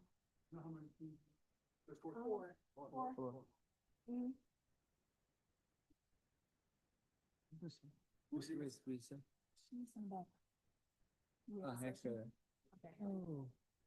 one. We're ready.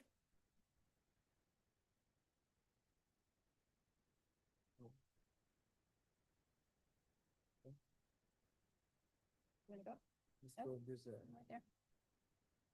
Is there one for that? Let's wait for the flies to be cute. You gotta stand aside for them to be able to see the fly. There we go. And we are ready. Good afternoon, everyone. We are Group 1. We are the Phoenix Project. My name is Judy Quinoa from Wilkes University. My name is Giorgio De Palma from University of Bari Aldomoro and the ORSU Innovation Lab. My name is Carlo from University of Bali and the Ursu Innovation Lab. I'm Busa Richard from Georgetown University, and we also have Adriana, who couldn't be here today. My name is Justin Williams, attending Jackson State University, and today we are proud to present the Phoenix Project. We are a social impact real estate startup participating in the ICSB Academy Cup 2026. Our mission is simple but radically ambitious. We transform urban blight into human capital. If you walk through certain neighborhoods in Washington, D.C., you will see a paradox. On one side, dozens of properties sit abandoned, creating eyesores and dragging down local economies. On the other side, a human crisis. HUD's latest data shows over 5,600 individuals experiencing homelessness in the city alone. Furthermore, the city heavily penalizes owners of these vacant buildings with Class 3 and 4 property taxes, sometimes up to 10% of the home's assessed value annually. These owners are trapped and the homeless population is marginalized without actionable pathways to stable employment. This brings us to our market validation and the secret level of our business model, the punitive tax. A $400,000 blighted property costs its owner $40,000 per year just to sit empty. There is a massive, desperate financial incentive for these property owners to relinquish management. They want a way out, and we want to provide it. Simultaneously, we tap into a powerful resource, the incredible help of the local community. Through donations and volunteering, neighbors actively help us rebuild their own places, working alongside a ready and willing workforce. Our model directly accelerates 3 critical UN Sustainable Development Goals. SDG 1, no poverty, by moving people off the streets and into structured support systems. SDG 8, decent work, by teaching hard construction, restoration, and service skills. SDG 11, sustainable cities, by recycling dangerous, abandoned structures into safe, vibrant community anchors. So, how does it work? First, our AI maps the city's tax data to identify high potential blighted properties. Second, we approach owners and sign a lease agreement. By initiating construction, we immediately drop their punitive tax rates down to substantial levels. Third, instead of standard hiring, we launch a specialized transitional program in our first year. We partner with local workforce initiatives to provide participants with free and temporary housing on-site and hands-on development alongside licensed professionals. To fund these renovations, before we hit self-sustaining growth, we leverage a robust mix of upfront capital. This aligns perfectly with several of ICSB's top MSME trends for 2026. For example, we embody trend number 9, regenerative business models. Because we don't just reduce harm, we restore physical assets and human dignity. We also leverage trend number 10, human-centered AI. The AI does the heavy lifting on data and property scouting, but it also reinforces the program's operations by monitoring the collective efforts and progress of our community. Technology ensures maximum efficiency, but the community remains the absolute core of the execution. Once the property is renovated into a co-living space or community hub, the revenue generated from subleasing is split to ensure long-term stability. 45% goes to startup operations, ensuring that our team scales, secures our margins, and funds the next property acquisition. 35% goes to the property owner. They get a guaranteed passive income and huge equity. and 20% goes to the Social Impact Fund, which capitalizes future transitional stipends and community initiatives. The impact is tridimensional. The social impact is that we generate vulnerable populations and build local community support. Economically, we restore neighborhood property values and turn toxic tax debts into progressive assets. And environmentally, we prevent urban sprawl by renovating existing structures rather than building them from scratch. We are not simply repairing abandoned houses. We are building an ecosystem where human redemption funds urban regeneration. This is the future of purpose-driven entrepreneurship. Thank you.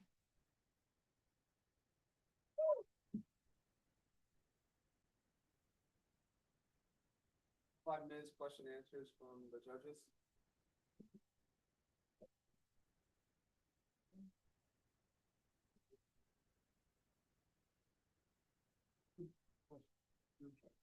Do some very good data. One of the first questions I ask people coming forward with the presentation is walk around, walk the street, see areas, talking.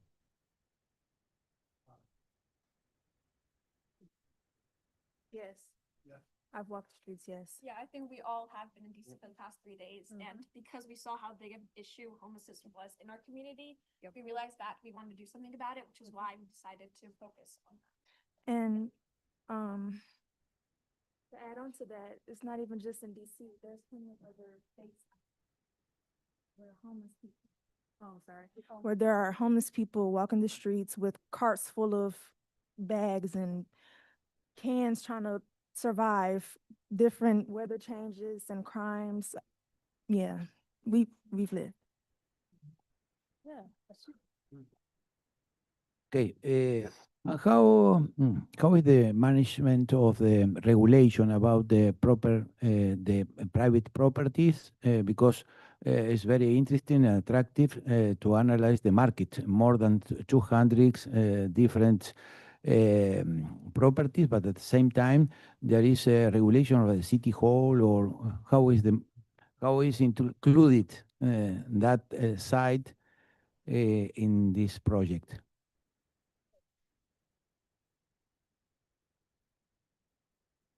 Sorry, I didn't understand well the question.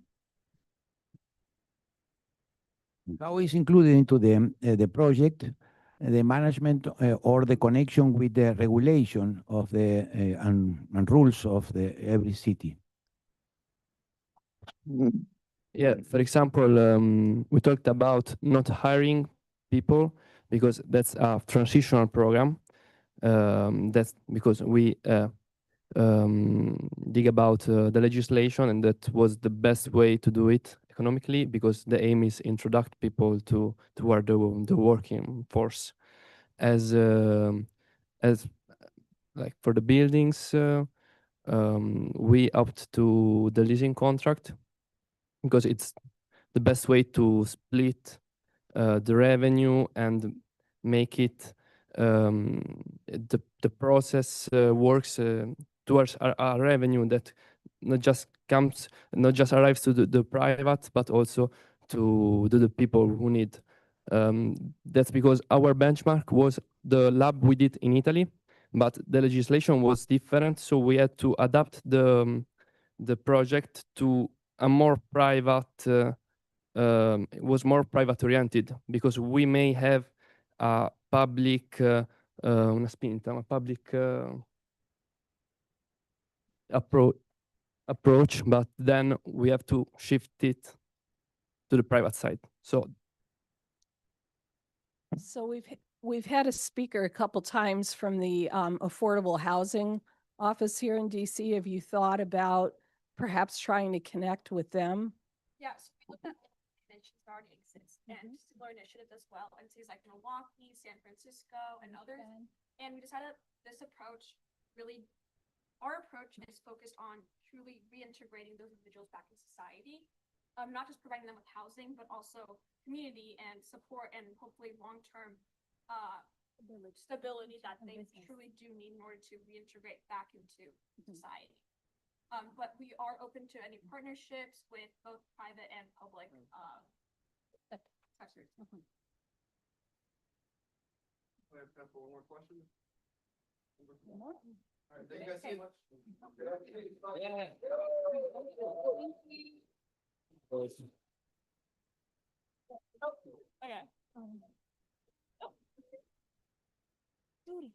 Judy. Artists can do the first. Like frame or reference. Don't you think? What's that? It's to do the first one. Yeah. I mean, for us to. Yeah. I mean, do you see the chances as well? Yes. You almost won this, yeah. I've done it. Thank you. Thank you. Nice job, guys. Thank so you. much. Thank you, guys. So our next team up is team 2, which is Keratin Nanofiber Wound Dressing Kit, or Waze Cure, it seems like. Give it up for them.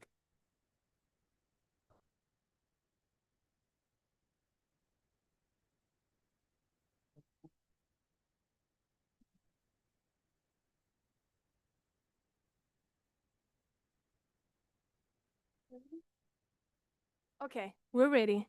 Good afternoon, everyone. We are Ways to Care. So, are you aware that every day millions of people die because there's no proper care? So we have a big issue because when care fails, we are talking about first medical aid. When care fails, wounds kill, and even treatable wounds become very little. Other than this, we have another big issue. Wait, so I'm sorry. There's a double crisis going on. We figured out that there's an agricultural waste problem. Tons of feathers go unused each year, specifically in the EU, over 600,000 tons of feathers go wasted and have a negative impact on the environment. The second crisis is the humanitarian relief. A lot of people get improper care and don't have access to the proper resources in poverty-stricken areas, war-torn countries, and disaster countries.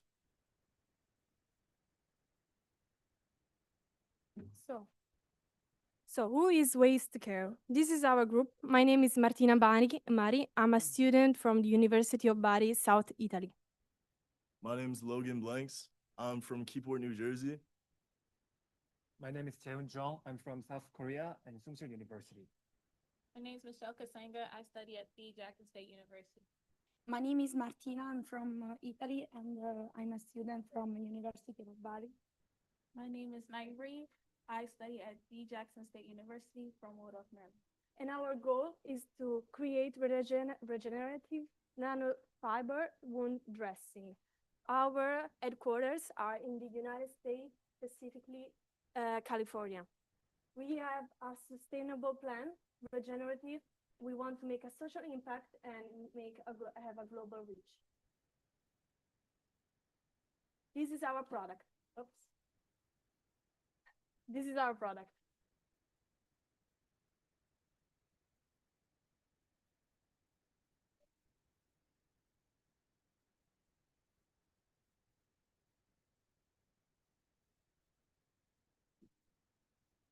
Okay, so our product is keratin nanofiber wound dressing kits. Currently we're following a design patent for keratin patches, spray-on bandages, and hemostatic powder. They're all derived from keratin materials, and the packaging itself is actually outsourced from our partner, Carex.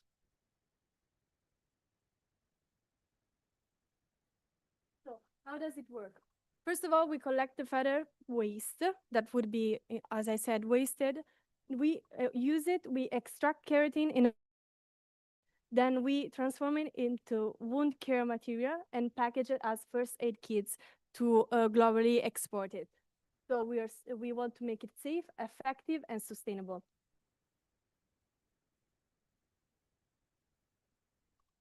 Our TAM is 1.76 billion for our expected revenue. That would be targeting all like global crisis areas. Our SAM is 366 million expected revenue, with 10 million kits being placed in those countries.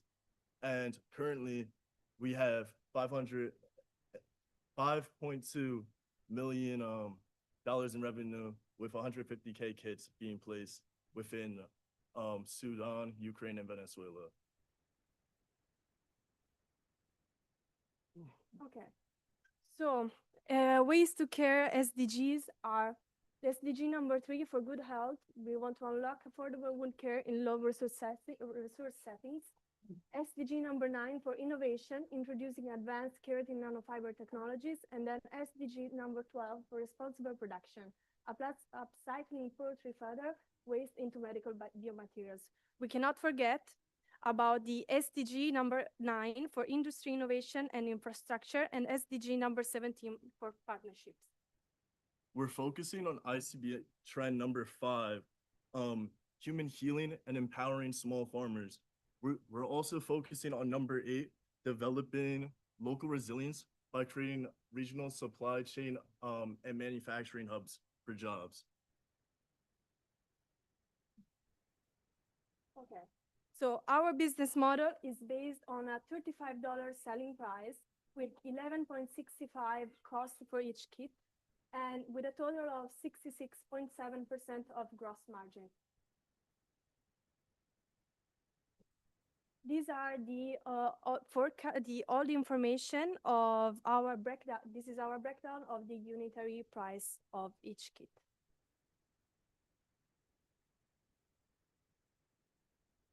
Our partner network, we're currently sourcing locally in California, but as we expand, we also plan to source locally within all those countries.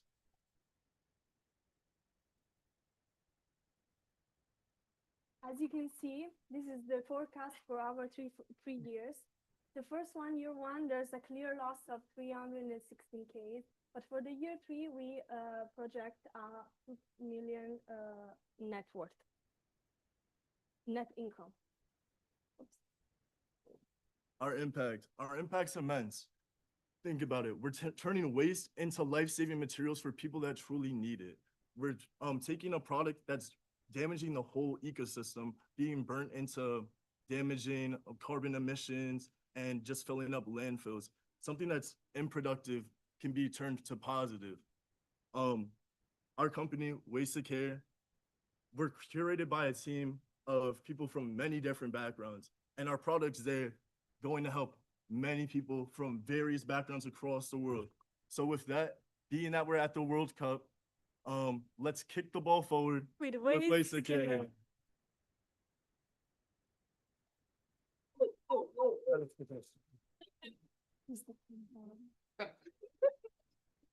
Okay, so Q&A. So I have a question. A lot of the people that have problems with wound care are also economically disadvantaged. Who's going to pay the $35 a kit? The $35 kit, we expect to make collaboration with not only the governments, but also the the Red Cross, all the medical organization all over the world. So we're starting from the United States, but then we want to go directly, and in the countries, for example, Venezuela, Ukraine, Sudan, and maybe create infrastructures there so we can not only directly people from there, but also bring work, jobs, and help people in many, many ways. So what is the biological agent in the keratin that is at work? Why keratin? Why not silver? Okay, so I'll explain the chemical aspect of keratin. Keratin in humans and keratin in animals, for example, birds, are different. But when treated, they can become a bridge. And our idea was to make, for example, patches of this keratin that covers the wounds, and that way it fastens the healing process making covering up the cuts. So with the keratins itself. It's not so much the keratin, it's the nanotech behind it. So you can ingrain like metals that will have like microbial properties that kind of expedite like stopping your wounds from getting infected. So which is a big concern when around 50% of untreated wounds do become infected and people do die. So I just bought a box of antibacterial Band-Aids right here, right? It cost me $2.49.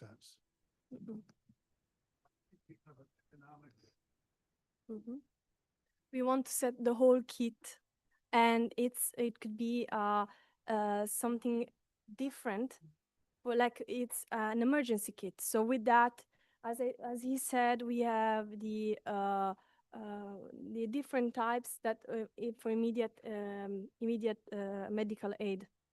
So I know the price might sound concerning, but with that we can help many not make many infections. Okay. Okay, paying attention to the projections and the business plans are very, very attractive. The first reflection is when it's possible to invest in this project, but at the same time, coming several questions connected with the calculation of the cost. For instance, the logistic to gather the feeder. How you include it into the cost? How? For example, we actually calculated when we are calculating the cost of the actual the kit, we include the logistic, as you said, logistic cost, as you said. We are thinking about making labs inside of the feather suppliers within the same country, so we can reduce a lot of logistic cost from that. So we are applying this feather in one country and generating keratin from one same country and use that to create a first aid kit. So this kind of whole process reduce the total cost of the supply chains and the logistic cost. Sorry, no, an additional comment on only because usually this kind of project connected with ecosystems is difficult to gather the raw material and also to keep the supply. But anyway, it's very important that you count this kind of cost inside the projection. Yeah, thank you. One thing because you're saying that it's kind of hard to maintain the organic material. With the keratin, there's a high yield rate, so it's anywhere from 90 to 80%, depending on the quality of the feather. And then it also depends on like the temperature they're kept at, but it's not as outlandish as other organic materials to like kind of maintain.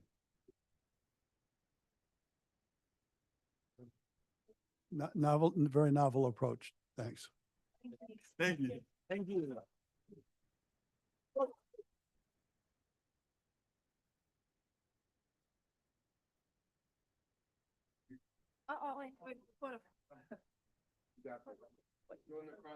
Oh. Okay. I'm here.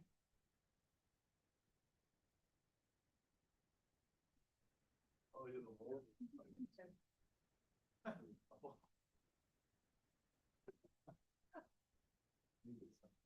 yeah. Sorry. Nice gimmick. I wondered about that.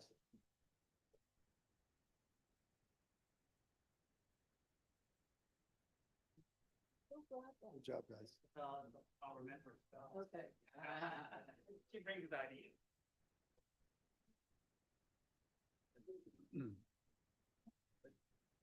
Okay, great. So next up, we have team 3. I'm not sure what your name is yet, but we'll find out.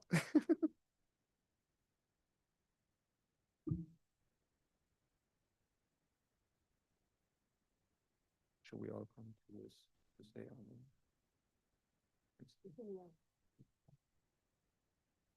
Go to the point. Should I start? I'm before you should.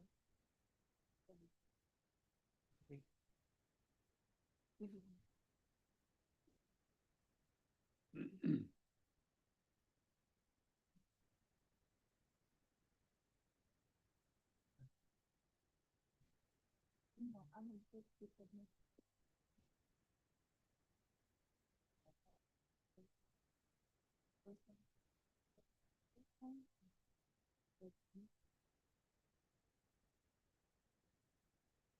afternoon. My name is Valentin. I'm from Frankfurt, Germany, and I just lost my job because of AI. Hi, my name is Miriana. I'm from Italy, and I lost my job because of AI. Hi, it's Sung Lee. I lost my job because of AI. My name is Jad Asta from the George Washington University, and I also lost my job because of AI.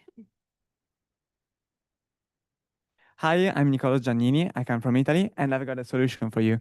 So, yeah. So, AI is changing our job market, and people are losing their job because of AI automation. So, this picture was already shown by Columbia University back in 2017, and recently also Stanford University confirmed this trend. You see, companies in this field are divided into groups. Okay, there are. Oh wait, nice. Divided into group. There are e-learning platform that do the training part, but they don't match workers, and there are job boards that match workers, but they don't do the training. And we also conducted our survey on over 60 workers, and this proved our hypothesis. 98% of the respondents were highly motivated in enrolling in a upskilling course right now. So this is the bridge that we want to build. So this skill bridge is inspired by MSMEs trends 1 and 10, and which focus on the digital innovation and preparing people with the right skill for the future of work. We think that these trends are important because people need a new skill to connect with companies and get hired. What about the SDGs? We think that our platform is connected to the SDGs 4 and 8 because the platform improves skills and so improves quality education and economic growth and decent work. So, oh, yeah, sorry.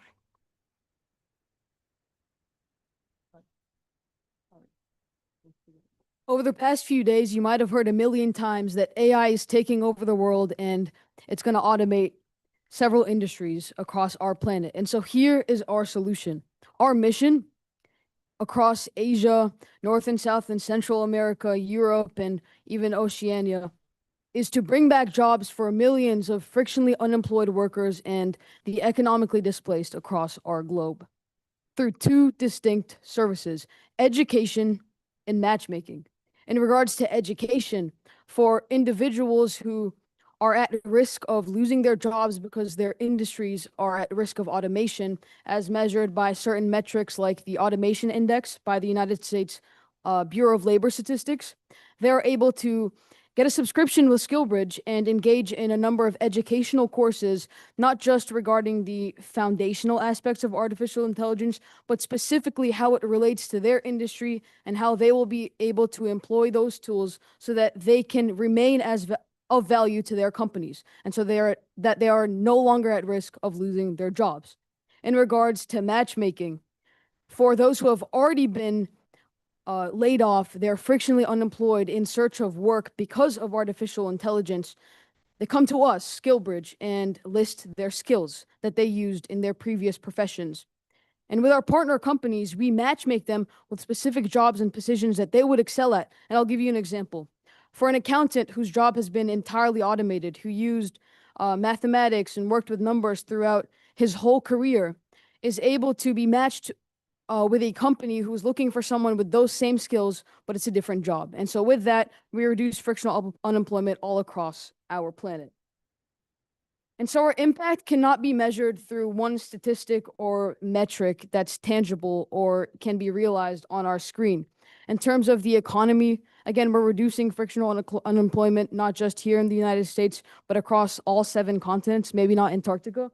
In terms of our social impact, we're bringing together communities. And in terms of our community impact, fathers and mothers that were terrified of losing their jobs now have a sense of job security and income stability so that they're able to support their families. And young workers are able to jumpstart their careers without fearing losing their jobs because of AI.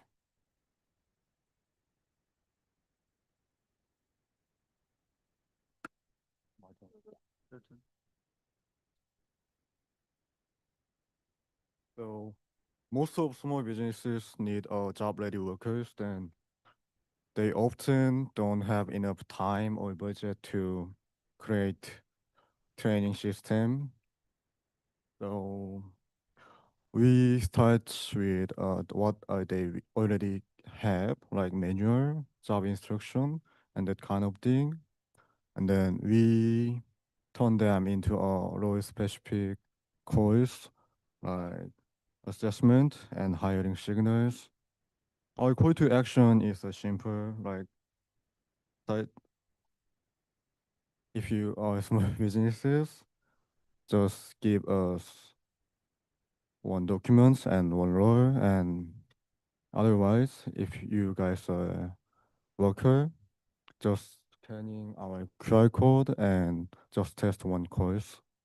You guys can, by scanning QR code, you guys can see our MVP and testing how our features gonna work. And that's it. If AI is learning fast, then you can learn faster with SkillBridge. Thank you.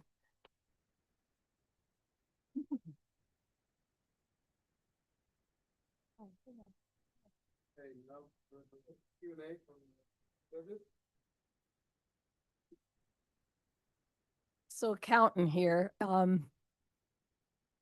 how much is this costing and who's paying for it?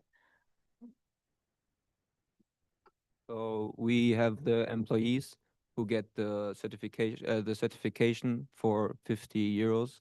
The course is all for free, and we match the companies based on their size and on the people and the amount of people they hire. So we base it on that. Yeah, those are us. If you've got, you talked about employees within the business that could see that their job was going to be, eliminated, that they could be doing courses. Is the company paying for that, or is the employee paying for that if they're still within the company? So what you're referring to is the automation index. It tells us which industries are at risk, and those employees take our courses for free. However, if they want to use that to their advantage and gain a certification from us, they have to pay the 50 euros or whatever that converts to into dollars. You have a question? I don't think I've heard the answer to the question of where do the learning materials come from? So companies that are like on our platform can share with us the documents, their internal documents, and we're going to make the course for them. So like MSMEs don't waste time and money on making those courses, and they also save money when people are hired because they don't have to do the training again. People that are being hired, they're already trained on the material. So I get that you're going to get materials from the companies, but who's going to create the training material? We do with the AI. Yeah. I just want to clarify that we're working with institutions at like academic institutions across the globe to have our foundational artificial intelligence courses, but then we take materials from these companies and then we cater these courses specifically to individuals depending on what field they work in. And how many customers are you going to need to be able to pay for all this? Well, we're entirely digital, so the only cost that we have is our website domain and the resources that we get from our companies. And so it essentially pays for itself. There's a very minimal startup cost, and then with our revenues that we gain, we'll have almost entirely profit. I don't want to be picky, but don't you have to tell AI what to do? In what context?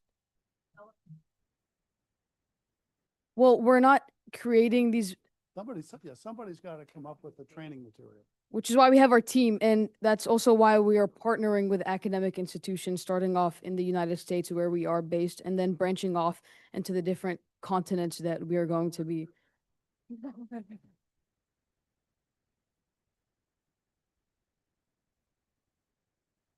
I'm done.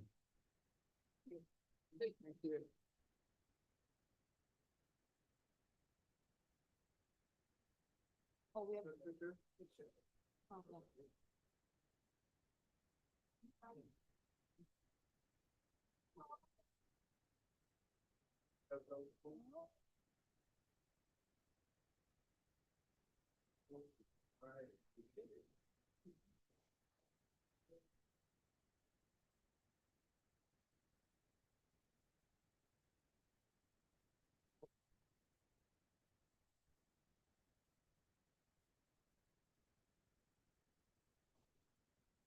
Hey, you got the clicker?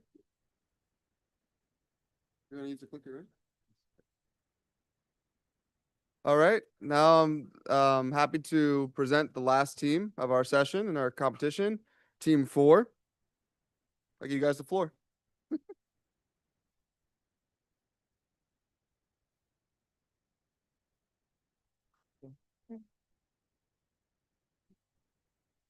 No, non work.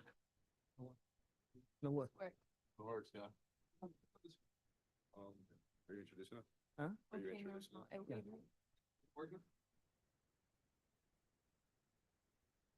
The point at the Punto al computer, al computer. Don't worry, don't worry, don't worry. Vabbè, it's okay. Don't worry, be happy. Good afternoon, everyone.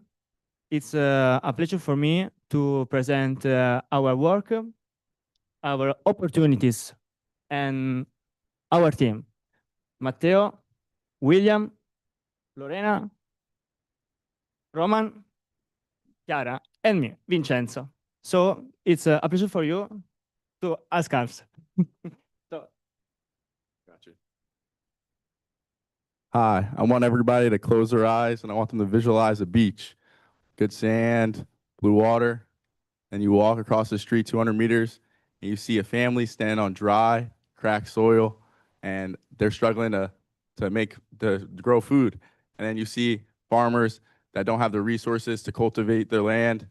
And we've seen this firsthand. We took a trip to Kenya and we were looking at them and we at the end of the trip we all came up with the same question: can one of these problems solve the other problem? So there's every year there's 9 million tons of waste in Kenya, which is the most in East Africa, and a lot of it, 50% of it, is from tourism, which is a lot of it is on the coast of Mamba, and there's a lot of hotels that feed thousands of people every single day, which cause a lot of waste. And farmers also, they rely heavy on their imported fertilization, and this fertilization is traveling thousands of miles, so it's pretty expensive, so it's not sustainable for these farmers to work. So these guys, we got to come up with solutions, and nobody's doing anything about it, but we think we have the solution.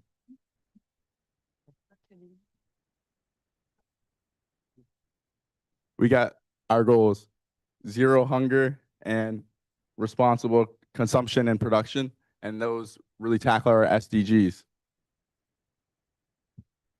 Okay, so the question that we wanted to ask wasn't how to deal with the waste, but was how to use the food waste, in a sustainable way, giving new life to it. So this process of giving new life to waste is essential to, from one hand, leveraging on the already existing entrepreneurship in the local communities, and also to build and enhance resilience. So thanks to the methodology of design thinking, we've taught about our business: waste to change, waste to grow. Please. Okay, waste to grow.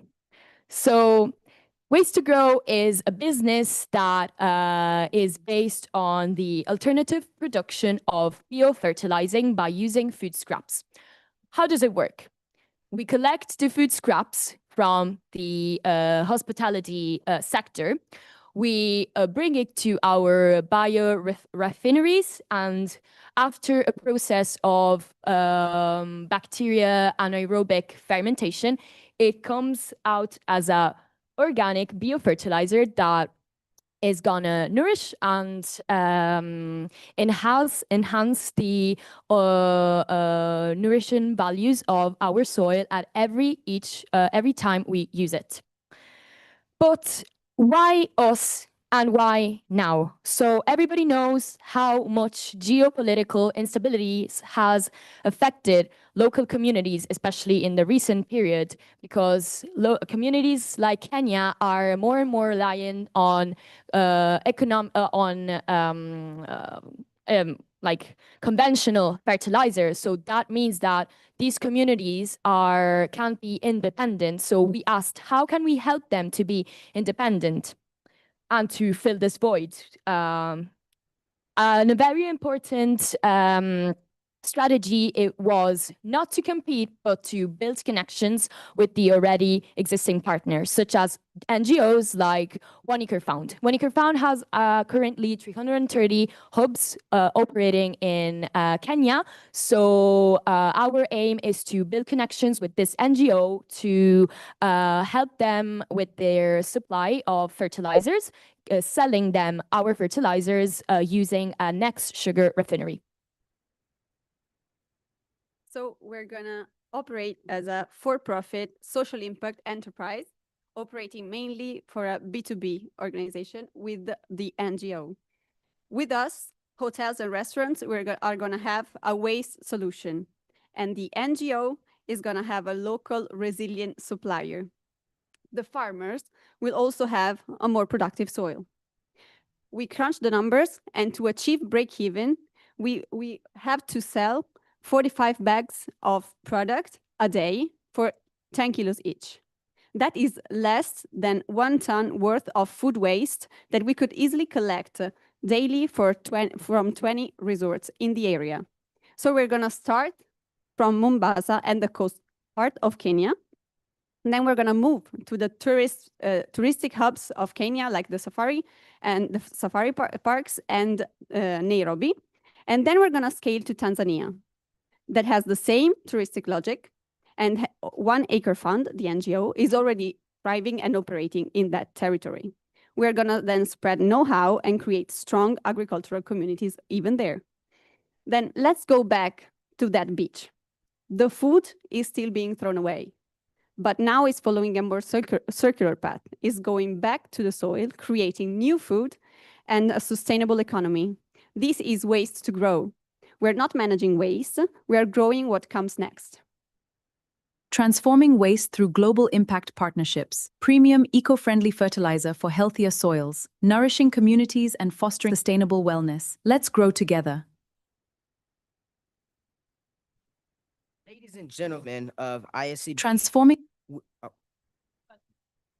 Ladies and gentlemen of ICSB, before we finish and say thank you, I have to be brutally honest with you. We have not been to Kenya, but with the research that we provided and our findings, we are to minimize pollution by taking excess waste and turning it and using excess waste and to fertilizer. I urge everyone to not wait, but to act now. Thank you.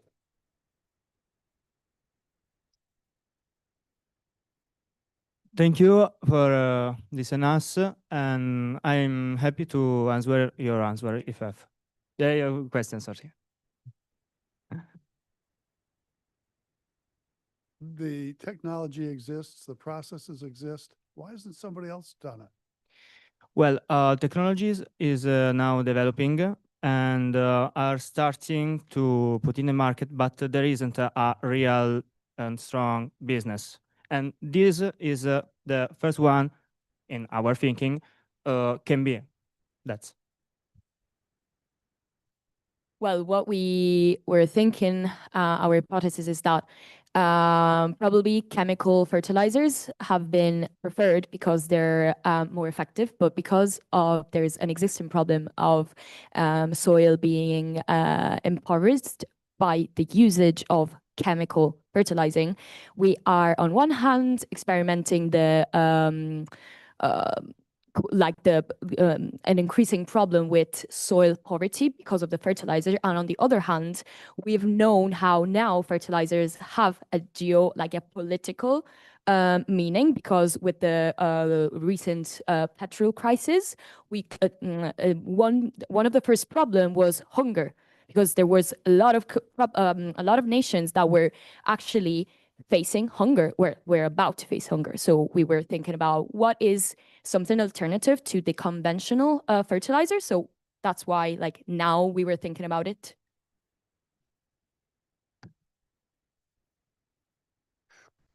Yes, yes, thinking about the market and potential competitors, not only connected with the conventional fertilizers, but also in the same sector. Have you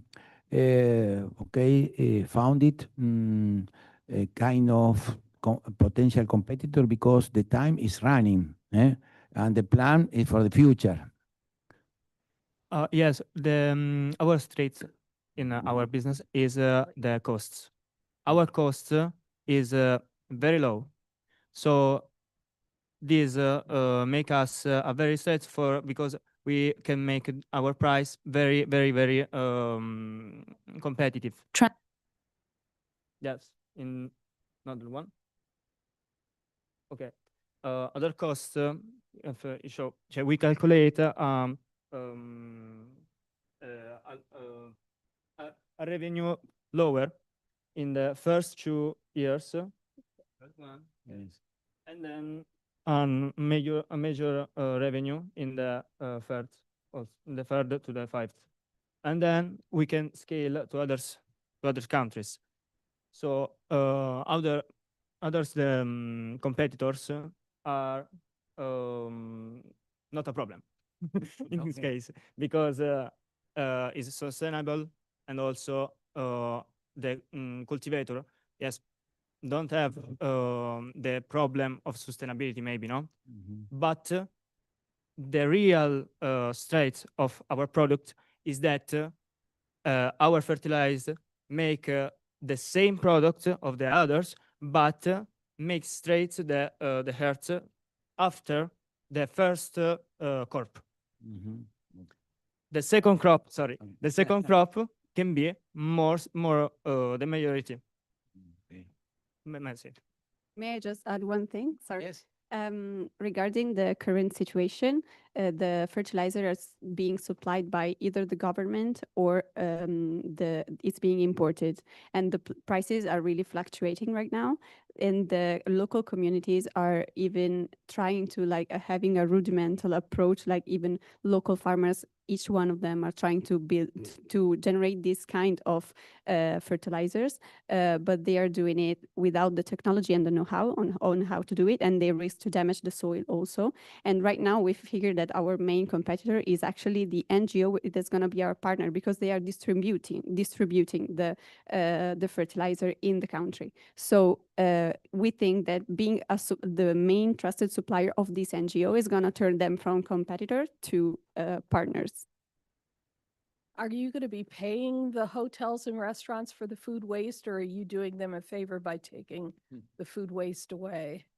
Yeah, I think we're just doing them a big favor, actually. Well, to cut down on their waste disposal costs. Have you looked to see, you said the prices are fluctuating for the alternative, the current fertilizer. Does your $10 or €10, whatever it was that you're a bag, I believe, is that going to be comparable and competitive with that? Yes, we calculate in a bag for 3 kilos can will cover like 400 meters squares. And so it's a big quantity. So yes, it's competitive and is good for farmers. Yeah.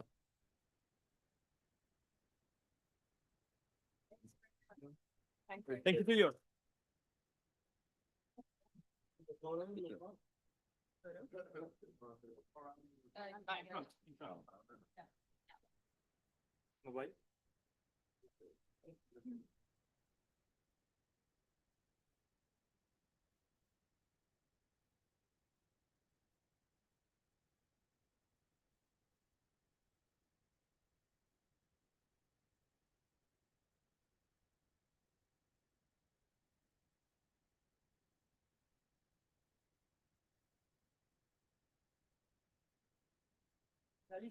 Lisa. Come with us, yeah. The best participants of our team, man.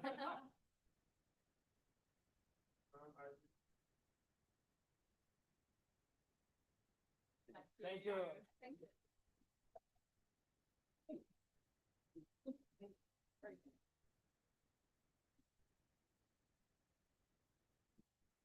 Yeah, that was a really great presentation, everyone. If all the teams are still here, I'd love to have you all come up to the front all together and take one more photo. And then I will. All the teams come up.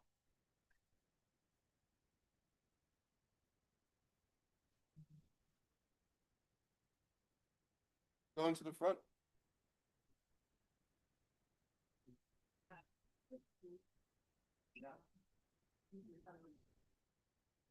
Some might have to be in the back.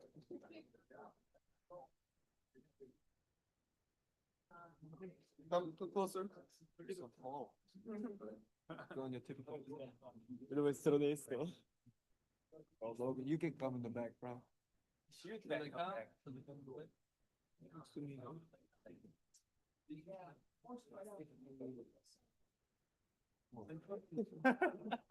Get on the table.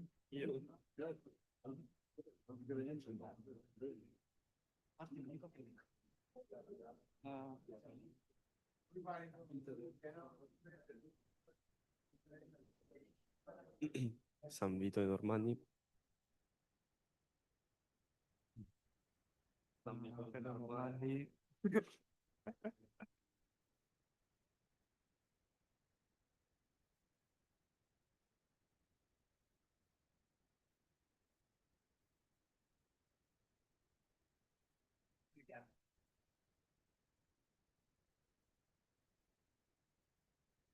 Oh, back.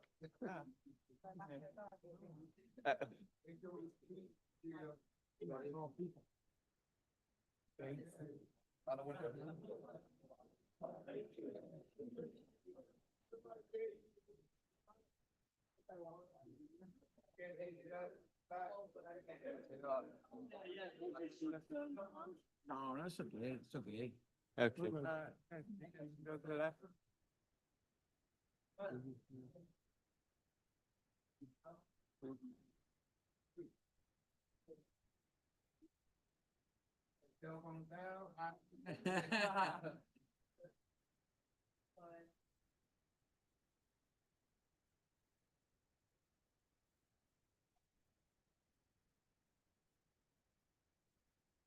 All right.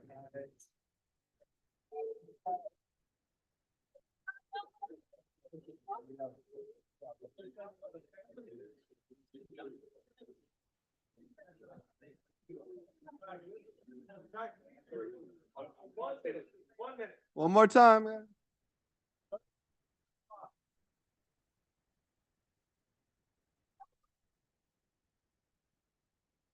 Well, this has been an extraordinary day. Lots have been covered.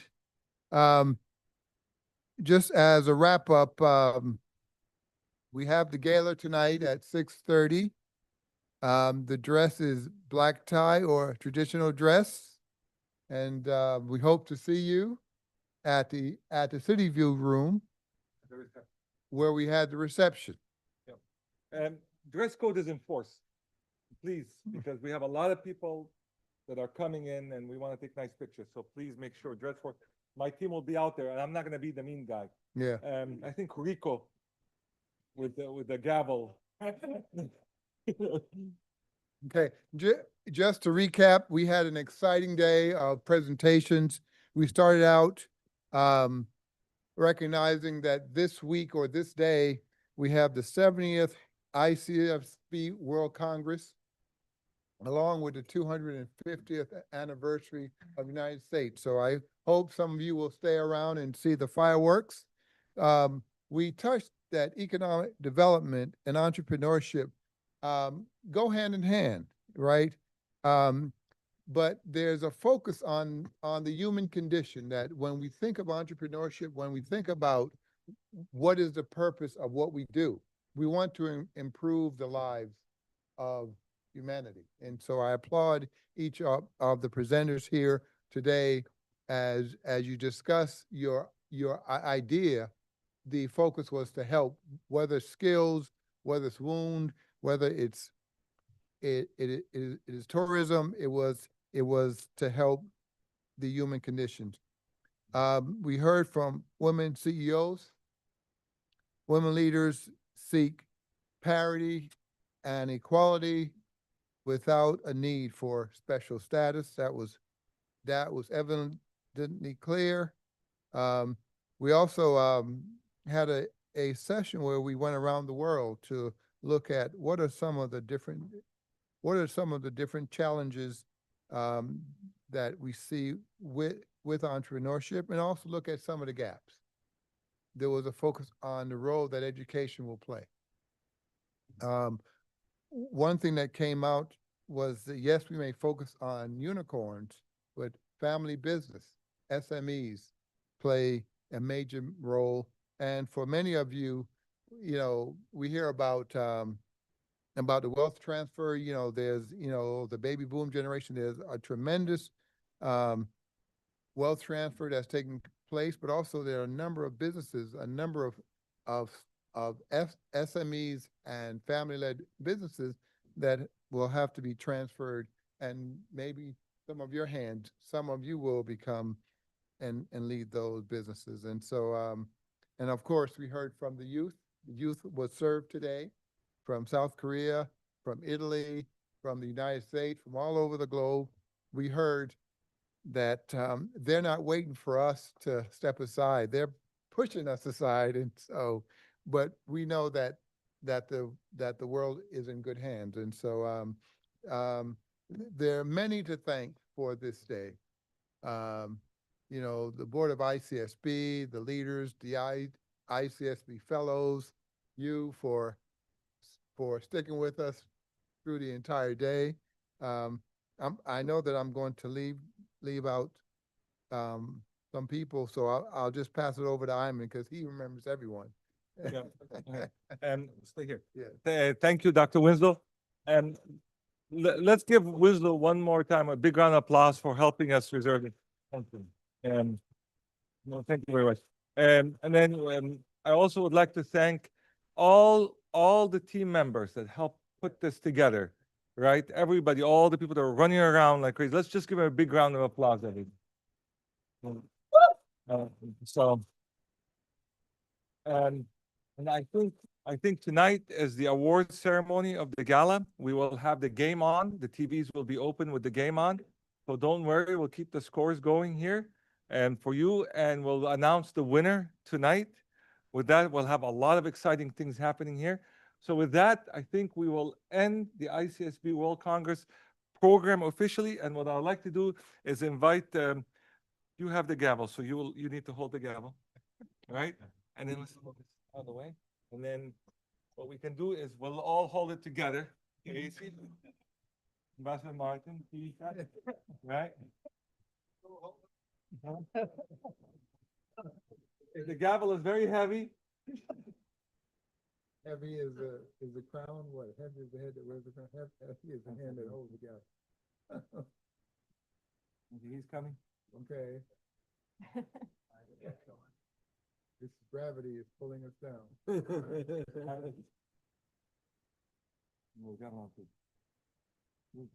Okay, on three. 1, 2, 3.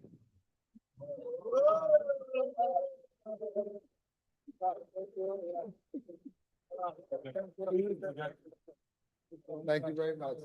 All right, I'll take the gavel. Thank you. Thank you. Well done. Well done. Well done. Well done.